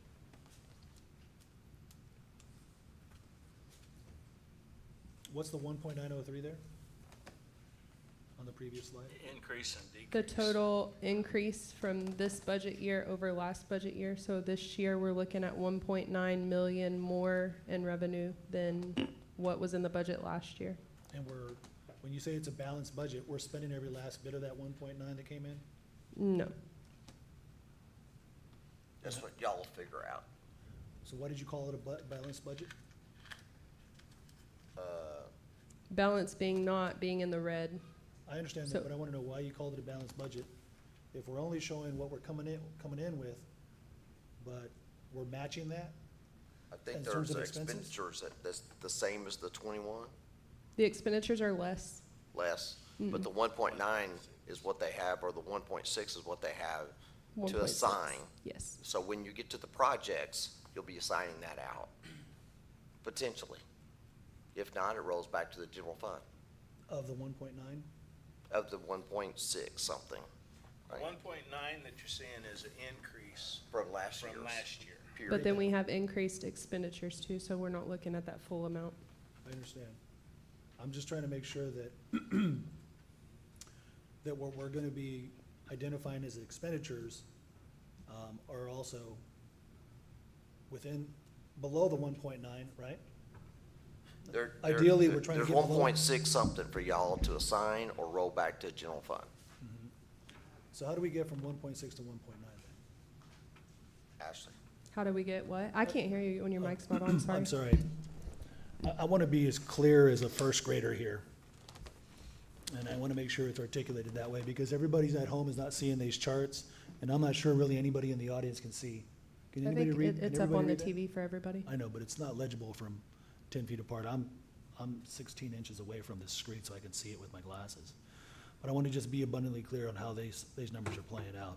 And I'm not trying to be cute. I'm really trying to understand this for everybody else that's going to ask these questions. So we have 1.9 more money this year as revenue.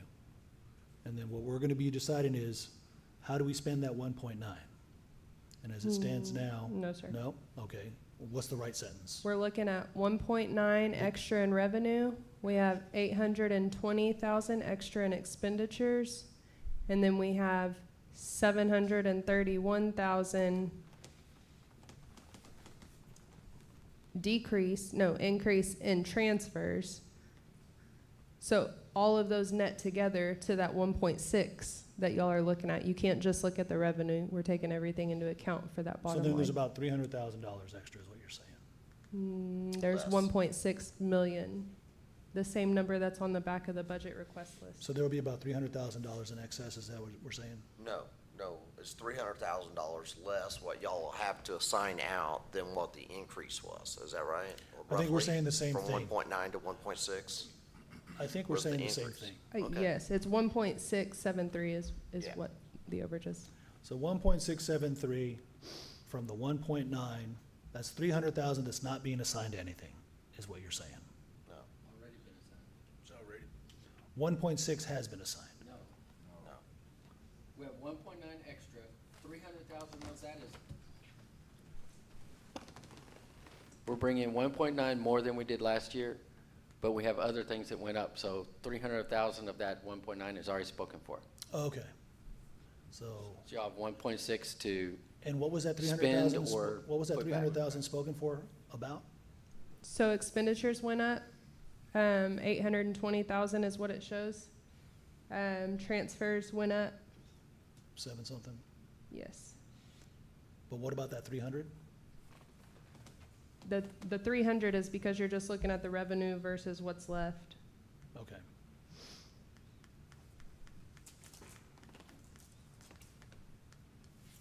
And we still got to go through these items to decide what items, expenditures, not expenditures, but the other side, the projects that we want to increase in. Are those projects like the expenses, like the police department asking for vehicles, and for that matter, all the department wish lists? And Yes, that's sir. the total coming out to how much? How much is the total wish list? Y'all have 1.673 to allocate, and in the back of the presentation is the request. Total request were 3.2 million. We have tentatively 1.5 million is what we had highlighted. So of the 1.63, you got, everybody's asking for about 1.5 in totality? No, they were asking for more, but we went through and saw that we had 1.6, so we culled down to 1.5. That's fine, I like the Yeah. culling. But, don't I think mean, we've- ultimately, it's we've y'all's culled decision. enough. And that's what I'm just trying to understand. Okay. And where the culling is, where the breaking point was. The breaking point is the 1.6. We're coming in at 1.5. I happen to think that we could do better. And that's what we're gonna talk about, right? Does that make, am I now understanding it the right way? I Okay. think so. Thank you.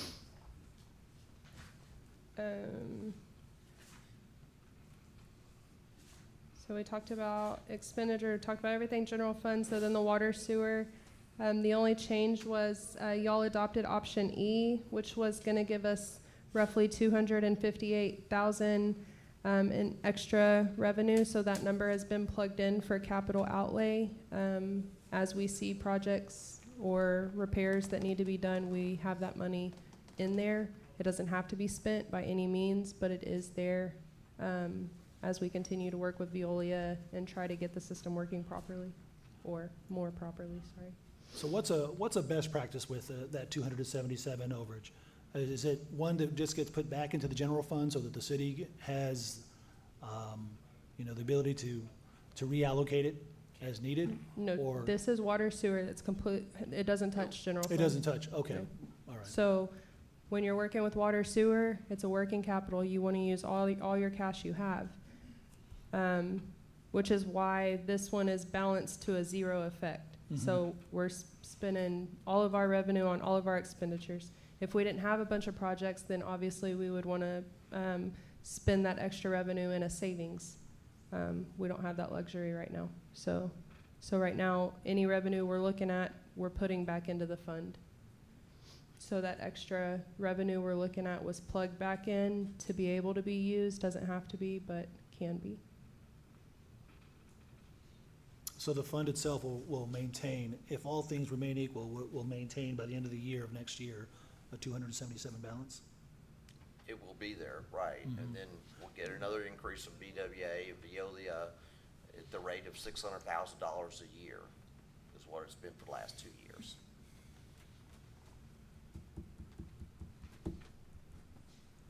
So the increase that happened last time just really only caught you up for the last 2 years of no increase. But it's not near like in the system, your fund balance and something like that should be, I don't know what the fund balance is in the water and wastewater. So it's showing on the screen, it shows a very healthy fund balance of 11.8 million. Yeah, but a lot of that's But grant money. it's skewed by grants and assets. You have your wastewater treatment plant. Those are very large, high dollar assets. That's why it looks so healthy. So like on a So we cash like to look at a basis. cash basis. The cash is very low in that fund, which was why I said this, we need help in this fund. So that ending fund balance is capitalized by assets? Yes, a fund balance includes assets. But the true cash value is what, 238? The true cash value does not show on here. It's generally not shown, but I can get the exact number as of today. If you had to spitball and it, let you what know. would you, do you know? When we spoke at the beginning of my freaking out that we needed to change it, it was about 250,000. It was not even enough cash flow for 1 month. Oh, wow. What's a typical reserve? Do you know? Do you have listed? 33% in this fund. 33%. So we should, So not even 1 month is 8.3%, right? yeah. Okay, so we're at a third of what an emergency fund should be. Yes, If we that didn't is even correct. have a third. Yes, Okay. that is correct. And so what is that in a dollar? A lot more than what we have. I know, but what's a third, what's the emergency fund? If you said it would be, what, 33% Of the expenditure. of the expenditures, and they're, what, 8-something million? What are they? So about 2.5 million, Yeah. 2.3 million? No, not, No, a third of 8 million would be. oh, yeah, two- I thought you were talking, yes, yes. So we're $2 million short. You're getting there. Yeah, that's that 5 out of 6 years I've been talking about. I'm glad we're getting some real numbers here, and so we get a real sense of how unhealthy we are and how much really we gotta tighten our belts. This is the thing, right? So just kind of as a matter of perspective, we're talking about infrastructure. One of the residents said that. We're talking about water and sewer. We're not managing this city right. It hasn't been managed right. We have been getting bankrupted. We don't even have an emergency fund. Let me just state this clearly, because, you know, we can talk about the numbers, but I want to make sure it's characterized the right way, because this is a holy you-know-what moment right here. Like, this is where we're at. I mean, our CFO is saying that she was shocked and afraid, like, what are we going to do? And I presume that our interim city manager, with all of his experience, can also, or for that matter, is in fact echoing that sentiment that, like, yeah, we're in trouble. So before we start trying to hand out all these willy-nilly raises here and there that aren't urgent, that aren't first responders, I want to make sure that we're taking care of our utilities. I want to make sure that we are taking care of our infrastructure. I want to make sure that we're cutting the fat where the fat needs to be cut. And so this is sobering. We're not even at an emergency level balance of 2.3 million. We're at 200 and some odd thousand. It's terrible. How do we fix this? How can this be fixed automatically? Do we just pull money from the general fund? No, wait, that's against the law. That's what those other guys were doing before us. This is why I came to y'all with umpteen presentations to educate this year, because I hope to this is spread the knowledge. clear, So we clear all to the knew. residents at home. Thank you so much, Mrs. Hurst. And thank you, Mr. Pennington, for really pointing this out. This has never been really presented or articulated or emphasized strongly enough. We're in trouble. What's the golden wand on this? At a 10,000 foot level, I'm just curious. We can get into the weeds of the budget. I'm just curious, what's the fix? And I'm unaware of any reasonable plan to generate or cut fat of $2 billion a year. Now, you wouldn't need to do that a year, but I think one of the things that we've already talked about doing is having a water rate study.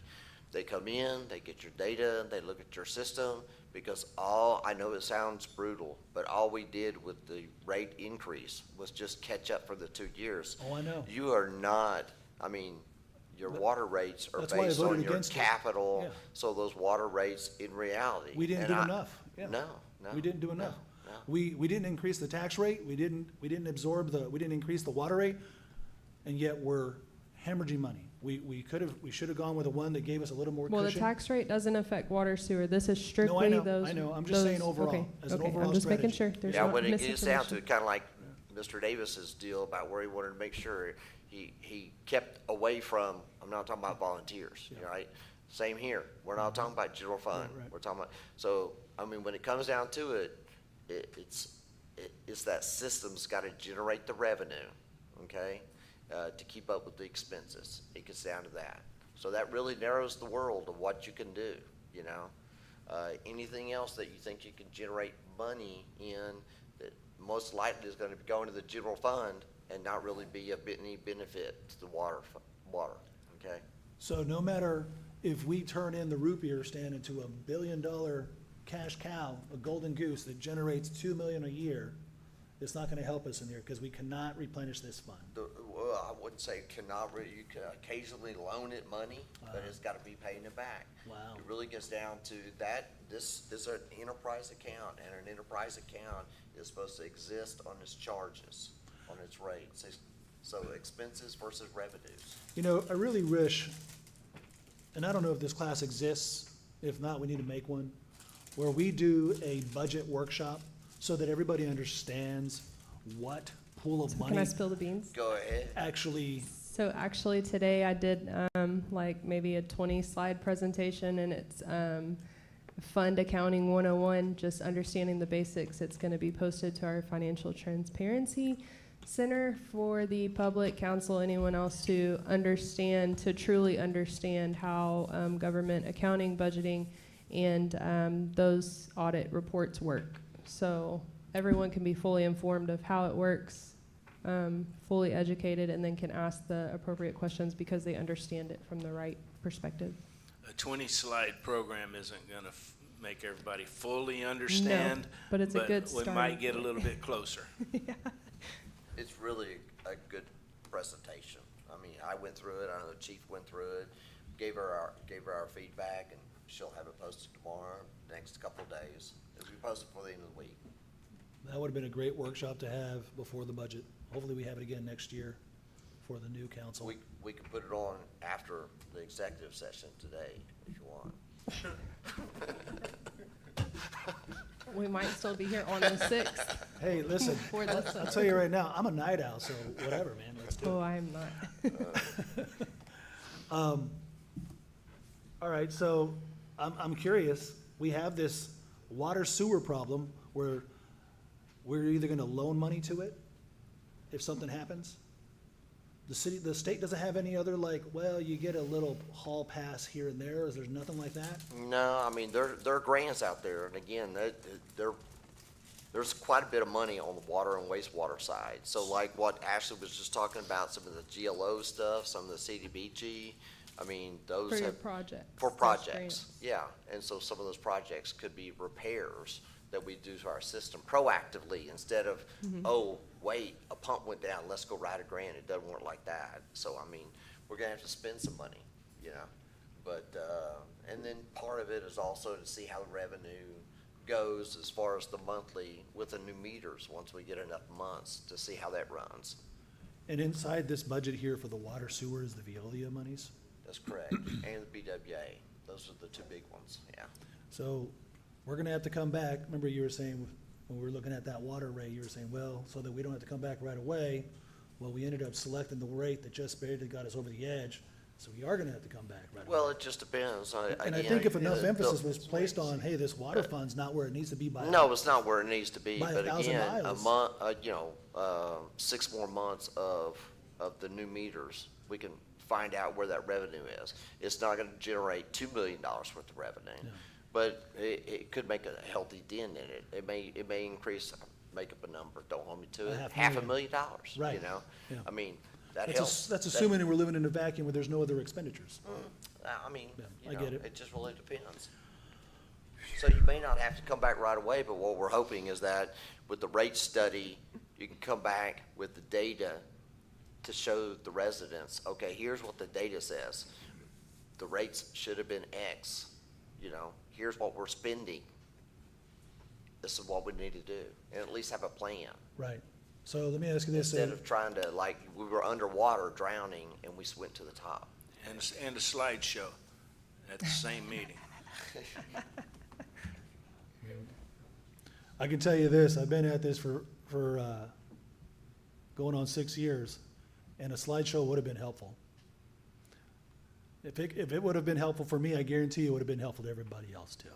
It's kind of written in the same format from our first meeting when I had handouts saying, hey, this is how the budget Yeah. should have been working.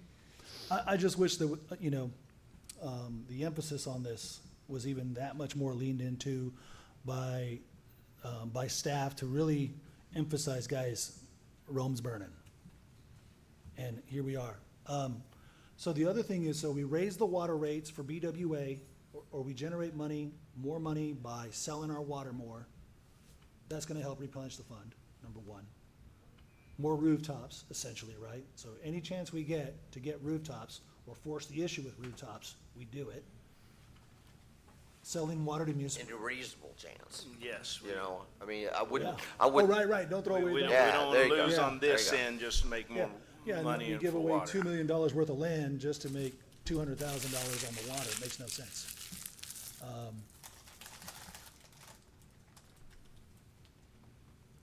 In terms of assets to the water, this water fund, you said there was $11 million of, I guess, assets. How can we improve assets? How can we purchase assets without this fund? Just grants? Grants are the primary driving force. They don't give out a lot of free money, so grants are probably the best thing going as far as low-cost way to get the money. But eventually, you know, you're gonna have to finance some of it, and that's gonna come, you gotta make payments, and you gotta have the revenue to make the payment. So sales tax ain't gonna help this. Property tax ain't gonna help this. Just the sale of water. Water expenses, sewer expenses, what else? Am I forgetting anything else? Your late fees, your hot check fees. Yeah, I mean, the service fees associated with that, but that's pretty minimal. I mean, when it comes to water, Ashley's got it on her board that, work on an idea about, Surfside, get a contract just in gonna say. place to put that in place so that, you know, we may have a rate with them that may be more enticing to stay with us long-term instead of, you know, short-term. And was that contract strictly water, or was it water and sewer? I think it was just water. No, I think it's just water. Yeah. Any chance that that could be water and sewer? Rudy? I don't think we have Their any sewer pipe. goes to There's no pipe over Oyster there. Creek. Okay. Pardon? Doesn't their sewer go to Oyster Creek? I think it's hauled there.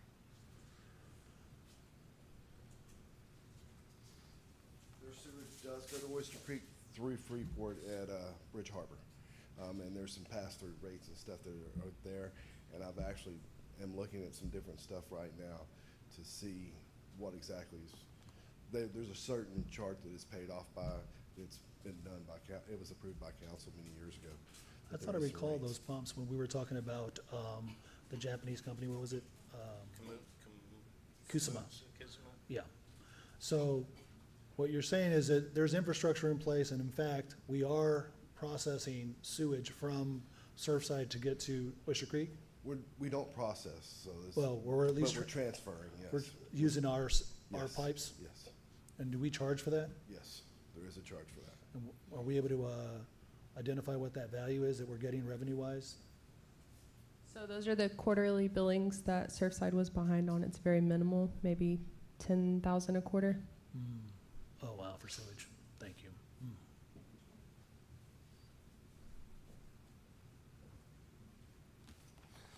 Council, any other questions at this point?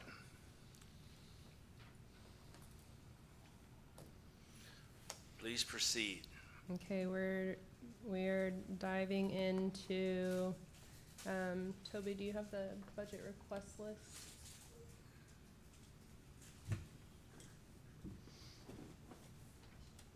Do y'all just want to attack this line by line? How Yep. do y'all prefer to do this? Yeah, Yeah, line no, by we'll go line. line by line. I'll just stand here. Y'all can have at it. Thanks for putting together that spreadsheet, by the way. You're welcome.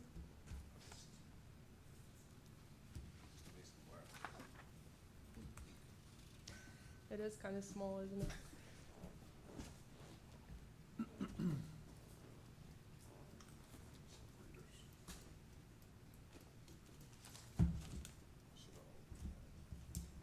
You have your badge?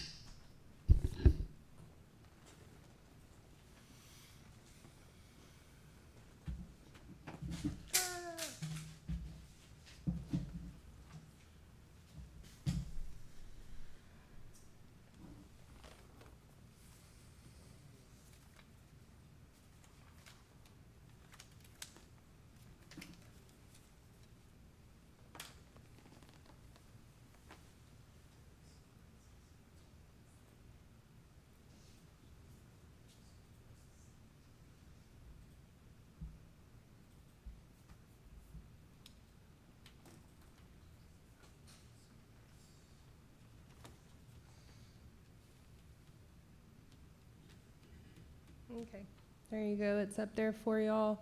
I think everyone's here if you have questions tonight, with the exception of Chief Motley.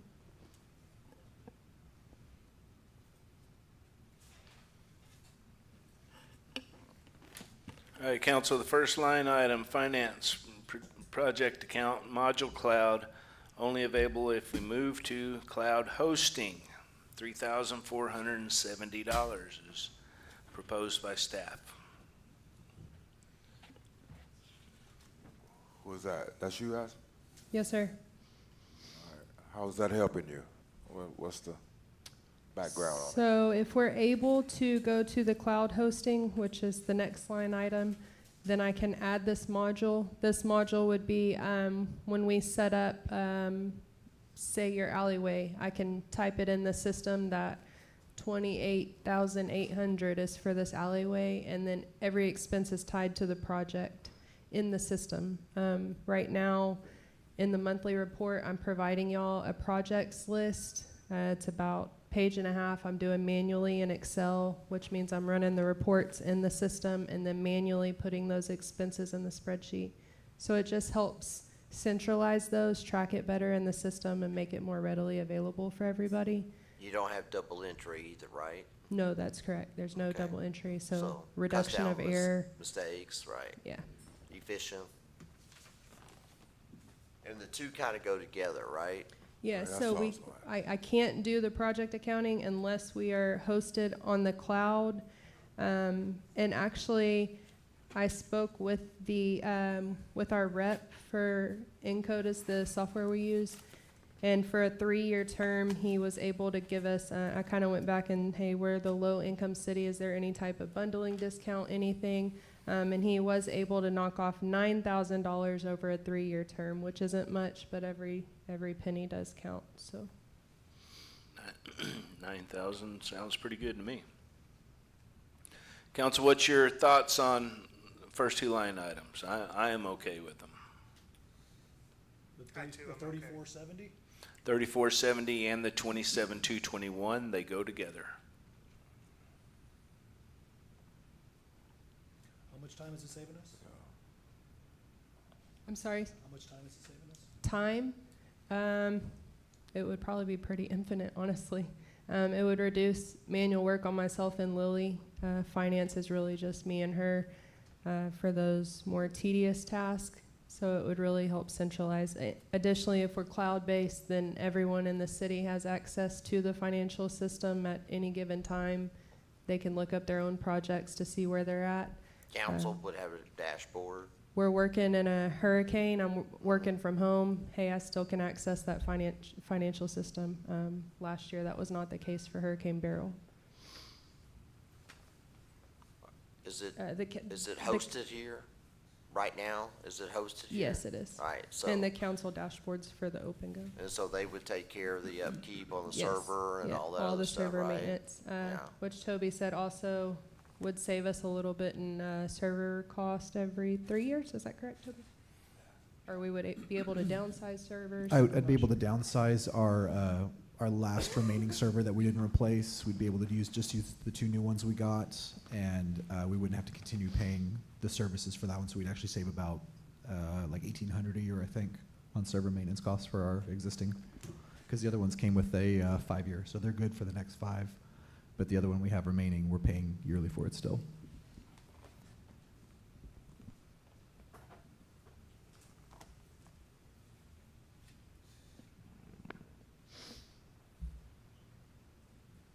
Any other questions on that, gentlemen? I'm okay with those two. All right. You were good? I'm okay with them. Third line item, the implementation of OpenGov. So, hold on a second. So council choose items. Can we just go ahead and make an entry so we know what the ongoing sum is? Yes, sir. I'm Oh, I thought you'd be keeping able to do tally it. over here. Oh, we can't He- do it on here. He's welcome to do it up there. Oh, can you add Toby? that? Sweet. That'd be nice. This way we know. So the OpenGov is the, I believe it's the budgeting software you all thought you were purchasing last year. It has real-time, first of all, it feeds real-time data from our financial system Currently, I have to manually input everything, which means I have to go line by line. I download a spreadsheet line by line, and it's a hassle. Additionally, this would give you, council gets their own dashboard, so they get to see KPIs that are set. They get to see financials in real time. They can also communicate with the departments regarding, hey, why is this budget line X amount? Super cool. City manager also gets his own dashboard set up. Department heads get their own. When it comes time for budget, everything is done within the system because it feeds real time. They also completely set it up and train department heads, taking the burden off me. That is not how our current software has been. Additionally, it doesn't have those capabilities anyways. So I would love to be able to use this OpenGov. I think it fits the transparency strategy. I can't think of the right word. It's past my bedtime, but it gets us where we're trying to be. So that's there for consideration. That sounds a whole lot like the same program that they talked us into buying a couple years ago. That you're saying doesn't do all that stuff. So that it totally. I think maybe some wires got crossed. From what I heard, this one was demoed last year also. So I think maybe information was crossed. The one that was chosen last year is actually the same price with half the capabilities. Additionally, y'all saw the digital budget book. It's very finicky. It's not all the formatting for all the financial schedules. It's just not the best. So OpenGov is something that it's the one the county uses, which would be the closest to us. But many cities use also, and they were happy with it. Council, what's your take on the OpenGov for $29,950? It's a one-time amount. It's a one-time amount. It's one time because the yearly amount has already been authorized and it's not changing. So this would just be the implementation to get us switched. So the yearly. The yearly would stay the same. Yearly at is the already 30,000. what you're paying for the current system. Yes, that is correct. So What's that, the amount? 30,000 a year. So this would just be the implementation that they would get us set up, get the department heads trained, council would get training, city manager. No, the annual, what's the annual? Annual is 30. Can you use your mic, please? So you're looking at annual and the one-time being 30? but the annual's already being paid now. Oh, So Yes, that's, it's already- that's I was not wondering changing. why it wasn't in here. as- No, that's as a- why, because it's already, it's what you're paying now for the current system, so it's a wash there. The only additional cost for this is the one-time implementation, $29,950. Which that also started about 47,000. Again, I went back, hey, we're a low-income city, I really want to use this. The guy actually used to work for the software we have now, so he knew all of my complaints. He actually worked with his regional manager to get that cost down to the 29,000 for us, so. So this spreadsheet doesn't show what other current expenses we have that are recurring? Right, like you look in there, it won't have the light So bill, if it won't have, if we had some really bad program in here, I wouldn't know about it because it's not on this spreadsheet. I mean, this is just the wish list. Right, Of, that's what I'm saying. right. so this is yeah, just wish It's list. always been the project list, But what do you call the other list that has everything? the budget. Yeah. So I thought we'd be looking at the budget as well to make sure that we're keeping an eye on things as well. But we're just looking at the wish list tonight. That's correct. To me, that's not a really strong way of looking at the overall budget. I think the best way, and, I mean, it's only 11 o'clock, right? My point being is that, yeah, I'm interested in making sure we look at the wish list, but I would have loved to seen, hey, where else are we wasting money? Where else could we have made some cuts? Yeah, Because I know, I I know intuitively, or not even intuitively, maybe just reflexively, city hall staff aren't looking at cutting everything else out. They're like, hey, you know what? Let's just all keep it going. And whether it's being used or not, I'm just wondering how much of that's fallen through the cracks that we may not. Yeah, I mean, all along, every meeting that I've attended, this has been the format of it. it would be tedious and eye-grueling to go through the budget for the whole city, line by line. We could probably start today and finish at the end of the budget year. That's how, I mean, there are that many lines in the budget that you would be going through.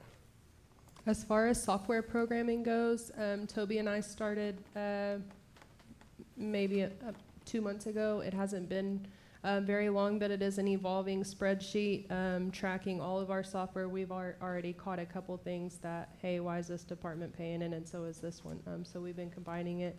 It doesn't have a full annual capture yet. What is this tool again? I missed the first part of it. It's literally just a list of this department has this software for this amount, and that's something that wasn't available before that we are working on together.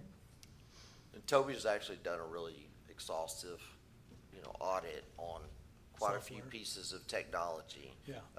Everything from cell phone use to modem to, Toby could probably tell you more. He actually gave me a copy of it. It's pretty impressive on what he's already saved the city or cut down or bundled, like they say, or, just most of the department heads are pretty good about within their department, this is not working for us. Ashley's a great example with the software. This is not working for us. And they bring those forward. But yeah, this has always been, the format. Nothing's new. I think there's a way for the other stuff, but we'll get into that another day. So at 11. So council, what's your thoughts on implementation OpenGov?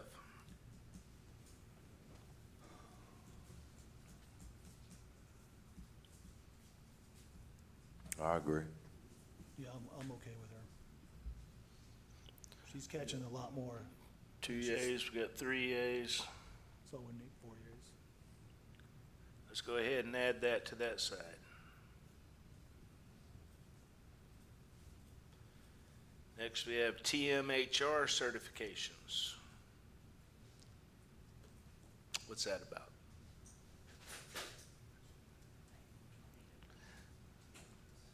I'll let her talk about it. I guess I could just bring the mic to everybody. Get up out of the chair once in a while. We are obviously in no rush tonight. Okay, I can only move so fast. This is the municipal government for the state of Texas HR certification. This cost would be to get both myself and Genesis Martinez certified. It's Texas municipal government specific. If we have to cut that in half and just certify Genesis, I'm good with that. She needs the education to be able to step in when I retire finally someday. So, but that's what that is. And do you currently hold this No, this is a brand new certification? certification. The first class for this actually is in November. It filled up almost immediately. They're gonna open up 2 more sessions in the spring. This is something that's just been developed. Council, what's your thoughts? Is it mandatory? I'm sorry? Is it mandatory? No. I mean, can't be. They work here. Don't have it. No, I mean, I was a former Texas Municipal Human Resources member, and these certifications, time and time again, if you want your personnel to get trained, this training is not readily available. It's not, you can't just go to the next neighboring agency and pick it up. The certification professionalizes your department, so it makes sure that they keep up with the current laws, changes, policy, things like that. So it's a very low cost to ensure that they have some professional certifications. Ashley's got something like it on the finance side, which is the GFOA. That's the TMHR is probably the biggest one on the human resource side. Yeah, now, I do have a SHRM, which is Society for Human Resource Management certification. That's nationwide, that's not government specific, so there's a difference. And like I said, this is a brand-new certification that they've just developed. And if it works like most of the others, there will be continuing education that would be required to keep it. It's not just, I A mean, one-time. cost-wise, Yeah. it's, you know, probably one and done because conferences count for a lot of the continuing education credits. But, I think it would, because it is specific to Texas local governments, it would be a really good certification to have. Council, once again, I'm in favor of this, but one vote. We'll I see. too am in favor. I'd say one if we don't need to. No, it's a Y'all pick one. 1,500 per person, so the 3,000 would be for both myself and for Genesis Martinez.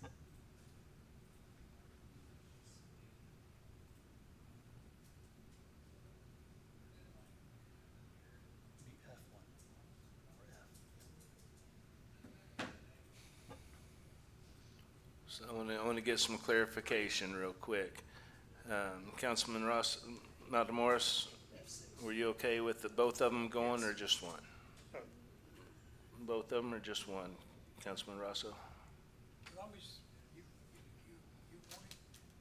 It's a I good think deal. it would be a good thing for both of us to Good have. thing, yeah. Okay. What's Council- the reimbursement plan on this? There's no reimbursement. No, what I mean is, somebody gets this I think, Ms. Fisher had mentioned it before, that this certification, if the city's gonna cover it, somebody leaves with that certification, do we get reimbursed if they leave after a certain amount of time?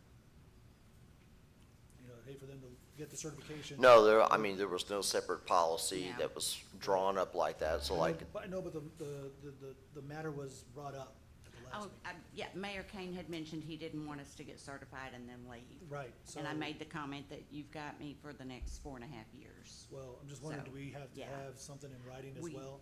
I mean, it's kinda like, we're talking about all these various policies and yeah, I mean, resolutions. we ought to be able to draft something. We could A write a two-year policy. commitment. Yep. That says if the city pays for a certification, and we may not limit it to this one even, we could make it more generalized. That if the city pays for your certification and you leave within a certain period of time, Yeah, I we think- can absolutely write a policy like that. Yeah, we definitely need that policy in place. Okay. So where are y'all on this? I mean, I hate I to was- adopt it if we don't have the right policy to it. Well, I'd say one.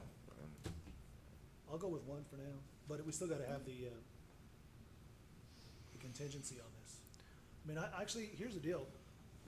Like, I really think would be a really clever, smart idea considering the time and what we did with the fire department and the police department. Like, a budget amendment is not a four-letter word. I don't know where anybody got the idea that it's a four-letter word. I know that in the past, it was jokingly passed along that way. But listen, we can move effectively tonight and still move effectively on decisions like this and make that amendment and making sure that we have the right things in place so that we can, listen, I'm not opposed to having both of them certified if we have the right contingencies in place. But I'm not interested in doing anything unnecessarily preemptively, right? So, you know, maybe we put an asterisk by this one and say, hey, this will be part of the amendment budget. What do you think about that, Jerry? I'm okay with approving it, but putting the asterisk that we need to come back with We'll have a policy. yeah, policy. That's what I'm looking for. I know it's getting late. Yep. Yeah. Okay. All right, so we got three against two. So the 3,000 goes. Who's the two? I'm sorry? Who's the two? You two. Who's the two? You two. Oh. One more time. Personnel policy consultant. Our policy manual has gotten unwieldy. There are sections that could probably be combined. There are sections that are probably obsolete. Taking the time to go policy by policy and make sure that it is up to date and complying with all the laws. Right now, we're adding policies or adjusting policies as they come up. I'd like to have a consultant take our entire policy manual, go through it, clean it up, and present a concise version back to council for review and approval. The $3,000, is that That's a based guesstimation? on, well, I talked to a couple of different firms that do this kind of thing, and that's kind of a midway between the two. I think one was 2 and one was 5, and, you know, we can probably get it done 3 or less. My concern with estimations like this is quite often we get sold on 3,000 and it comes back 6, or we get No. sold on. I would not exceed 3,000. I'm okay with cleaning up the policies, but I don't want to go over 3. Well, here's the deal, right? Does that certification help us to understand how to clean up that policy? Does that training help us? It would help somewhat. So if we gave that training, we don't. But part of it is the actual time to go policy by policy through the entire manual. There's 12 chapters, and I don't even know how many separate policies in that manual. And did you also say that the classes were all full right now? Yes, the November class is full. They're opening 2 sessions in the spring, but I have no clue when.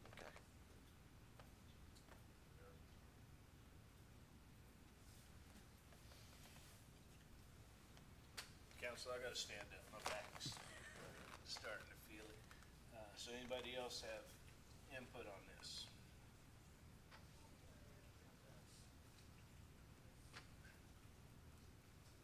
They come to us.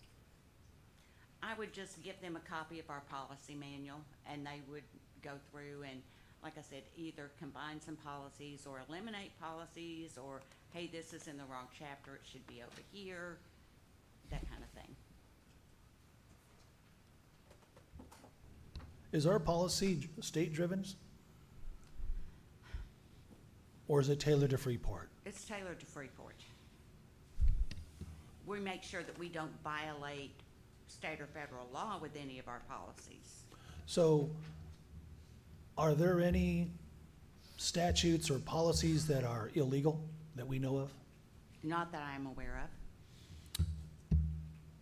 How long would it take legal to go through it? Mr. Duncan? Chris said $200 an hour. How long would it take you to go through this 80-something page policy book? 10 hours. But I mean, how long would it take to understand whether or not our policies, our city policies are violating current state law? That's just one hurdle to jump over, whether or not they're in violation, whether or not their best practices is a whole different game. And that would really not be so much Chris's forte. And whether it's poorly organized, right? Like she said, they just keep adding things instead of it. So let me play devil's advocate. Then I could see the consultant saying, well, you're gonna have to ask your attorney. I don't really know about the legal. I can't give you that one. I could just tell you what best practices are. And that's what I'm thinking, where then training for certifications come into place. Well, I got this certification, and part of the certification was that we got the best practices out of it. So now you got the best of the cutting edge policies. Well, but we're not. This is how this is gonna cut. I've been down this road before in IT software policy. We're not asking them to necessarily rewrite all of our policies. I thought we were. No, to look at them to make sure that if there's a policy here and a policy here that could be put together into one policy, not making major legal type changes. I guess, if we're really in a cost-cutting posture tonight, I almost think, why not just take it as we see it? Something comes up, we need legal eyes will tell us. When And we're I've in a run better all new policy past legal anyway. I send them to him as we write them. Because what might take legal 15 minutes to review, we just saved ourselves. Like I said, this was a wish list. Yeah, well, So- I get it, I get it. I mean, unless there's like just hemorrhaging with liability on our policy, I could see this, like, man, you know, we've had a track record where our HR policy is just bunk. We need somebody to come in here and just clean it all up. Are we in that place? No. You know, I don't think we're in that place, Jerry. So we got a no. Councilman Davis. Councilman Davis says we can wait. What are we waiting on? Whether or not we're gonna get the HR policies looked at and cleaned up. It's like I've always stated that if the expert, which is Donna, goes for it, I go for it. If she, I'm not versed on this policy stuff at all. So I go with Donna. If Donna want it, I want it. Councilman Matamoros? I'm good with it. So, we're good with it.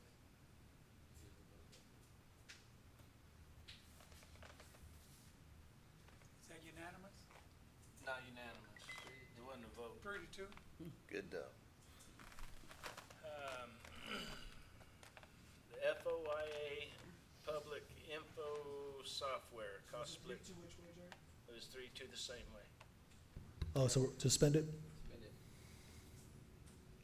So this was the one that I got voluntold to present, but Clarissa and PD, as well as the public, would all benefit the most from this. This would be a recurring fee of $10,314, and then the one-time setup fee of $1,007. We would split it between the admin and the PD budgets.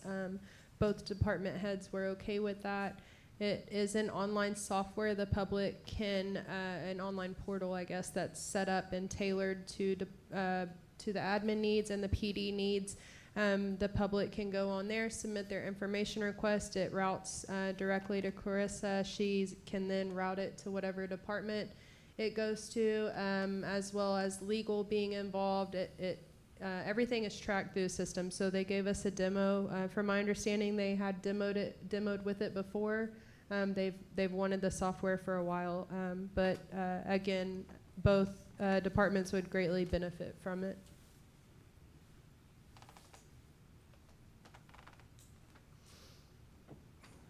What's FOIA? Have they used it? Freedom of Information Act. Freedom of Information Act. Okay. So when someone does an open records request, I'm good with it. okay. More transparency. The $10,000 recurring would be split between PD and the city. So 10 is to the city or 5 to the city? All 10 to the city. I'm just, what bucket's it coming out of? 5 out of the city's general fund Yes. and 5 out of the PD? All of it's general fund, but 5 from admin, 5 from PD. Well, that's not what the spreadsheet says. No, It does. So spreadsheet your did- general fund's your big Right. bucket, and your admin and your PD are all your little sandcastle buckets within your big bucket. They make up the general fund big bucket. So though it's displayed as 10 here under administration, it'll get divided into those buckets? Yes, sir. I just put it in parentheses and cost split between admin and PD. All right.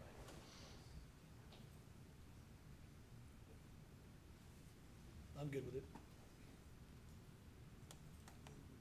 Councilman Russell, Councilman Matamoros, Councilman Davis. That's a 5-0. Awesome. That one was unanimous. That's what we like. Drop the mic. Mr. Reggie's not here tonight. He was needing an increase on his advertising line item. They The building department does a lot of advertisements, or has been doing a lot for for replats, demos.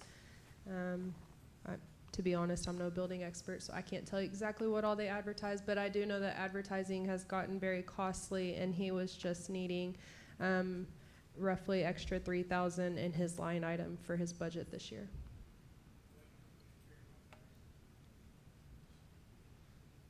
Questions, comments, gentlemen? George, we're gonna start with you this time. I'm good with it. For which? Advertisement budget Building. for building. Yep. Davis? Advertising's always good, I guess. What are we advertising again? I missed it. So these are legal notices that we're required to post, so Oh, I yeah. believe they do a lot of replat. I remember posts. this. Yes. And I was asking, I think the question I had as it related to this, when we first started out this council, this budget cycle. You the- wanted us to Mr. look at the source, you wanted us to look at the bulletin, and I looked into both. And I wanted to look at social media, to which had the greatest reach. And if we could move to social media such that our Facebook page and/or our YouTube page can buy advertising dollars there and have a much stronger reach than any of these papers. By state law, we have to post in a news publication. Well, that's a damn shame. I did look into it, and I also looked into, actually, the source had been closed down, and the bulletin is an educationally determined publication, so it doesn't even qualify. I did check. So what's our advertising? This is an increase. So what's our budget right now with advertising? That's the real question. Hold on just a second. Wait, for everybody or just for building? For building. Next thing you know, we're sitting on $30,000 of advertising, and you got to ask, how the heck are we spending that money?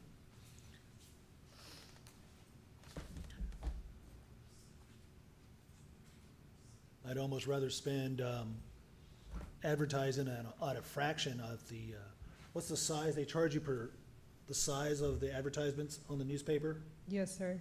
So we could buy a smaller advertisement, fulfill our legal obligation to put it on there, but then really put money on the social media side and get a real big bang for our buck. He last year was at 4,500 for advertising. He is expected to spend about 6,000. Who's he? He being Mr. Reggie, the building department. So we're looking at more Yeah. than, we're looking at almost double it. This is legal. Yeah. It's Notice. not Oh, I advertising, understand. legal notices. So were we not able to put out any legal notices with our current budget this last year? We weren't We had to make $4,500. transfers, those kinds of things to move money into it. Okay, so when- those accounts should be able to be managed throughout the whole year budget. That's what you- So after looking at all the transfers and stuff, it came out to about 3,000 Yes, bucks? All right, yes. I'm for it, that's fine. What I really would like, in terms of an administrative component or approach to it, is that if we're now at 7,000, right? That's what it's looking like? 7,000 of that budget? Yes, I mean, that's what I put it at. Was So is the 7,000. rule is you put it in the paper, you're legally obligated, but it doesn't mean you can't put it somewhere else, right? No, that's correct. So instead of buying a full page out, which probably costs us, I don't know, $1 million, we can do a fractional advertisement, meeting the legal requirements, So, but then like- spend money on the social media side? Go ahead, Chris. When I post the RFPs, I'm required to post what I'm posting, when we're gonna open it, where we're opening it, where the package can be downloaded from, so it still comes out to almost $400 every time I advertise, just to say, hey, go to our website and get this paper. Yeah, we're It's required, crazy. every word that we put in the legal notices are required legal words. The size is required by law. You can't make it smaller. Too We font. can't put it in a little, Too font. yeah, we can't put it in a little side. There's no way, unless there's a second newspaper that pops up that charges less. So if anybody wants to start a new I think that was the joke last time when the conversation came up, like, someone could be rich around here if they. Start a newspaper. Start a new newspaper. I don't know if you're gonna get rich off of $7,000. I'll take it. Okay, with that being said, I'm going to the Because restroom. we're paying for it anyway, right, through transfers? Mhm. Yeah, let's just go ahead and button it up.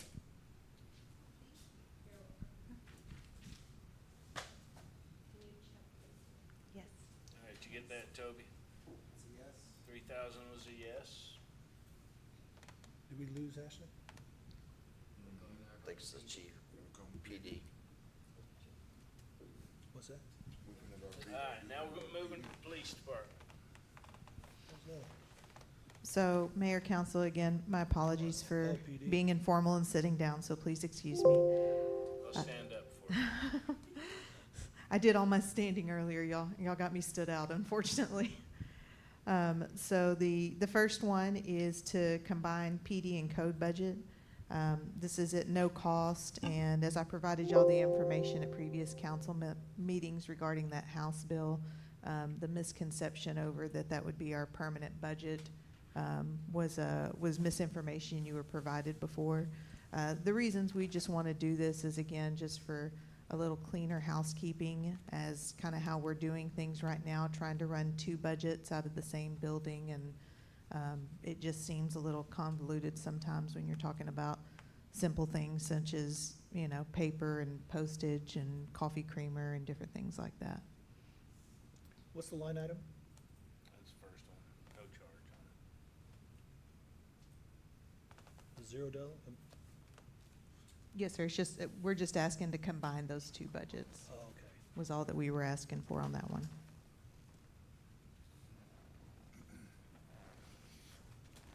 There's no dollar amount to it at all? No, sir. Okay, I'm good with it. that's fine. And like she said, a lot of the concern going into this was, once it's there, it's always there. Yeah. But we have been educated that is not the case. So with that being said, I'm okay with it. Councilman Rosso is shaking his head. And George is okay with it as well. So that's a 5-0 yes.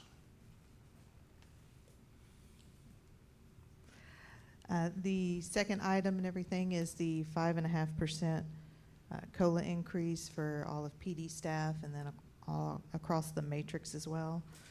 The reason asking for the higher percentage is partially because PD staff did not get that last year applied to it, and at the end of the day, I just am trying to fight for my people to be able to get those salary amounts up, and again, maintain some retention, and then also try to be competitive in recruiting. I'm still interested on revisiting this STEP program.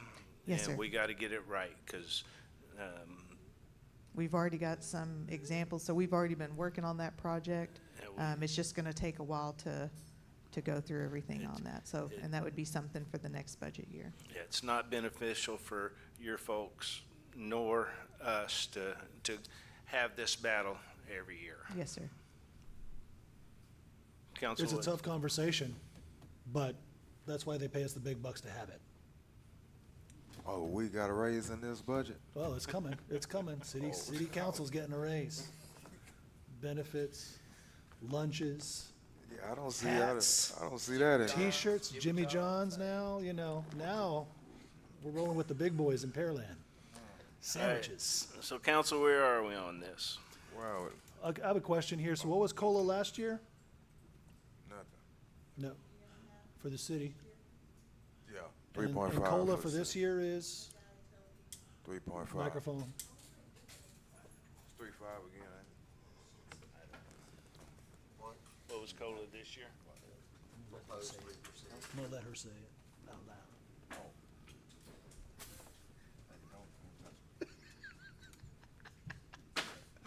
Salt.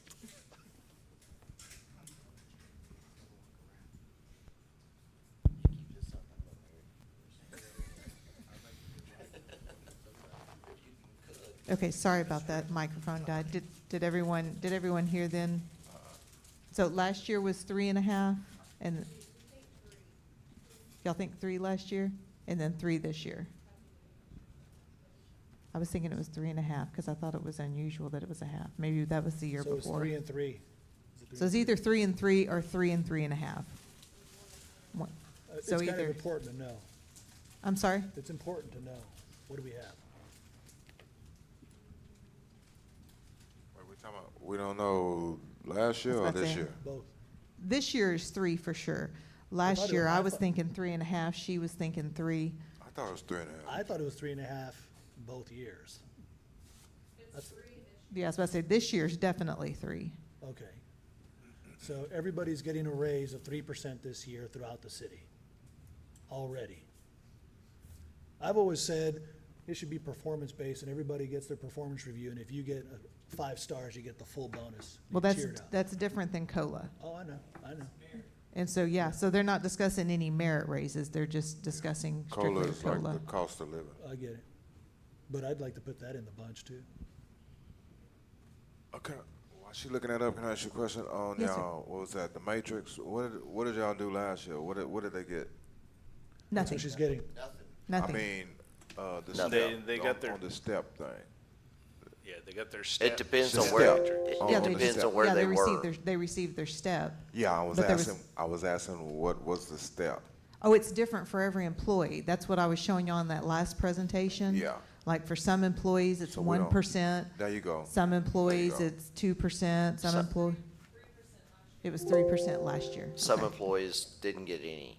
So yeah, some Yeah. employees didn't get any because they were at the max of the matrix. So it just, yeah, it's different for every employee. But those in the middle got 3 point something or Yes. They're about any- 3 in- years. Yeah, 3, anywhere 4 from a years. 2.75 to a 3.5. If you Yeah. hit, yeah, 3 or 4 years of the golden years, if you will. Yeah. But Chief, when you are losing people, most of your people were 3-year people, Yes, right? I On lose what's people your before they average? can get to the golden years. But if didn't you will. look at your average? Then we're about 3 Average years was on 3 patrol, so years. they're not staying here long enough to make the 2% or 3% Correct. years. Yeah, we're offering peanuts in those first, like I said, Yeah. peanut shells really in the I first like few that. years. So I'm just asking because I'm picturing, it's the same thing like we get. So, but I wanted to say out that, because 1% and 2%, that's nothing. I mean, I see that. I mean, so I know what that boils out to be. But I want people to hear that, some people got 1%, some people got 2, Some and people it got goes none. and it goes by, yeah, because once you get so high, once you make so much in that scale, then they You're- cut you off. you're You know, maxed. but so, and that's what it goes by, how, the low to the high or whatever. But, yeah, that's why I was trying to see what range they were in. I mean, when you have some 1%, I mean, I remember COVID, yeah, we was, at the county got 1%. I know what 1% is. Yeah. So you don't have to, I just wanted to hear that.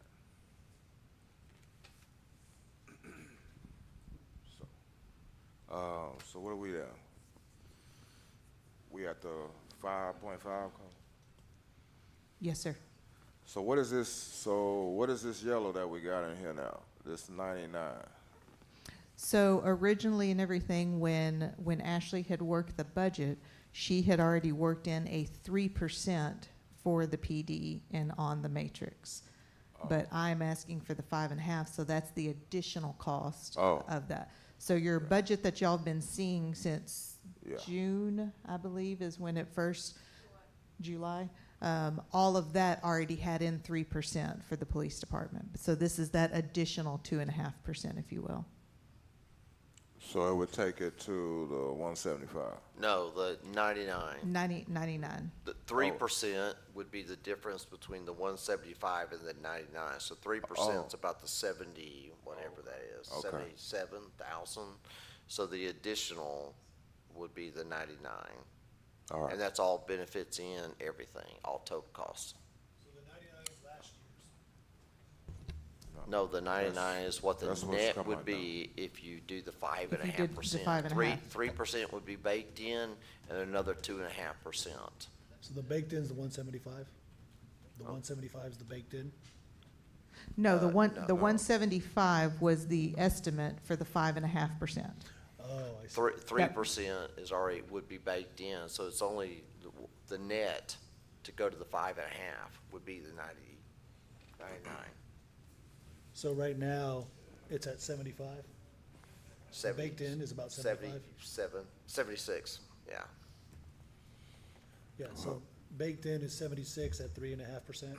I don't even know if that's correct. The 175 came from me over my estimate. Ashley has ran more accurate numbers. Yeah, what is that? And so that's what, she had already incorporated in the 3%. And then she worked numbers to see what the additional 2.5% would be, and that's where the number in yellow came from. So that 175 came from me as an estimate based off of my salary line item. So we don't know what the real number is instead of 175? No. Should that 175 be? 99 's the real One, No, one, not- se- 175 was a WAG. swag. One- I like to think of swag myself, very scientifical. Yeah. Just don't look at that one. Don't look at that number.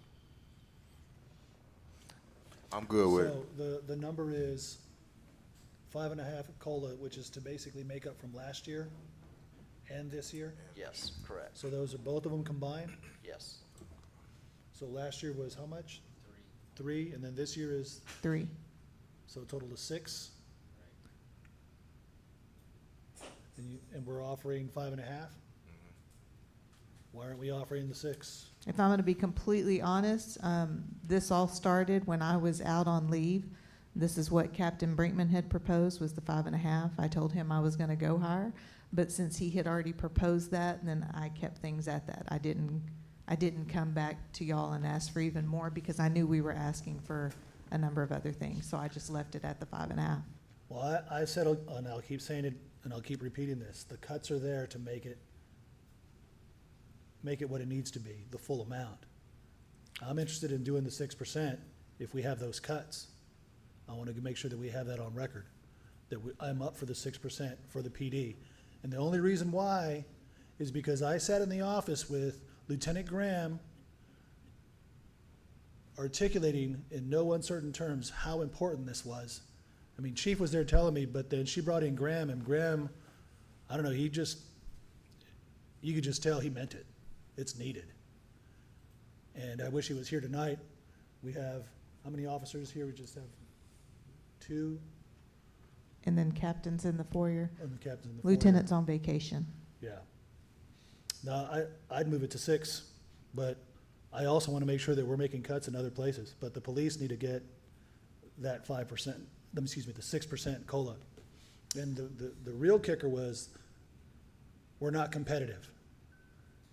That we may lose folks because we didn't get the COLA last year, or we're not going to be able to recruit as strongly because COLA is one of those components. And are we still saying that today? Are we still saying that tonight? Oh, absolutely. I mean, individuals look at those things. Ashley, what would another 0.5% roughly be? Swag it for us, come on. Swag it. Who's the Rain Man? Just reverse engineer it. 5.5 by 99? You could do it on your phone, right? 40. What's, the 99 is how much? 3.5? 39.6 for another. So $40,000 more. I don't even think it'd be that much more. He's saying it's 39.6. Yeah. What's the math? Can't be that much more. It's not that much. It's only 0.5%. Yeah, it so can't be that if much. 5.5 into 99, Just 10 grand, I'd be surprised. 18 divided by 2. Wait, hold on.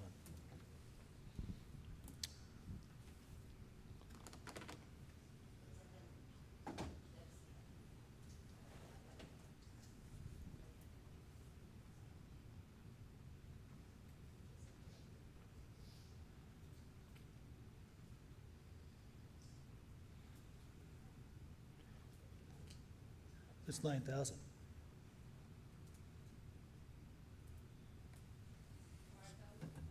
I got 9.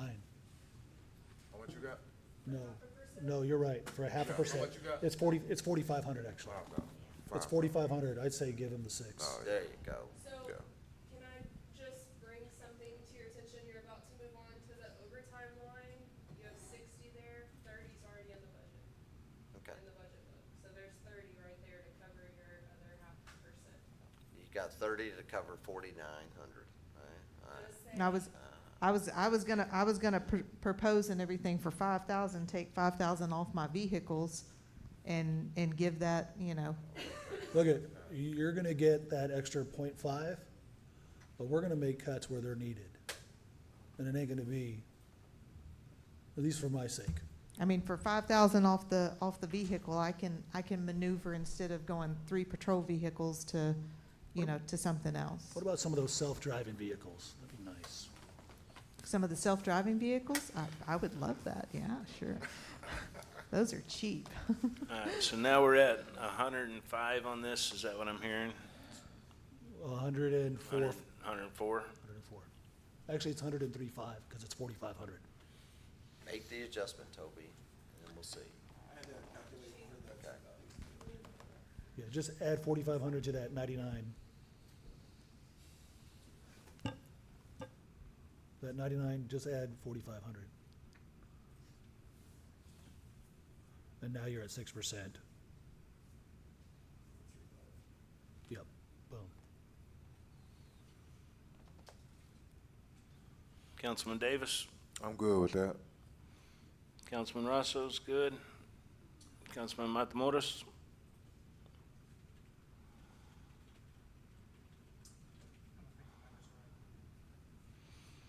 Oh, you wanna hear something?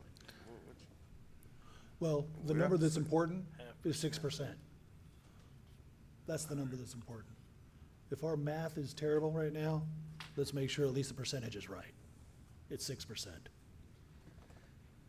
All right, that one passes.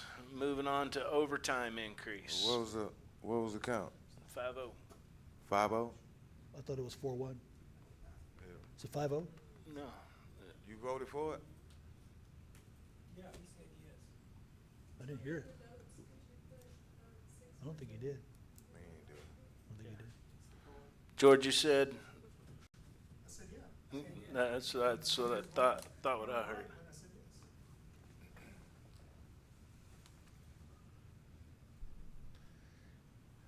Next gentleman, while they're trying to figure out the spreadsheet. So the next is The overtime. the overtime increase. As Ashley had mentioned, I had originally had asked, I'd asked for 120,000 overall. She did do one increase on the overtime, and the proposal and everything is for an additional 60,000.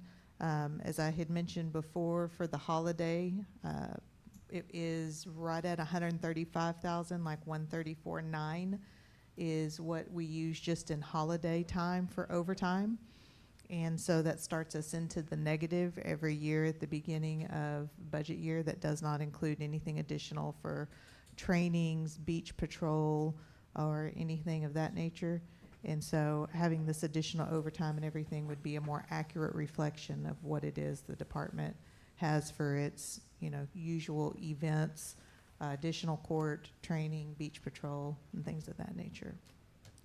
What are you at right now on your overtime expenditure? Hang on just a second, and I can tell you from the budget report that I got updated.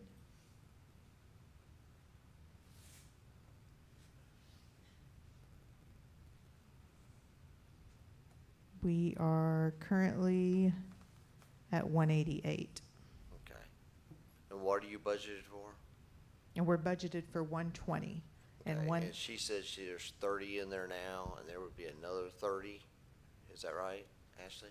Did I under? no.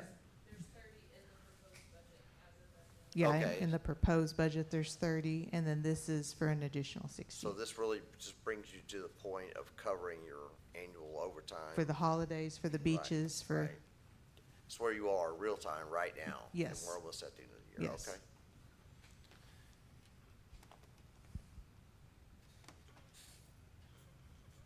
And we're on, if my understanding, we are also working on a program like they use at the county, so that, where you get the comp time. that's already been created, proposed. Unfortunately, my council tabled it tonight, so they weren't able to discuss it, but it will be on the October 6th meeting. Good, because that's something that will help with this as well. So that's part of the policy that we worked with HR on for the overtime and flex policy. So y'all will see that next meeting. So council, what's your pleasure? Councilman Davis?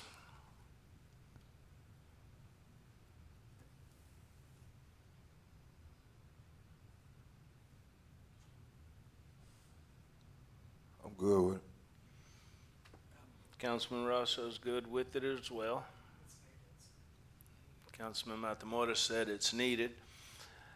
I'm good with it, and as far as I can tell, that's a majority. Yes.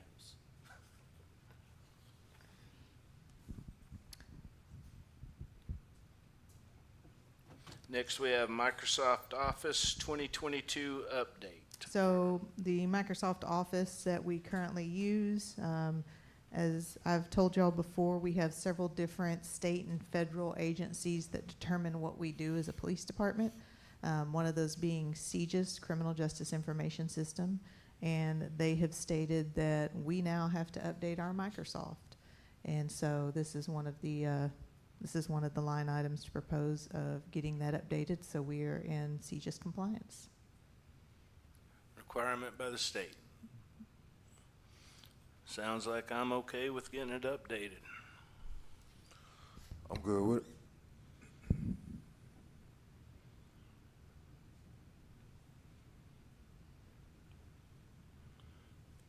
I'm sorry, I stepped out for a second. I had to use the facilities, but I'm fine with this 22 update. Just quickly, back on the overtime increase, that we approved the 60 above the 120? Is that right? The 120 is what's already annually. It puts her closer to what real time. So we punched it up 60 more? Yes. The current overtime that they're expending right now is standing at 180 for the budget year. Okay, because I thought that number was higher. It was. It was. We're okay? That's why we got the yellow where we cut it down. But we're okay, even at the That's why. the yes. 60, chief? That's- Yes, sir, that's, like I said, I proposed for 120, but, this is part of compromising along the way with the city and the comp time program. And I was about to say, if council approves that comp time program at this next council meeting, that'll really help us to be able to kind of, balance that out, if So you the will. comp time helped to alleviate that 120 down to 60? It will, if y'all approve it. All right, well, I like that. Somebody tabled it tonight. Well, we gotta keep it right.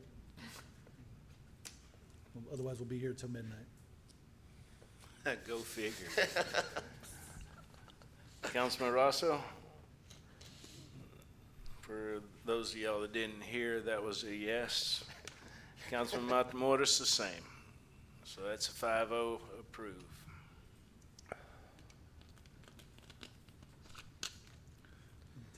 Replace the PD building camera storage. Oof.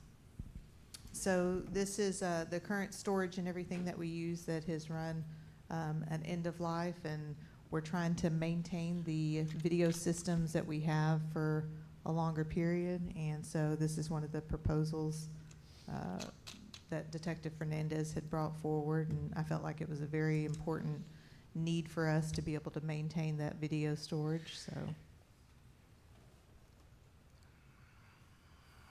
Council, what's your take?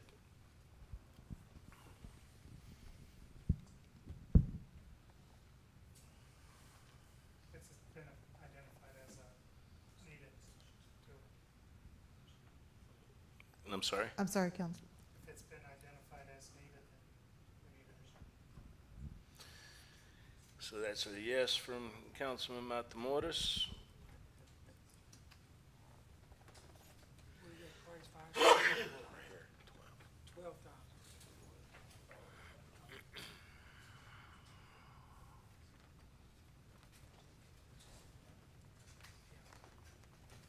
Councilman Rosso's a yes.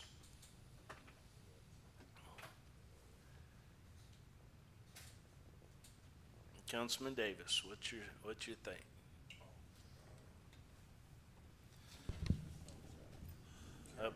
The update on the camera storage.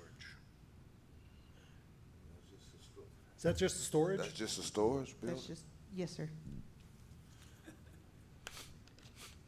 How long of a storage is that for?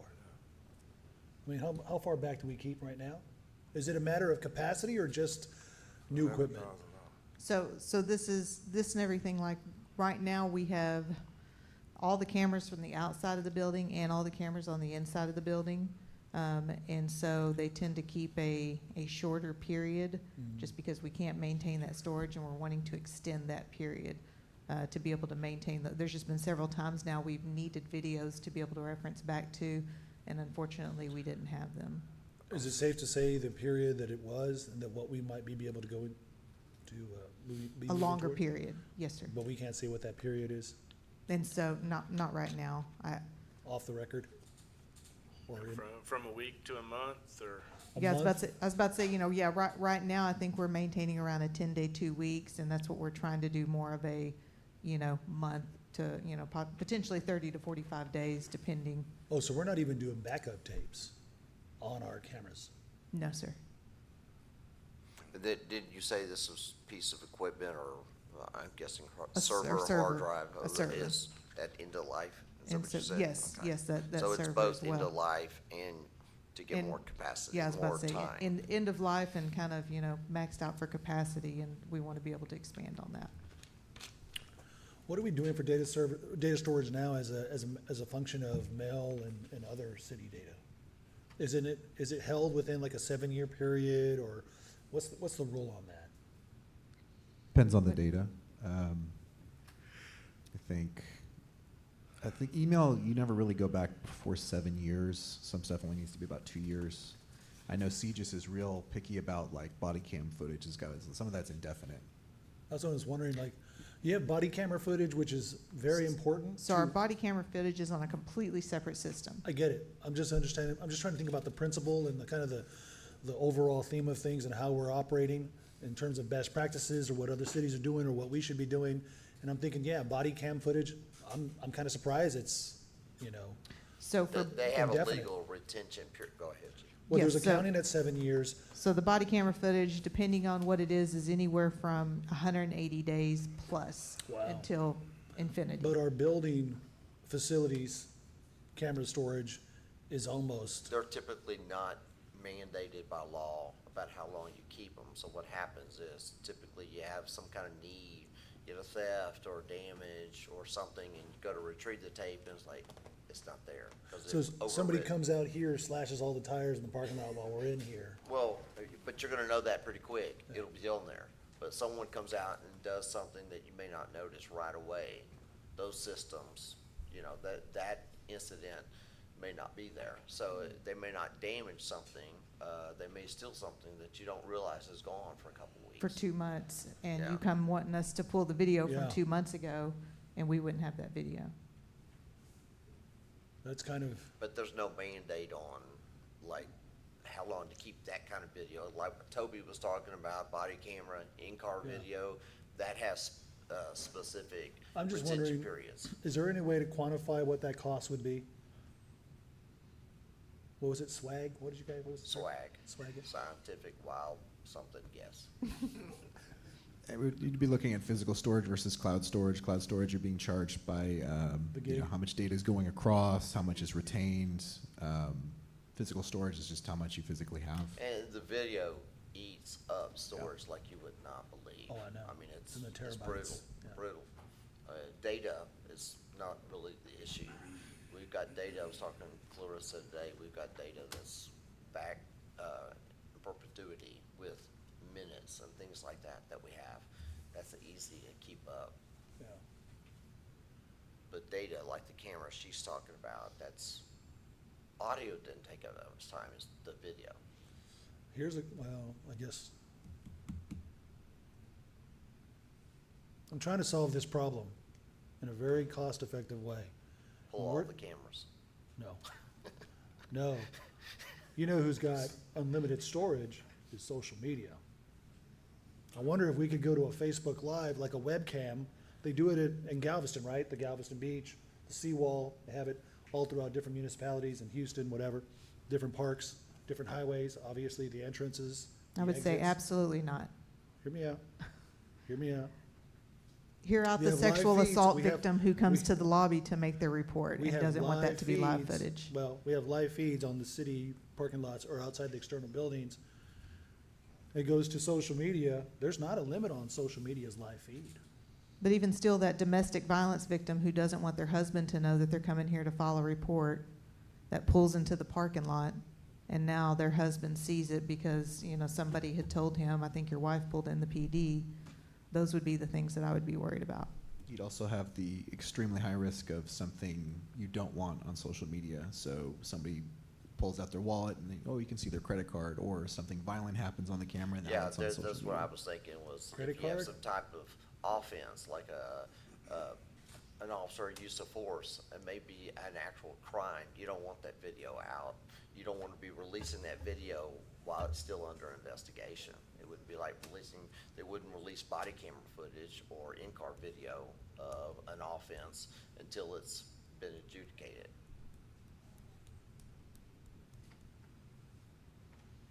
And realistically, in this particular case, I don't see, yeah. $12,000. I mean, I don't know, how often do you have to replace servers, Toby? I mean, when would this kind of cost be involved again? Generally, at least 5 years. Okay, so I mean, when you break a 12 grand cost down through a 5-year period, it's really not that expensive versus, you know, not Facebook or social media, but the, say, Axon cameras or body cameras. That's where they make the money. They'll almost give you the camera for free. They want you to cloud their video. That's where they make their money. So we're not really getting that much more life or storage or stored period of time, We are getting a longer storage period of time. but probably a month instead of 10 days. Yeah, but I mean, ultimately, So yes, Detective Fernandez was looking bigger and better into that server replacement. And I like that it's a one-time charge. And if there's ever an incident though, then we pull those cameras on the particular, say, if it's at day 18, right? We have 30 days, but it's at day 18. That day will be now held for legal purposes and won't be removed or lost. Okay. I'm good. I'm good. I think y'all both already voted yes, so that's another unanimous.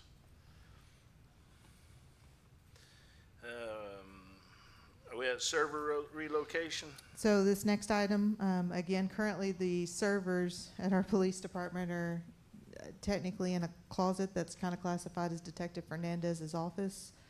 It's not in a secure area, and so that places us out of CJIS compliance. And so one of the things I want to do to get us in CJIS compliance is place those servers and relocate them behind a locked and secured door. And so that's got an expense associated with it as far as running all the cables and the electricity and everything, so. And we've already identified the location of it, I assume. Yes, sir. Toby's put his blessings on it, I assume. It's super, super secure. They've already got some existing equipment in there. I think this is just, it's got plenty of space for more, and it is It's our very, 911 room. very, very secure room. I don't even have access to it, so, and I shouldn't. isn't it also cooled or? So it's our 911 room that we're in the process of the project right now, is having a additional mini split place in there to maintain that temperature. Because then bringing all the server equipment and the 911 equipment in that one room to be able to help with a better temperature control.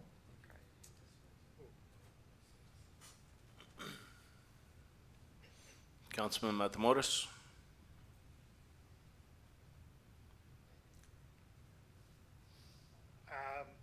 It needs to be done, but stating a mini split in a room with servers, no, you need to have a higher cooling system for that, with as much heat as servers produce, especially in a enclosed area. Well, it still has our air conditioning, like the building air conditioning. This was just the additional. You need something from bottom up and top down.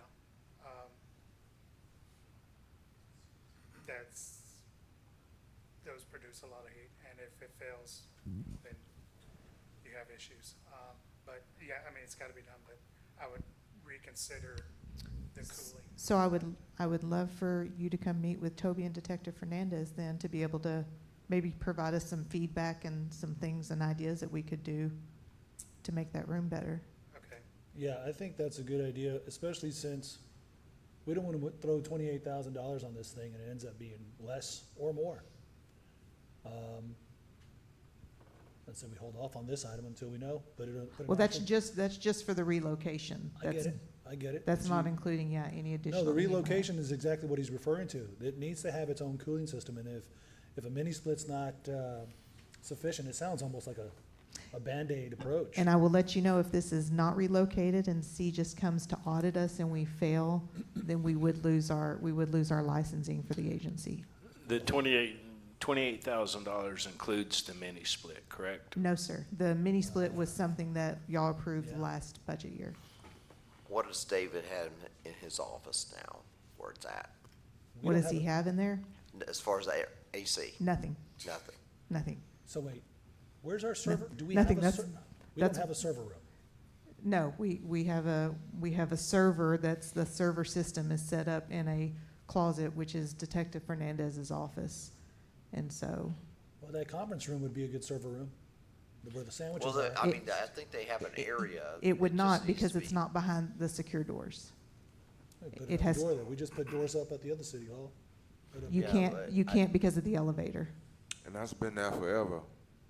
Same air conditioning, the same spot that's been in now. It's Yes, been sir. there forever. Yes, sir. It's not let's- compliant. I know. We talking about putting it in this other spot where it ain't gonna be enough air conditioner. It's the same thing. It got the same air conditioner. We're just I'm adding. good with it. Yeah, I was about to say, we're adding the additional mini split to try to, make it better for a temp controlled climate. But I'd be very open to, like I said, Councilman Matamoros coming to meet with them to give us even more, ideas on how we could make that room better. Well, what does Toby say? He's our IT guy. That's why we hired him. Well, that's why I said for Councilman Matamoros to come meet with Toby and Detective Fernandez both. What do you say about it, Toby? I have a hygrometer, measures temperature and humidity, and if I get an idea of the equipment he's bringing into the room, we can get a relative estimate of how much heat it's going to need and how much cooling it's going to need. How do we arrive to the 28,000? Who brought that number forward? That's just for the server relocation. And who brought that number forward? I cannot remember the company. I Is thought, it PC Care? That's who he used to do a lot of work. I was about to say, I can't remember the company name who gave I think he got two different estimates.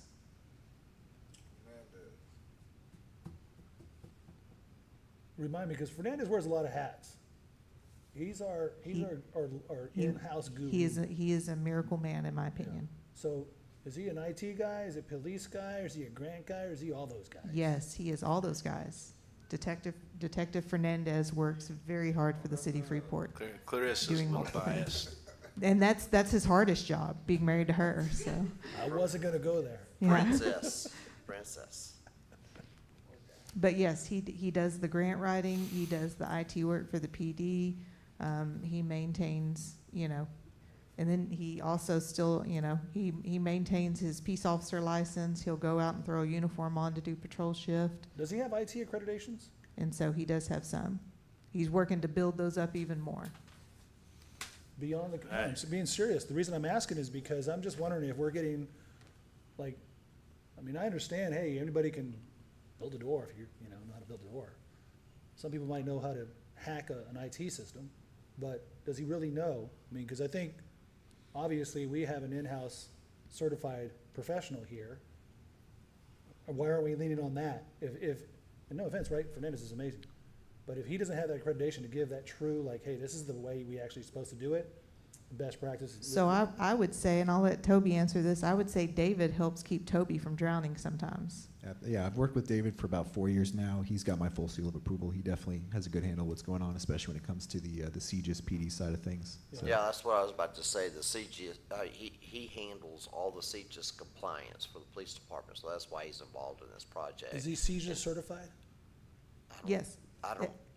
Everybody at the police department is CGIS certified. yeah. We're required to be. Is he IT certified? Certifications, I know he's working on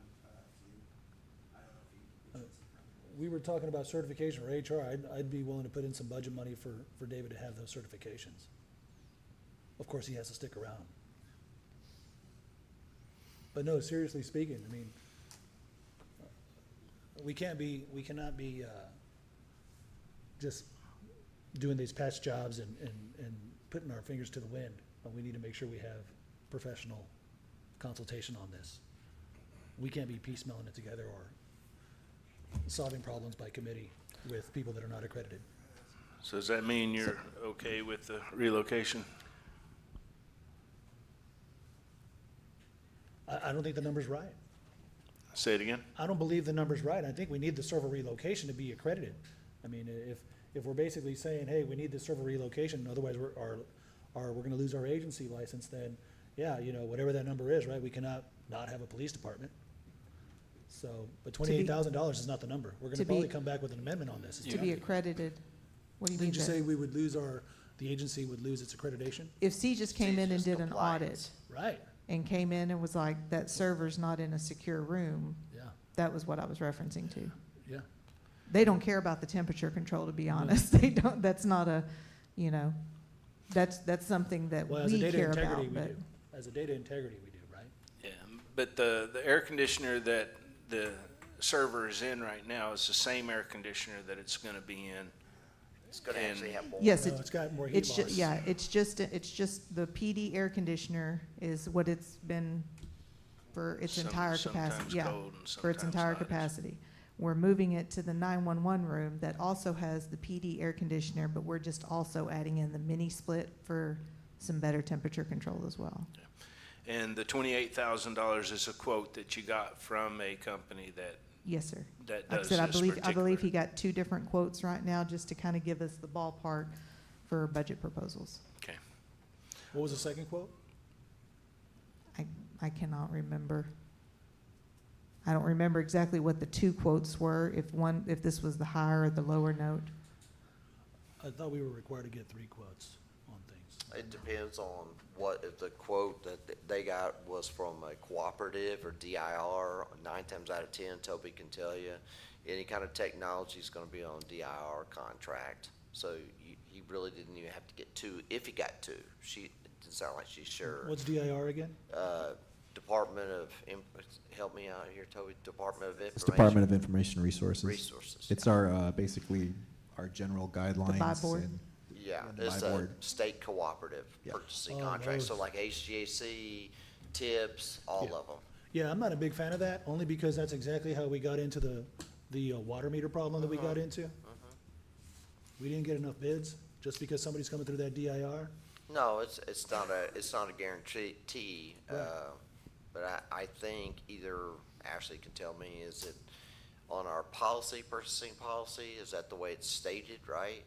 It's 3. Yeah, yeah. I think 3 quotes over 3,000 for the items over 3,000, unless they're on a state cooperative, some kind of purchasing cooperative, yeah. Yeah, so the issue was, Yeah, certainly when you go spend $1 million, it's not a be-all, catch-all, but it does stop you from having to get 3 different quotes on, I mean, when you're purchasing a whole bunch of smaller cost items, it's better than flying by the seat of your pants, because even 3 quotes, I can go get 3 quotes, and then I can get a DIR price, and the DIR will beat the quotes. no. You just need to know where to shop. Need to know where to shop. I've seen people do it. You Yeah. can get 3 quotes from, Erring on the side of caution is better. yeah, Yeah. you know, I mean, that's I why guess the test is make sure you know where you're getting your quotes from, because that's not the be-all, catch-all. I guess that's the next question. The company that gave us a $28,000 bid, have we used them before? That would be a Fernandez question. Yes, I was about to say, I cannot recall, I can't recall. I mean, this is something that it's the same information we've been going over for months, I know, but I can't recall and I'm everything. happy to approve it, but it's like, we're gonna need an amendment on this thing, I can already tell. If we do, we do. Hopefully, we don't. If there's an amendment, they'll bring it, they'll have to bring it in front of you.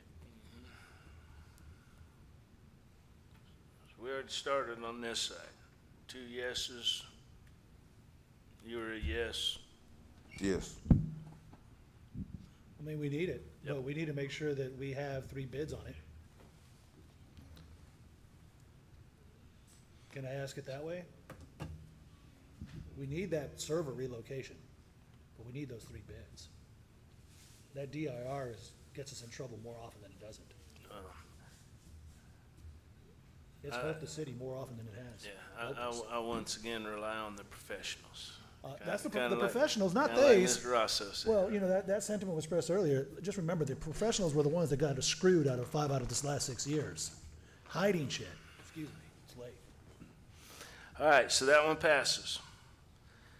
Next, we have $10,000 worth of office chairs.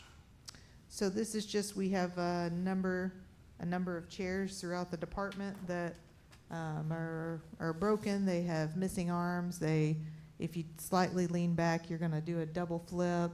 They don't raise, they don't lower. It's just a collective of chairs that have just continued to break over the years that have not been replaced. And before somebody breaks an ankle or breaks a neck, I'd like to replace the office chairs and get them back. Or a foot. Or a foot. I did get the report, so yes, it is. How many chairs are there? And so we're gonna do as many chairs as we can do for this amount. Depending on, so we have some dispatch chairs those are differently designed chairs. And because they're set in 24 hours, those chairs alone cost a couple of $1,000 each. But then just from that on, the other chairs, we're gonna do as many chairs as we can do with remainder funds. I thought there was some really high-end ergonomic, like software developer chairs that ran somewhere between 300 and 500. This 2,000, I've only seen these in the thousands when it's people that have medical conditions, bad backs, et cetera, et cetera. No, I will back her up. I had to replace the 911 chairs up at the office, and those chairs are very expensive because they are set in, they are rolled across the floor, but, I mean, they're constantly in use. So You- like you your can buy chair, those- Think about your chair, once every 2 weeks, it's set in. These chairs are 24/7.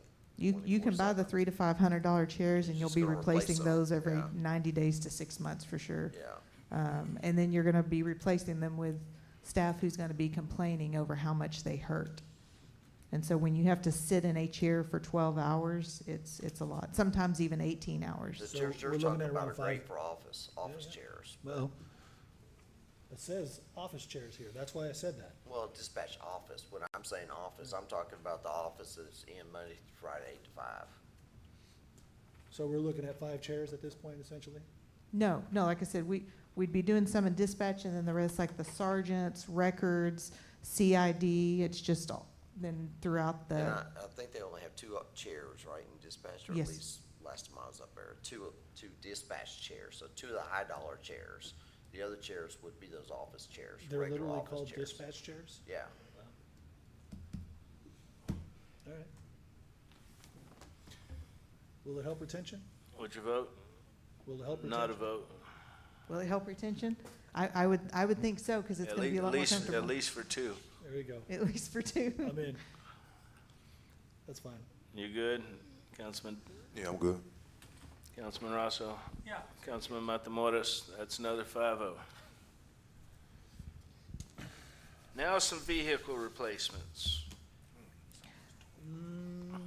So vehicle replacements, we had, and originally, you see that it does show 5 vehicles, but then it had 3 patrol, admin, CID, animal control. It was actually a total of 6 vehicles.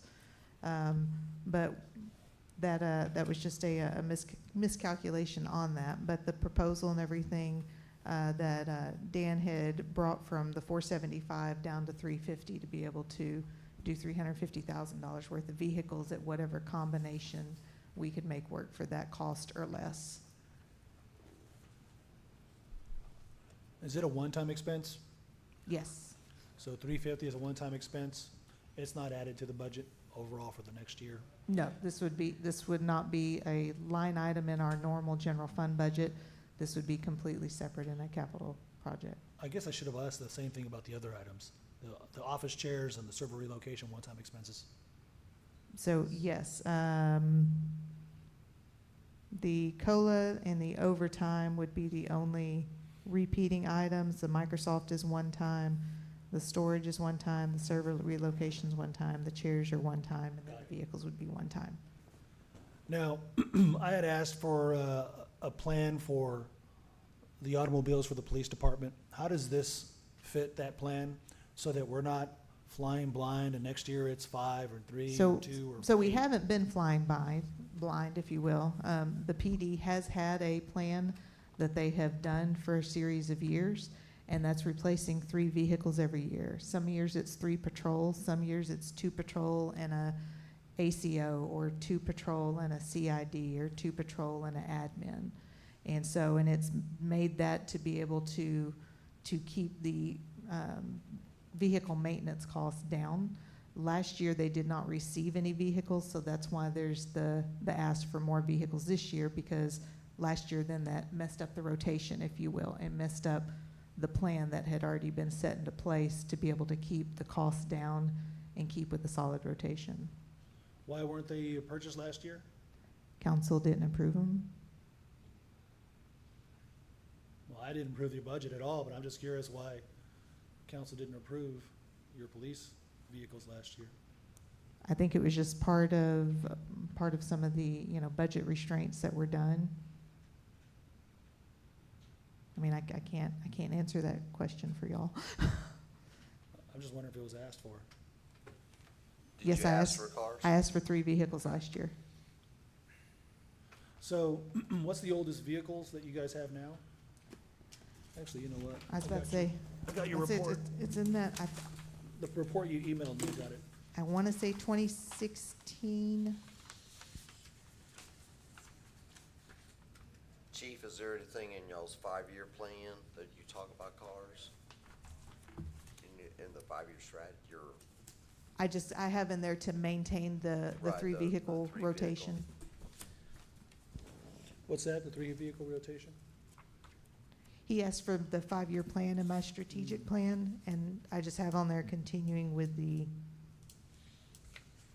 Oh, yeah, I didn't get that one printed out, darn it. Is this 350 for 3 vehicles? What's that?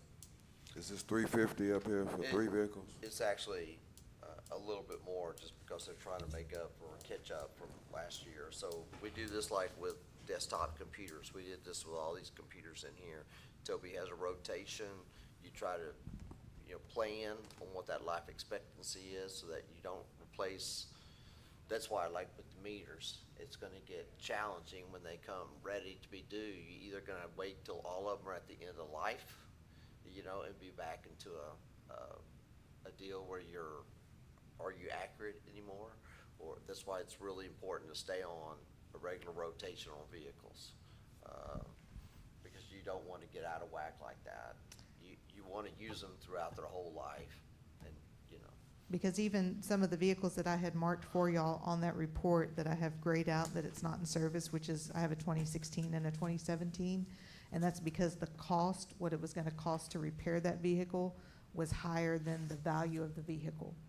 And so at some point, you have to say, okay, it's not worth putting $9,000 into this vehicle that, has 150,000 miles, and so, and is, 10 years old. it's another recruiting tool, the patrol units, certainly when they come out, to have nice equipment, obviously, for the officers to drive. But at the same time, you never know when you're gonna have a fleet. They're gonna total out a car. Yeah, they're gonna pay you for the car. We hit a pig this week. But we hit a pig this week, got some pork chops, but, as far as the car, they pay you for the total value of the car, but you can't go out and get another police car for that.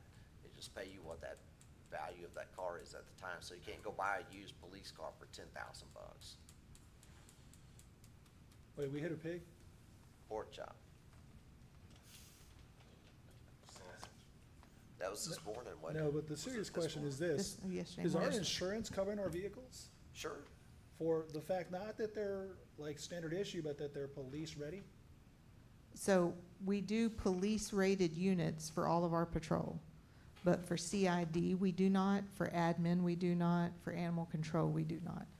Those vehicles are just the same vehicles that y'all purchase, and then we just turn around and outfit Civilians, those. yeah. You know, we outfit those and everything with the lights and Which are the ones that are outfitted?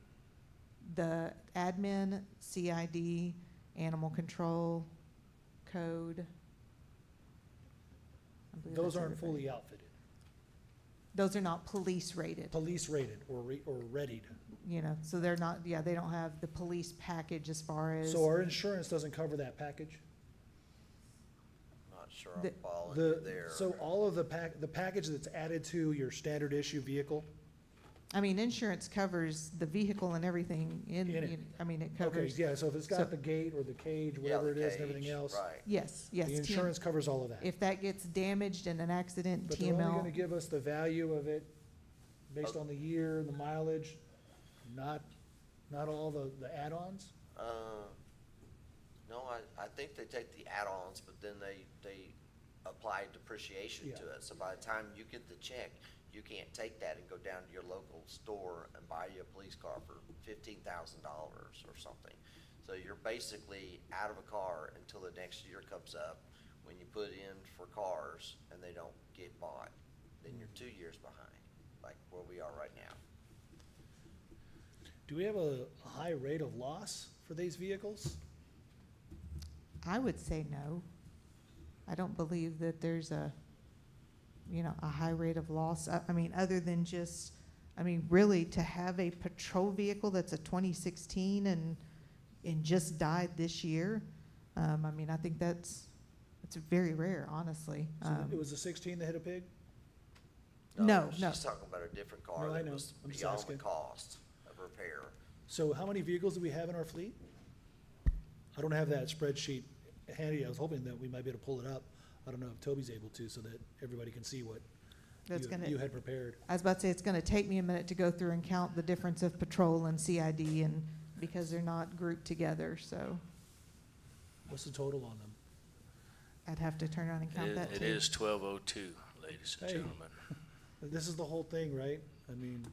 That's why that if it's information was. 12:03, let's wrap it up and call for a vote. Well, Good grief. That's why that she gave the information, information was before sent the to meeting. y'all, Yeah. so that way y'all could review that. It's intended for discussion. I'm sorry. No, I said that's why that information was sent to y'all, so that way you could go ahead and review it.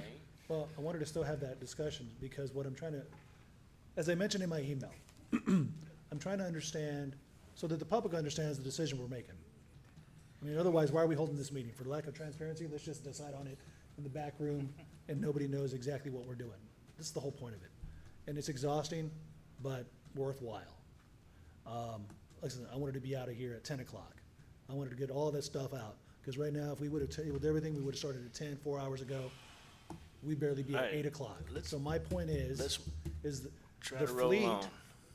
the fleet that we're trying to replace and replenish strategically, so that we can do this every year, so that we don't miss a year. I'm trying to understand what we have now, so that we can make sure that we're going about this prudently. Right. And so, right now, what's our oldest vehicles So the oldest vehicle. that are for- fully equipped? For patrol is a 2016. For animal control is a 2015. And the totally decked out ones is 2016? Yes. The oldest for patrol is a 2016. Equally as important is the mileage on the vehicles. Yep. And so even though sometimes it's not even the mileage as it is the engine hours. Idle time. Yeah. Because of the fact that, for patrol, they have a lot more idle time when they go to a house, and then that vehicle continues to run while they're taking that calls for service. We don't measure that, do we? No, it's not like a piece of machinery that has, engine hours on it, unfortunately. No, we don't. Is that something that can be applied? It might be something that we I could would look imagine at to so. see if we can install something like that. That A lot would of the be newer great. vehicles have it. Do they? They have them in the trucks. Yep. What's that? They do have it, they're Some of saying, in the some of the newer trucks. vehicles. Which, Oh, hour meters. They The don't engine have hours, trucks. that some of the newer vehicles have the engine hours, so. of PD? I'd have to look for us. I What kind can't. of vehicles was it again, Jerry? My wife's Ford does, my Chevy Do y'all doesn't. know? Oh, The new Jess- Tahoes do? The Tahoe should have an engine hours on there. The only problem is I don't know how to equate it to what's like 150,000 miles. Right. So yes, they said the new Tahoes do have the engine hours. oh, wow. So I will say, when I was here, we replaced 2 patrol units every year and then some other car. So a detective car or an ACO vehicle. But So that did that you was start back the in- rotation?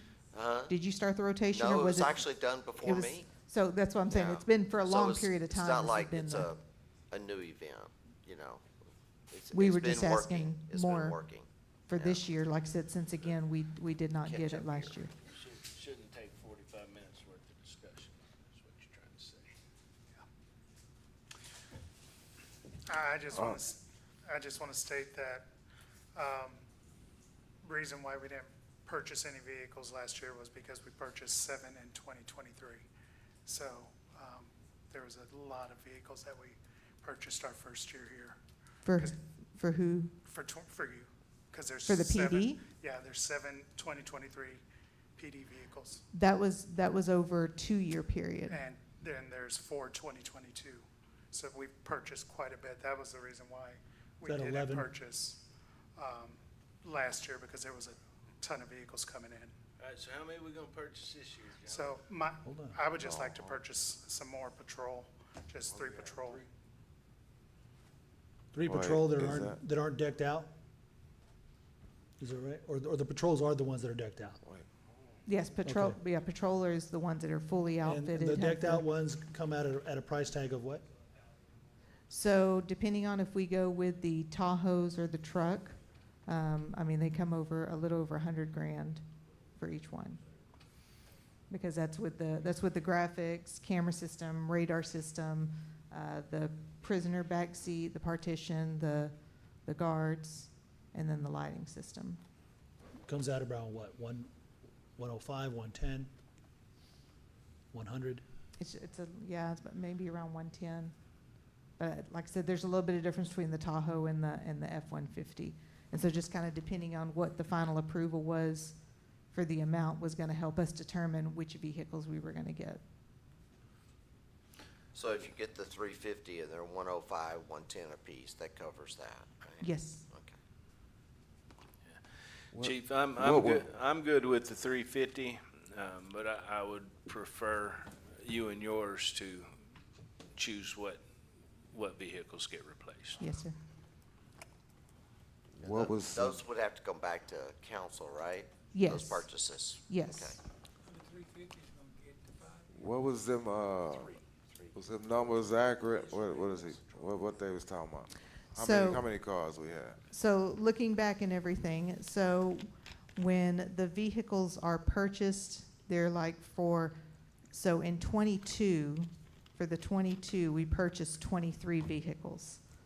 And so, but what happened is that we actually got a quote-unquote deal on some 23s, and then that was how we ended up purchasing then 23s for the 24, was to be able to, because they came at a different cost rate, to be cheaper. Because normally, like for this year and everything, is the 25, 26 budget. Yeah. So we would actually be purchasing 26 vehicles. Does that make sense for the 2026? Yeah, but how many was it? Like, it said something about 7 vehicles. And so, no, those weren't all purchased for 1 year, is what I'm saying. We actually purchased older vehicles, if you will. I mean, they were still new, but they were an older model, and instead of purchasing the newer model, because we got a better rate at those. All right, I'm good with the 350. Councilman Pena? I mean, Is that 3 vehicles? you know, we're looking at a couple of other items down here. If we're trying to say 110, that comes to 330. We'll come back to it when the invoice, but as far as budgeting, I'm over here thinking, let's make it 330, right? So then we have that other 20, we can give that 20 down here to the jail cameras. We can give that to the tower and surge protection and, you know, making sure that we have money for that other stuff here. This reminds me of that whole bucket scheme that the last CFO had. Like, you know, let's just put a whole bunch more money in there, and then if you spend it, you spend it, and if not, if you mismanage your budget and you need more money, well, it's already in there. And that's why I have heartburn about going more than what's needed. If we're saying 110, we need 3, let's go 330. Now we have 20 extra, that other 20 can be reapplied, and we can actually have a line item for that. When you extra gotta 20. understand, when quotes were obtained, that's 6 months ago. And so by the time budget gets approved, we get new quotes, they put new prices on. Their prices go up October 1st because they know everybody's budget Yeah, but is if we- October 1st. But if we get 2025 vehicles, right, that have 0 mileage because they weren't moved off the lot, we might be able to get those at a discount too. If I right? can luck into them, absolutely, I would jump on that. Yeah. But I can't guarantee that, you know, either. Yeah. Well, I like the 350 going to the PD, but I like it at 330 for that line item. But, yeah, I'll go ahead and go with it. All right, so that's approved. Moving on. We got sign-on bonuses and tuition reimbursement bonuses at $50,000 apiece. I'd say we put those to the discussion when we get to them at the October 6th meeting, and then add them accordingly via a budget amendment. It's not off the table. Those are certainly needed, but we need to make sure that we get those in concert with the actual resolution. So I'd like to just go ahead and mention, I'd really like to have these approved now so we can use them as recruiting measures now. If council wants to alter the resolution, alter the policy, you know, those are things that we can work out for that next meeting. But, you know, there's already a number of cities that are already recruiting at the police academy.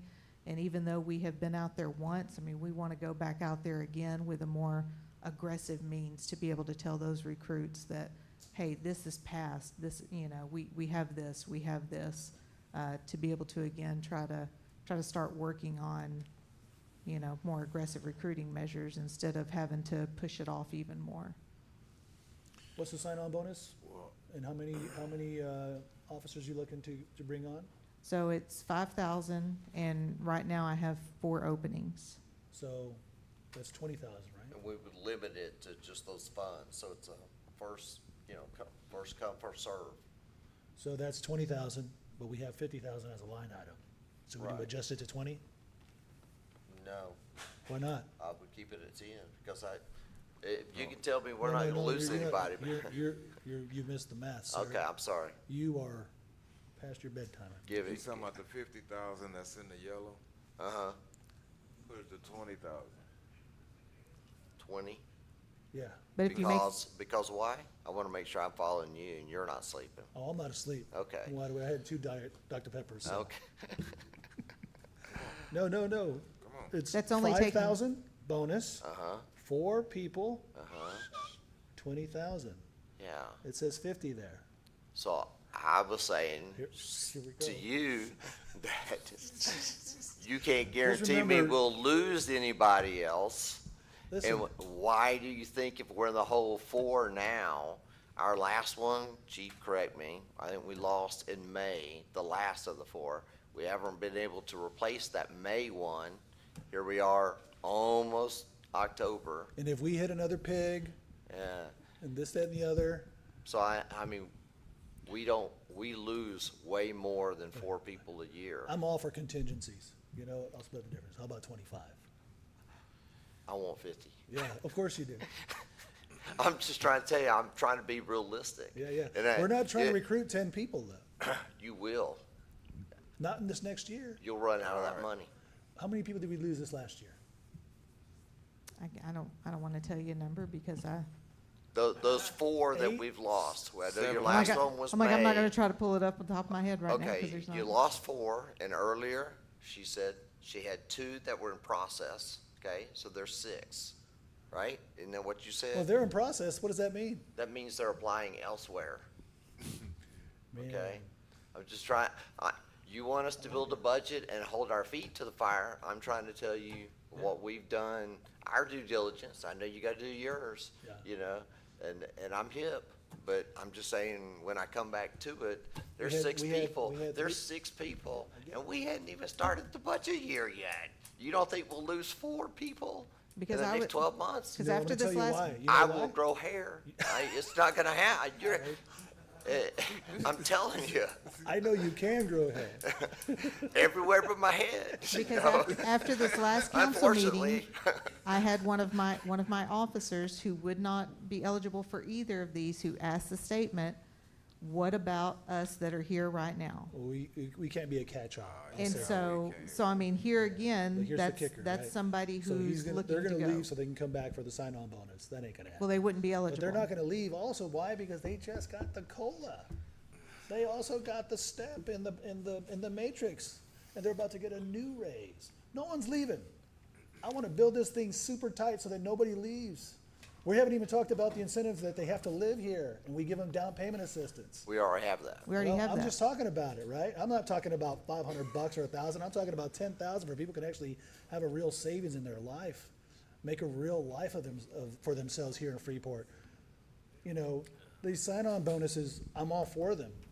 The retention, I want to make sure we have the strongest package, or a very competitive one. But we can't sit here and say, hey, listen, we're just going to go ahead and try to catch everything. We can't catch everything. You know, again, I'm happy to split the difference on that, because I know we're going to end up spending more money on the retention.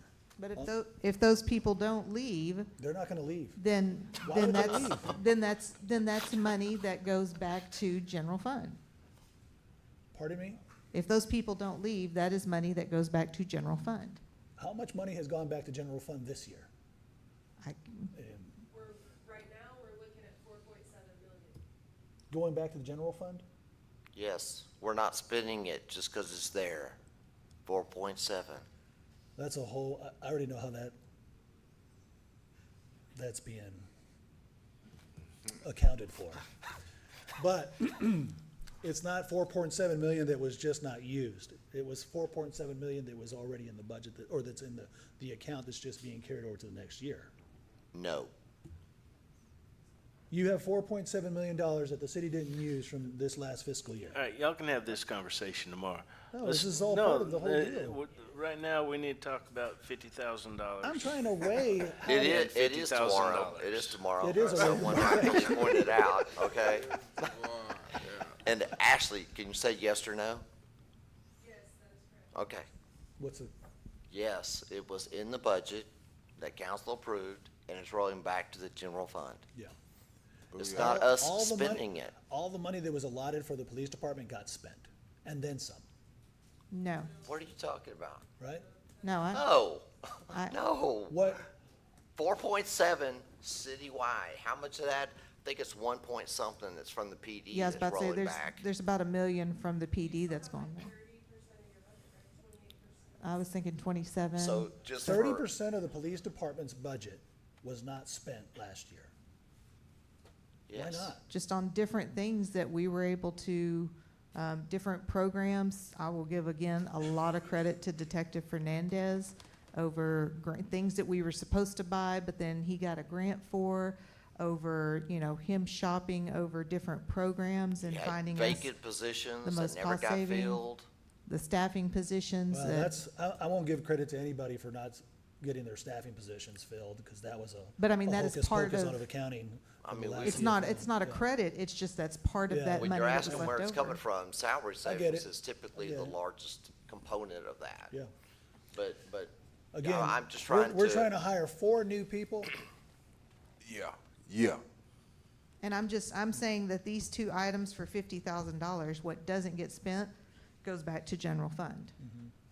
So, but we have it already earmarked for if it's needed, and that way there doesn't have to be any kind So- of amendment. so Are they for gonna be, example- are they one-time items? I'm sorry, Are they one-time items, or are they? one time. They get So, it. for example, if today, which is tomorrow, they actually pass this, okay? They would be able to go to the police academy and make the offer to the cadets, this what exists. Because while they don't do that, Bay City is doing it and everybody else is doing it. And just like we lost the one that we told you the story about, there'll be others. And if those 15 are all accounted for, you know, we're gonna be out of luck. The longer we wait, the more I lose. If we don't have 10 that we give it to, it'll roll back to the general fund. Let's go. I'm not just gonna make it rain like an Oprah show. You ready? I've been, You ready yet? I mean, you don't have That's to say. fine. I'm gonna go ahead on bam. I'm ready, but I'm still not sold on both of them. I think I'll probably pick one, but I don't like the. I mean, that's confusing. We're just up here right now. No, I don't do that. It's the same thing. No. We're at the reimbursement. No, we're Yeah, up here. I know, but the 50. Yeah. I seen that 50. I'm pointing at that 50, but I'm at the 50. Hey, stay over there.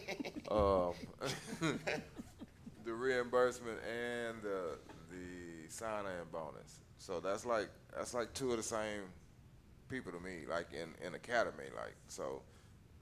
Now they getting both of them. That's what other places are doing. But here's Again, what we being can do. aggressive. Here's what we can do. So if we're gonna Just have get- those policies, wait until next time. We can put that stipulation in there. You get one or the other. There you go. that's my take. Yeah. That'll be easy change. Okay, I'm good with All that. Yeah, you get one or the other. That's the way it'll be on the next agenda, the policy. Okay. Councilman Ross. So, hold on. now No, we're talking going, about we're two- going this two way. line The items? tide is going this way. I mean, you just get to pick one. In my, that's my opinion. I go along with the pick one. Yeah, I don't think. I go along. Councilman Matamoros. Like I said last meeting, the only thing I was concerned about was the vehicles. Everything else I'm okay with. Let's just move on. I got a job that I gotta get up for. Pays me a whole hell of a lot more money than this does. You and me both. I'm ready to get out of here. So do we want to call a vote so that everybody's got to be here, so that George can go home? And just We- slam dunk the rest of it? Shoehorn it? We ain't gonna shoehorn nothing, but No, we that's what don't it sounds need to, like. we don't need to go all around the world. Hey, man, these are the questions we need to be having. We've never had them. So the residents are watching. So do we need to discuss any more for the next one for tuition, or we feel like we covered that well No, enough that as well, So Mayor? on both of those, how are we marking that though in terms of the budget? We're not passing both. So it's got to be 50,000, and that's probably got to be a line item of sign-on bonus, tuition reimbursement as a singular line item at 50,000, and then it's a pick 'em. Is that right, Dan?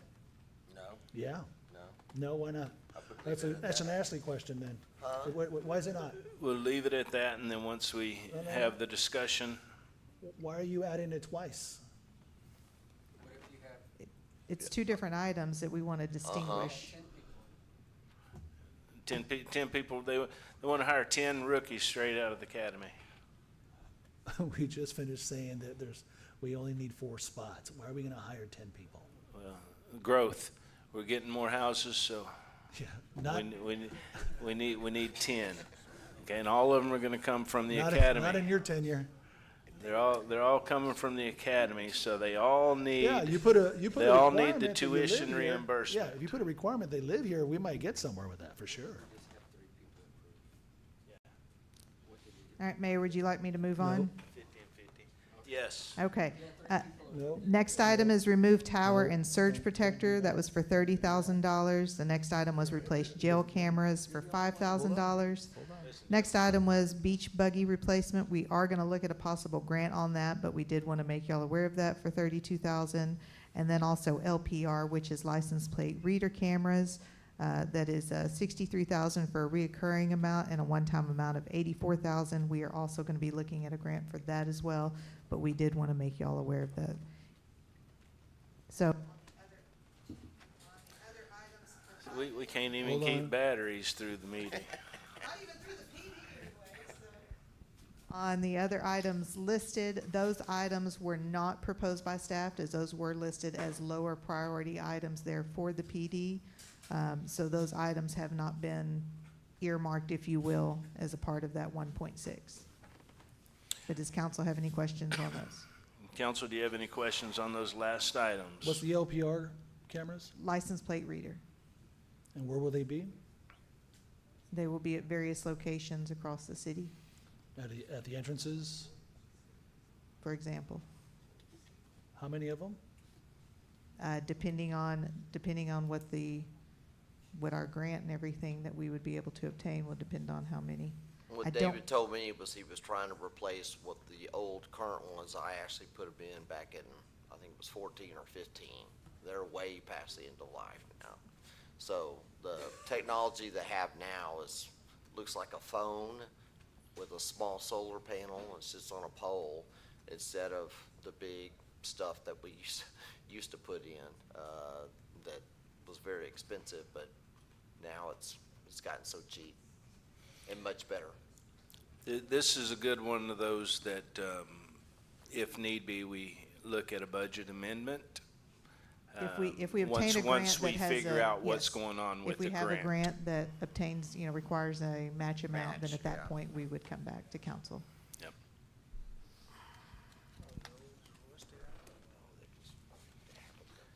Anything else on those, council? I'm good with those. Okay, Ashley, back to you. All right, we're moving on to the fire department. So did council want me marking one or two of the sign-on or tuition, or no? Yeah, what's, We're leaving it at 50/50. Yes. It's fine. But we'll have more discussion on it whenever we. how's that gonna be resolved? So it's a pick'em, but there's only 50,000 available, right? That's why 150 has to come off. That's what I was trying to explain. I know everybody's tired. You can't understand. No, One of the 50s have to come off. I That's think- what I- Toby's just asked. I think 100 is too much too. Well, he's just saying as a matter of basic math, on the spreadsheet, it needs to be at 50. One of the 50s has to come off, so the pick'em is Well- legit. What I think I gotta think about it. It's like this. Let me help you, Jerry. It's 1 o'clock in the morning. One employee is gonna get hired. He has to choose either the 5,000 bonus or the reimbursement. At the end of the day, he's only getting 5,000. So Which the is the budget- same thing. So the budget only has to show 5,000, not 10,000. Nobody voted yet. This is all liquid yet. This is all still liquid. We said 5 and 5. Yeah, it needs to be 50. Just tell me.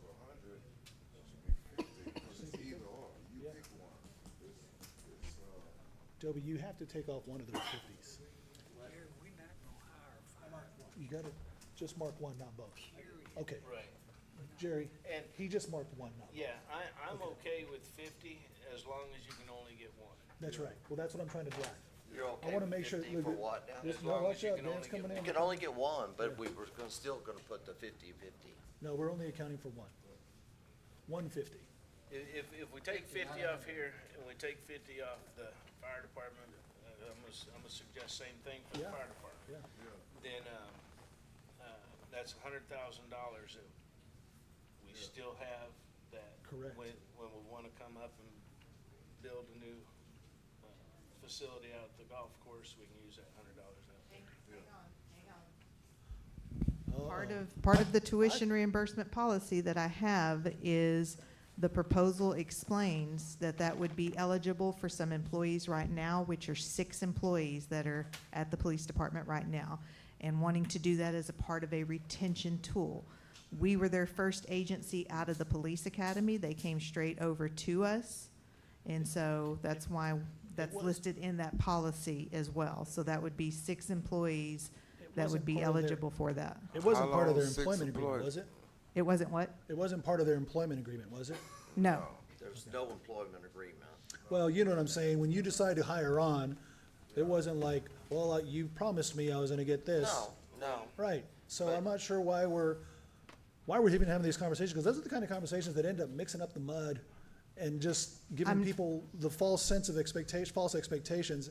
We have to be responsible about this. I'm letting Listen, I y'all wanna know throw the what's on kitchen that sink at policy, this. though. When we had this conversation the other night, you did mention that there was a handful of that people would employees that would qualify. That was a Would pretense. qualify, or that we would give it to? That would qualify for the, Because, 3 years, right. oh, So if we're only doing one at a time, then they're gonna take up 6 spots. Yeah. They're gonna take up 6 spots. That was just part of my explanation on that 50,000 though, is those 6 people would be eligible for the academy reimbursement. And so that's, so that's 60,000. That's Hold on, I was right. People think they just passed 50 total, because it's either or. But you're saying we gotta have all 100. See, this is another wrinkle in They this. just said, they just agreed, we're only gonna approve 50 total, not 100, because you can't get both, you get either or. then let's do this. Let's, 50's all gone already. yeah, well, no, that's only That's three. only 30. That's only 30. 30 of it's Yeah. gone already. Oh, I take it back. You know what? Let's do 10 70. people- No, 10 people at 5,000 is 50,000. So we're okay still. We're still okay. All the 6 people and the 4 hires, we're good. But that means we're good only still You're for only the gonna 50. be good for 4, No, for 10, Dan, for 10. or you're only gonna catch those 6, Yeah, and then you're we're only gonna catching be 'em. good for 4 hires. That's right. 6 and 4, that's what we're budgeting. So we're essentially spent the money already, the moment you ink this deal, because we're 4 short, and we've got 6 here that would Correct, do it. correct. So it needs to be more than 50. We're 6 to keep we're 6 fitting the people need. that don't leave. Yeah, Let's do 75. That's right, that's why I said, it's gone. The Right. No, moment- it's used. If you- It's not if you gone, hire it's for- used. Yeah, It's used appropriately. but it's We still, have 6 people that need it, it's still- and 4 people that we're gonna bring it and give it to, that's 10. it's still not enough. Let's do 75. It's not, yeah, but 6 people getting lunch. Split the difference. Because they already been hired and they already been on. It's triple the difference. I'm not saying It was give it to originally them. 20. They're gonna get it, but 20? Where'd you get 20 from? 5 and 4. No, no. Yes. It may be triple from yours. Oh, that's what I'm saying. No, But it's- triple from mine. It's triple from the math, sir. What number do y'all? Pina what math, number do y'all- baby. I get it. I'm okay. What number do you, are you good with the 100 or? Yes, I'm good with that. I mean, if they don't use it, then they don't use it. Then it rolls back to the general fund. I don't understand why we're We're not, fighting over semantics.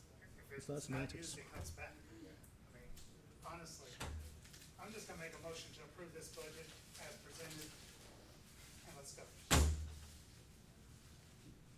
There's a motion on the floor. so- There's a motion on the floor to approve the budget as presented. Let me get by the mic. That's irresponsible. We're not even halfway through it. There's a motion on the floor to approve the budget as presented. It doesn't need to be 5-0. George can go home. It just has to be Is majority. it doesn't matter if you can go home or not, Councilman, there's a motion on the floor. I know, I just want to make sure everybody. Is there a understands second? Councilman Matamoros? Approve the whole thing, Mhm. not 50/50. Yeah, the whole that. No, the budget. whole rest of budget. it. We haven't even The rest talked of about Oh, you're talking about the rest of the it? whole Yeah. damn Oh, thing. yeah, I agree with that. Let's go. As a second by Councilman Rosso. Terrible. Any more discussion on this, gentlemen? Any questions or comments? Hearing none, I'll call the vote.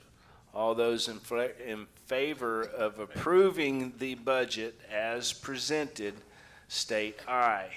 Aye. All opposed, state nay. Absolutely not. What a waste of taxpayer money. You guys are ridiculous. Absolutely ridiculous. Absolute asinine. This is why you should impeach the mayor. Ridiculous. Next, we have Agenda Item 5R. Consideration and possible action to adopt ordinance number 2025-2748, establishing a tax rate for the 2025 tax year. Ms. Hurst. Yes, sir. Staff proposed the no new revenue rate. That's what's worked into the budget that was just approved.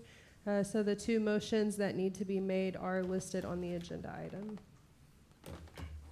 It does have to be a record vote also. Mayor, I make a motion to set the maintenance and operation tax rate at 0.45127 per $100 property valuation.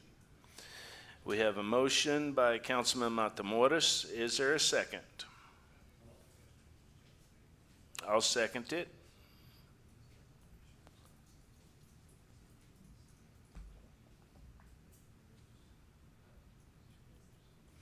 Any questions or comments on this, gentlemen? Hearing none, we got to vote individually or just state? Councilman Davis, how do you vote?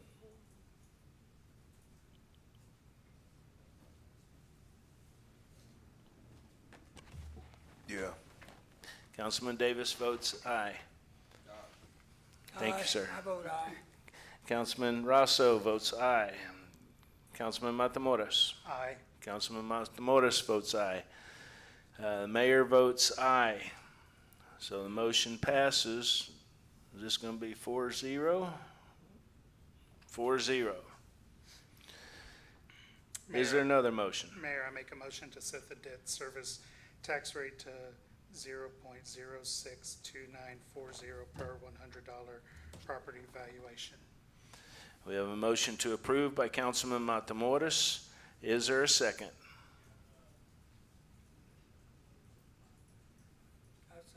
Seconded by Councilman Rosso. Council, any questions or comments? Any discussion needed on this? Hearing none. Councilman Davis, how do you vote? Councilman Davis votes aye. Councilman Rosso votes aye. Councilman Matamoros. Aye. Councilman Matamoros votes aye. The mayor votes aye as well. Motion carries 4-0. Thank y'all, and thank you, department heads that also helped me so much this year with the budget cycle. Yep. Thank you so much. Thank you. Agenda item 5S. The first reading and consideration of approving resolution number 2025-2966, economic development projects to be enacted by the Freeport Economic Development Corporation. Good evening, Mayor. Good morning. Good night, Mayor. Good morning, Mayor. And esteemed council. Mayor, would you like to read it, or do you want me to? I'll let you. Okay. This is just an item for reading only, and there will be a second reading in 2 weeks. The Freeport Economic Development Corporation has identified the Business Improvement Grant Program as an economic development project that it would like to consider for funding for the 2025-26 fiscal year. Because of its nature, it is required to have City Council approval following 2 readings. This is the first of the 2 required readings. It's the 2025 Local Business Improvement Grant Program. The Local Business Improvement Grant provides grant funding for the EDC under several categories, including facade improvements, sign improvements, general property improvements, fire suppression system improvements, and landscaping improvements. Applications for these categories are accepted and then considered individually as they are received, with the exceptions of signage improvements and fire suppression improvements. Funding for these categories available up to $10,000 per category. Fire suppression has a maximum reimbursement of $25,000, and signage has a maximum reimbursement of $3,500. There's also a single mega grant of up to $30,000, which will be competitively offered, with one awarded each year in February. Businesses that receive the grant are reimbursed 50% of their documented and qualified expenses up to a maximum grant category amount. The EDC is requesting council approval for expenditures of up to $300,000 for the 25-26 fiscal year for this grant program. Thank you, sir. Council, anybody have any questions? Hearing none, we're going to move on. Agenda item 5T, first reading and consideration of approving resolution number 2025-2967, an economic development agreement to be enacted by the Freeport Economic Development Corporation and developer. Thank you, Mayor. Thank you. The Economic Development Corporation has identified an economic development project that it would like to fund. Because of the project's nature, it is required to have city council approval following 2 readings. This is the first of the 2 required readings.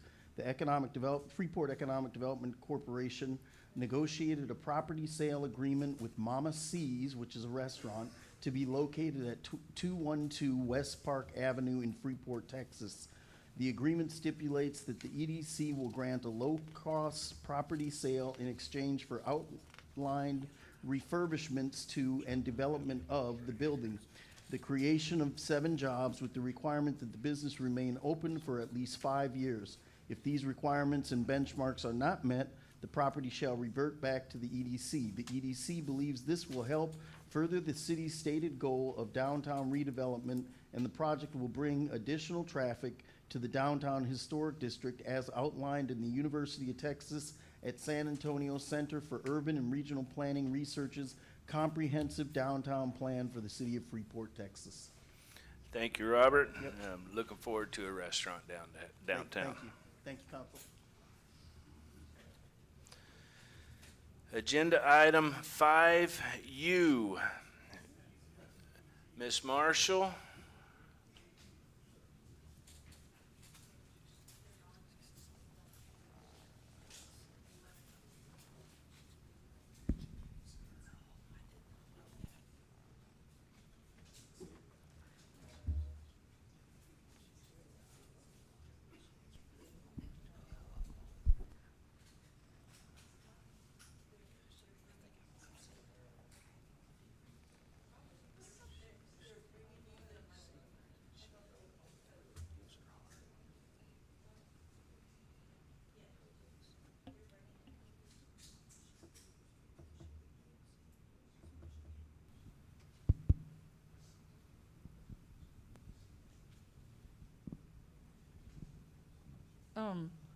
I really wanted to wait to hear exactly what you guys were going to be discussing on this particular agenda item. I do have a couple of questions, but they might answer them when they talk about what it is that they're going to discuss for the TIRZ. So if you don't mind, I would just like to hear the introduction of the agenda item first, if you're not tabling it, and if so, then I can answer my questions after that. Thank you. Thank you, Ms. Marshall. Ms. Marshall, can you hear me?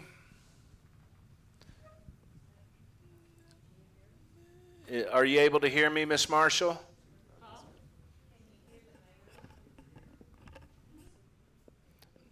Can you hear me, Ms. Marshall? Okay. Agenda item 5U is discussion and possible action on the TIRZ board appointment. Discussion and possible action regarding auditor assignment of city council as the board of directors for the tax increment reinvestment zone, and consider proper designation. The item summary, it says, council seeks to discuss and take action regarding the proper designation of the city council as the board of directors for the tax increment reinvestment zone in response to auditors' findings and the need to formalize the structure. Background information: the city's auditor identified a board deficiency in the proper designation of the city council as a board of directors for the TIRZ. Proper designation is necessary to ensure transparency, accountability, and compliance with financial reporting requirements under state law.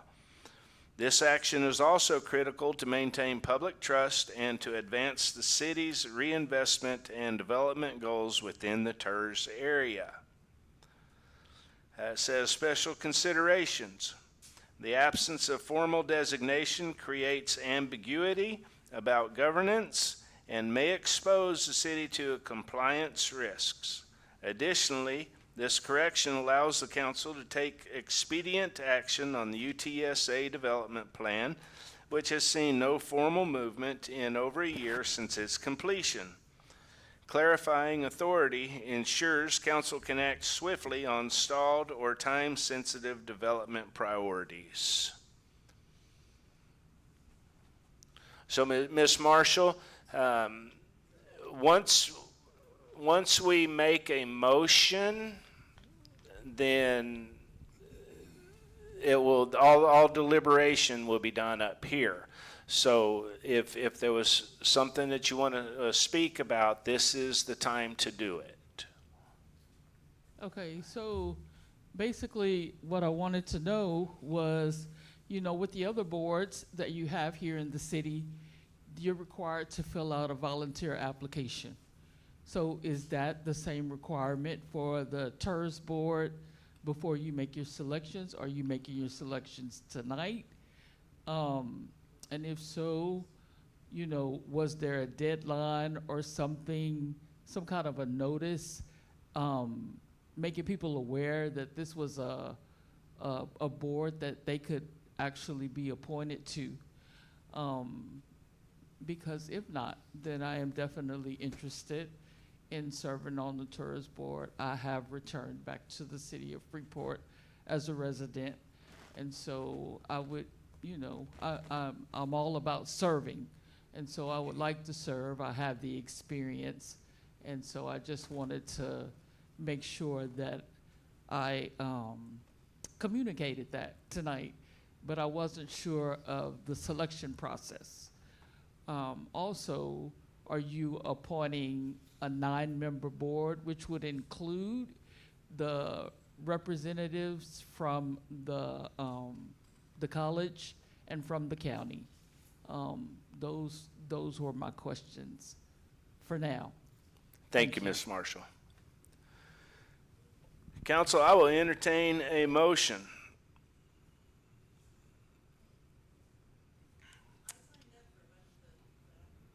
You did not sign up for this one, though.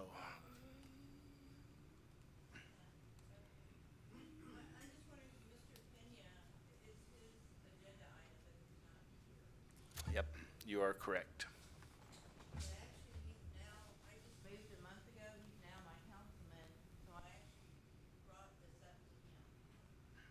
Okay.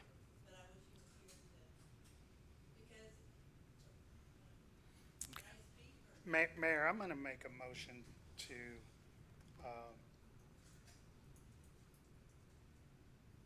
deny the changing of the TIRZ board appointments.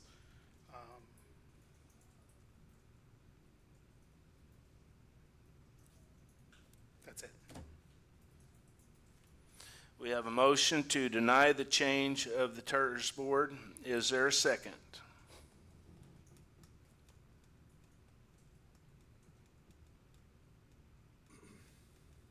I will second it.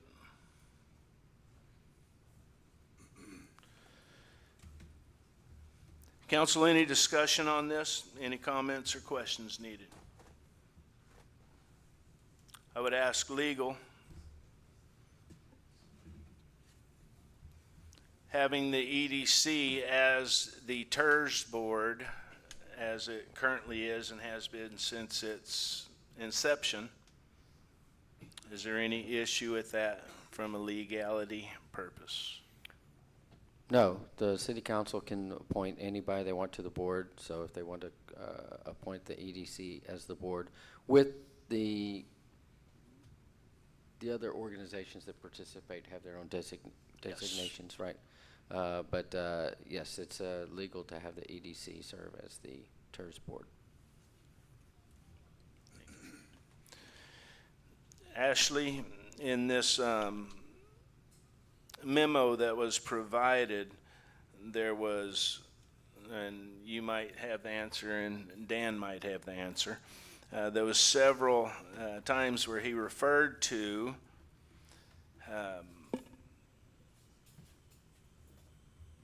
I'm sorry, it's getting late. Yeah, that it was mentioned in the auditor had mentioned it. So I looked all the way back through the 2017 audits, which was actually before the TIRZ was formed, and I didn't see any findings that the auditor noted. I also sent to Dan. I don't know if he saw anything.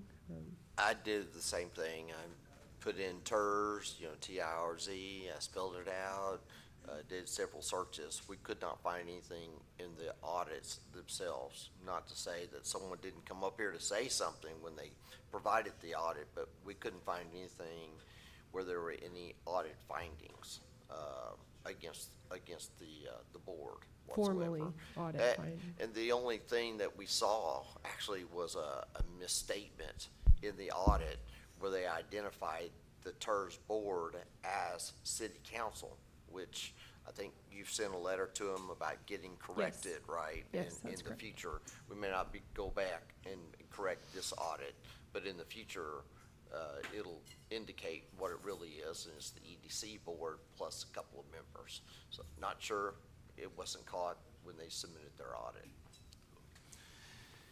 Thank you, sir.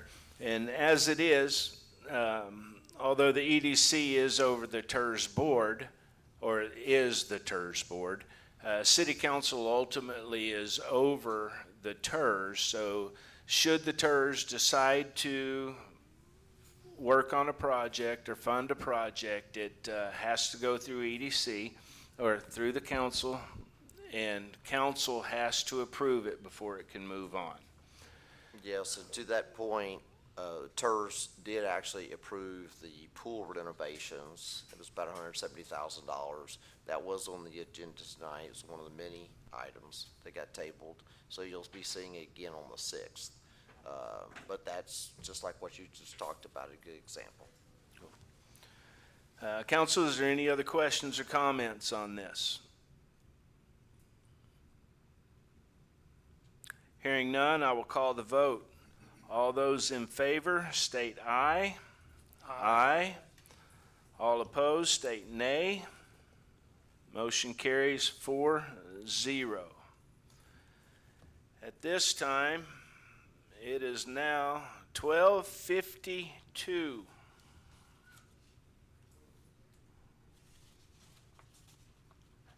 And I'm going to make a motion to adjourn. I'll second. Seconded by Councilman Matamoros. All those in favor state aye. Aye. Aye. All opposed,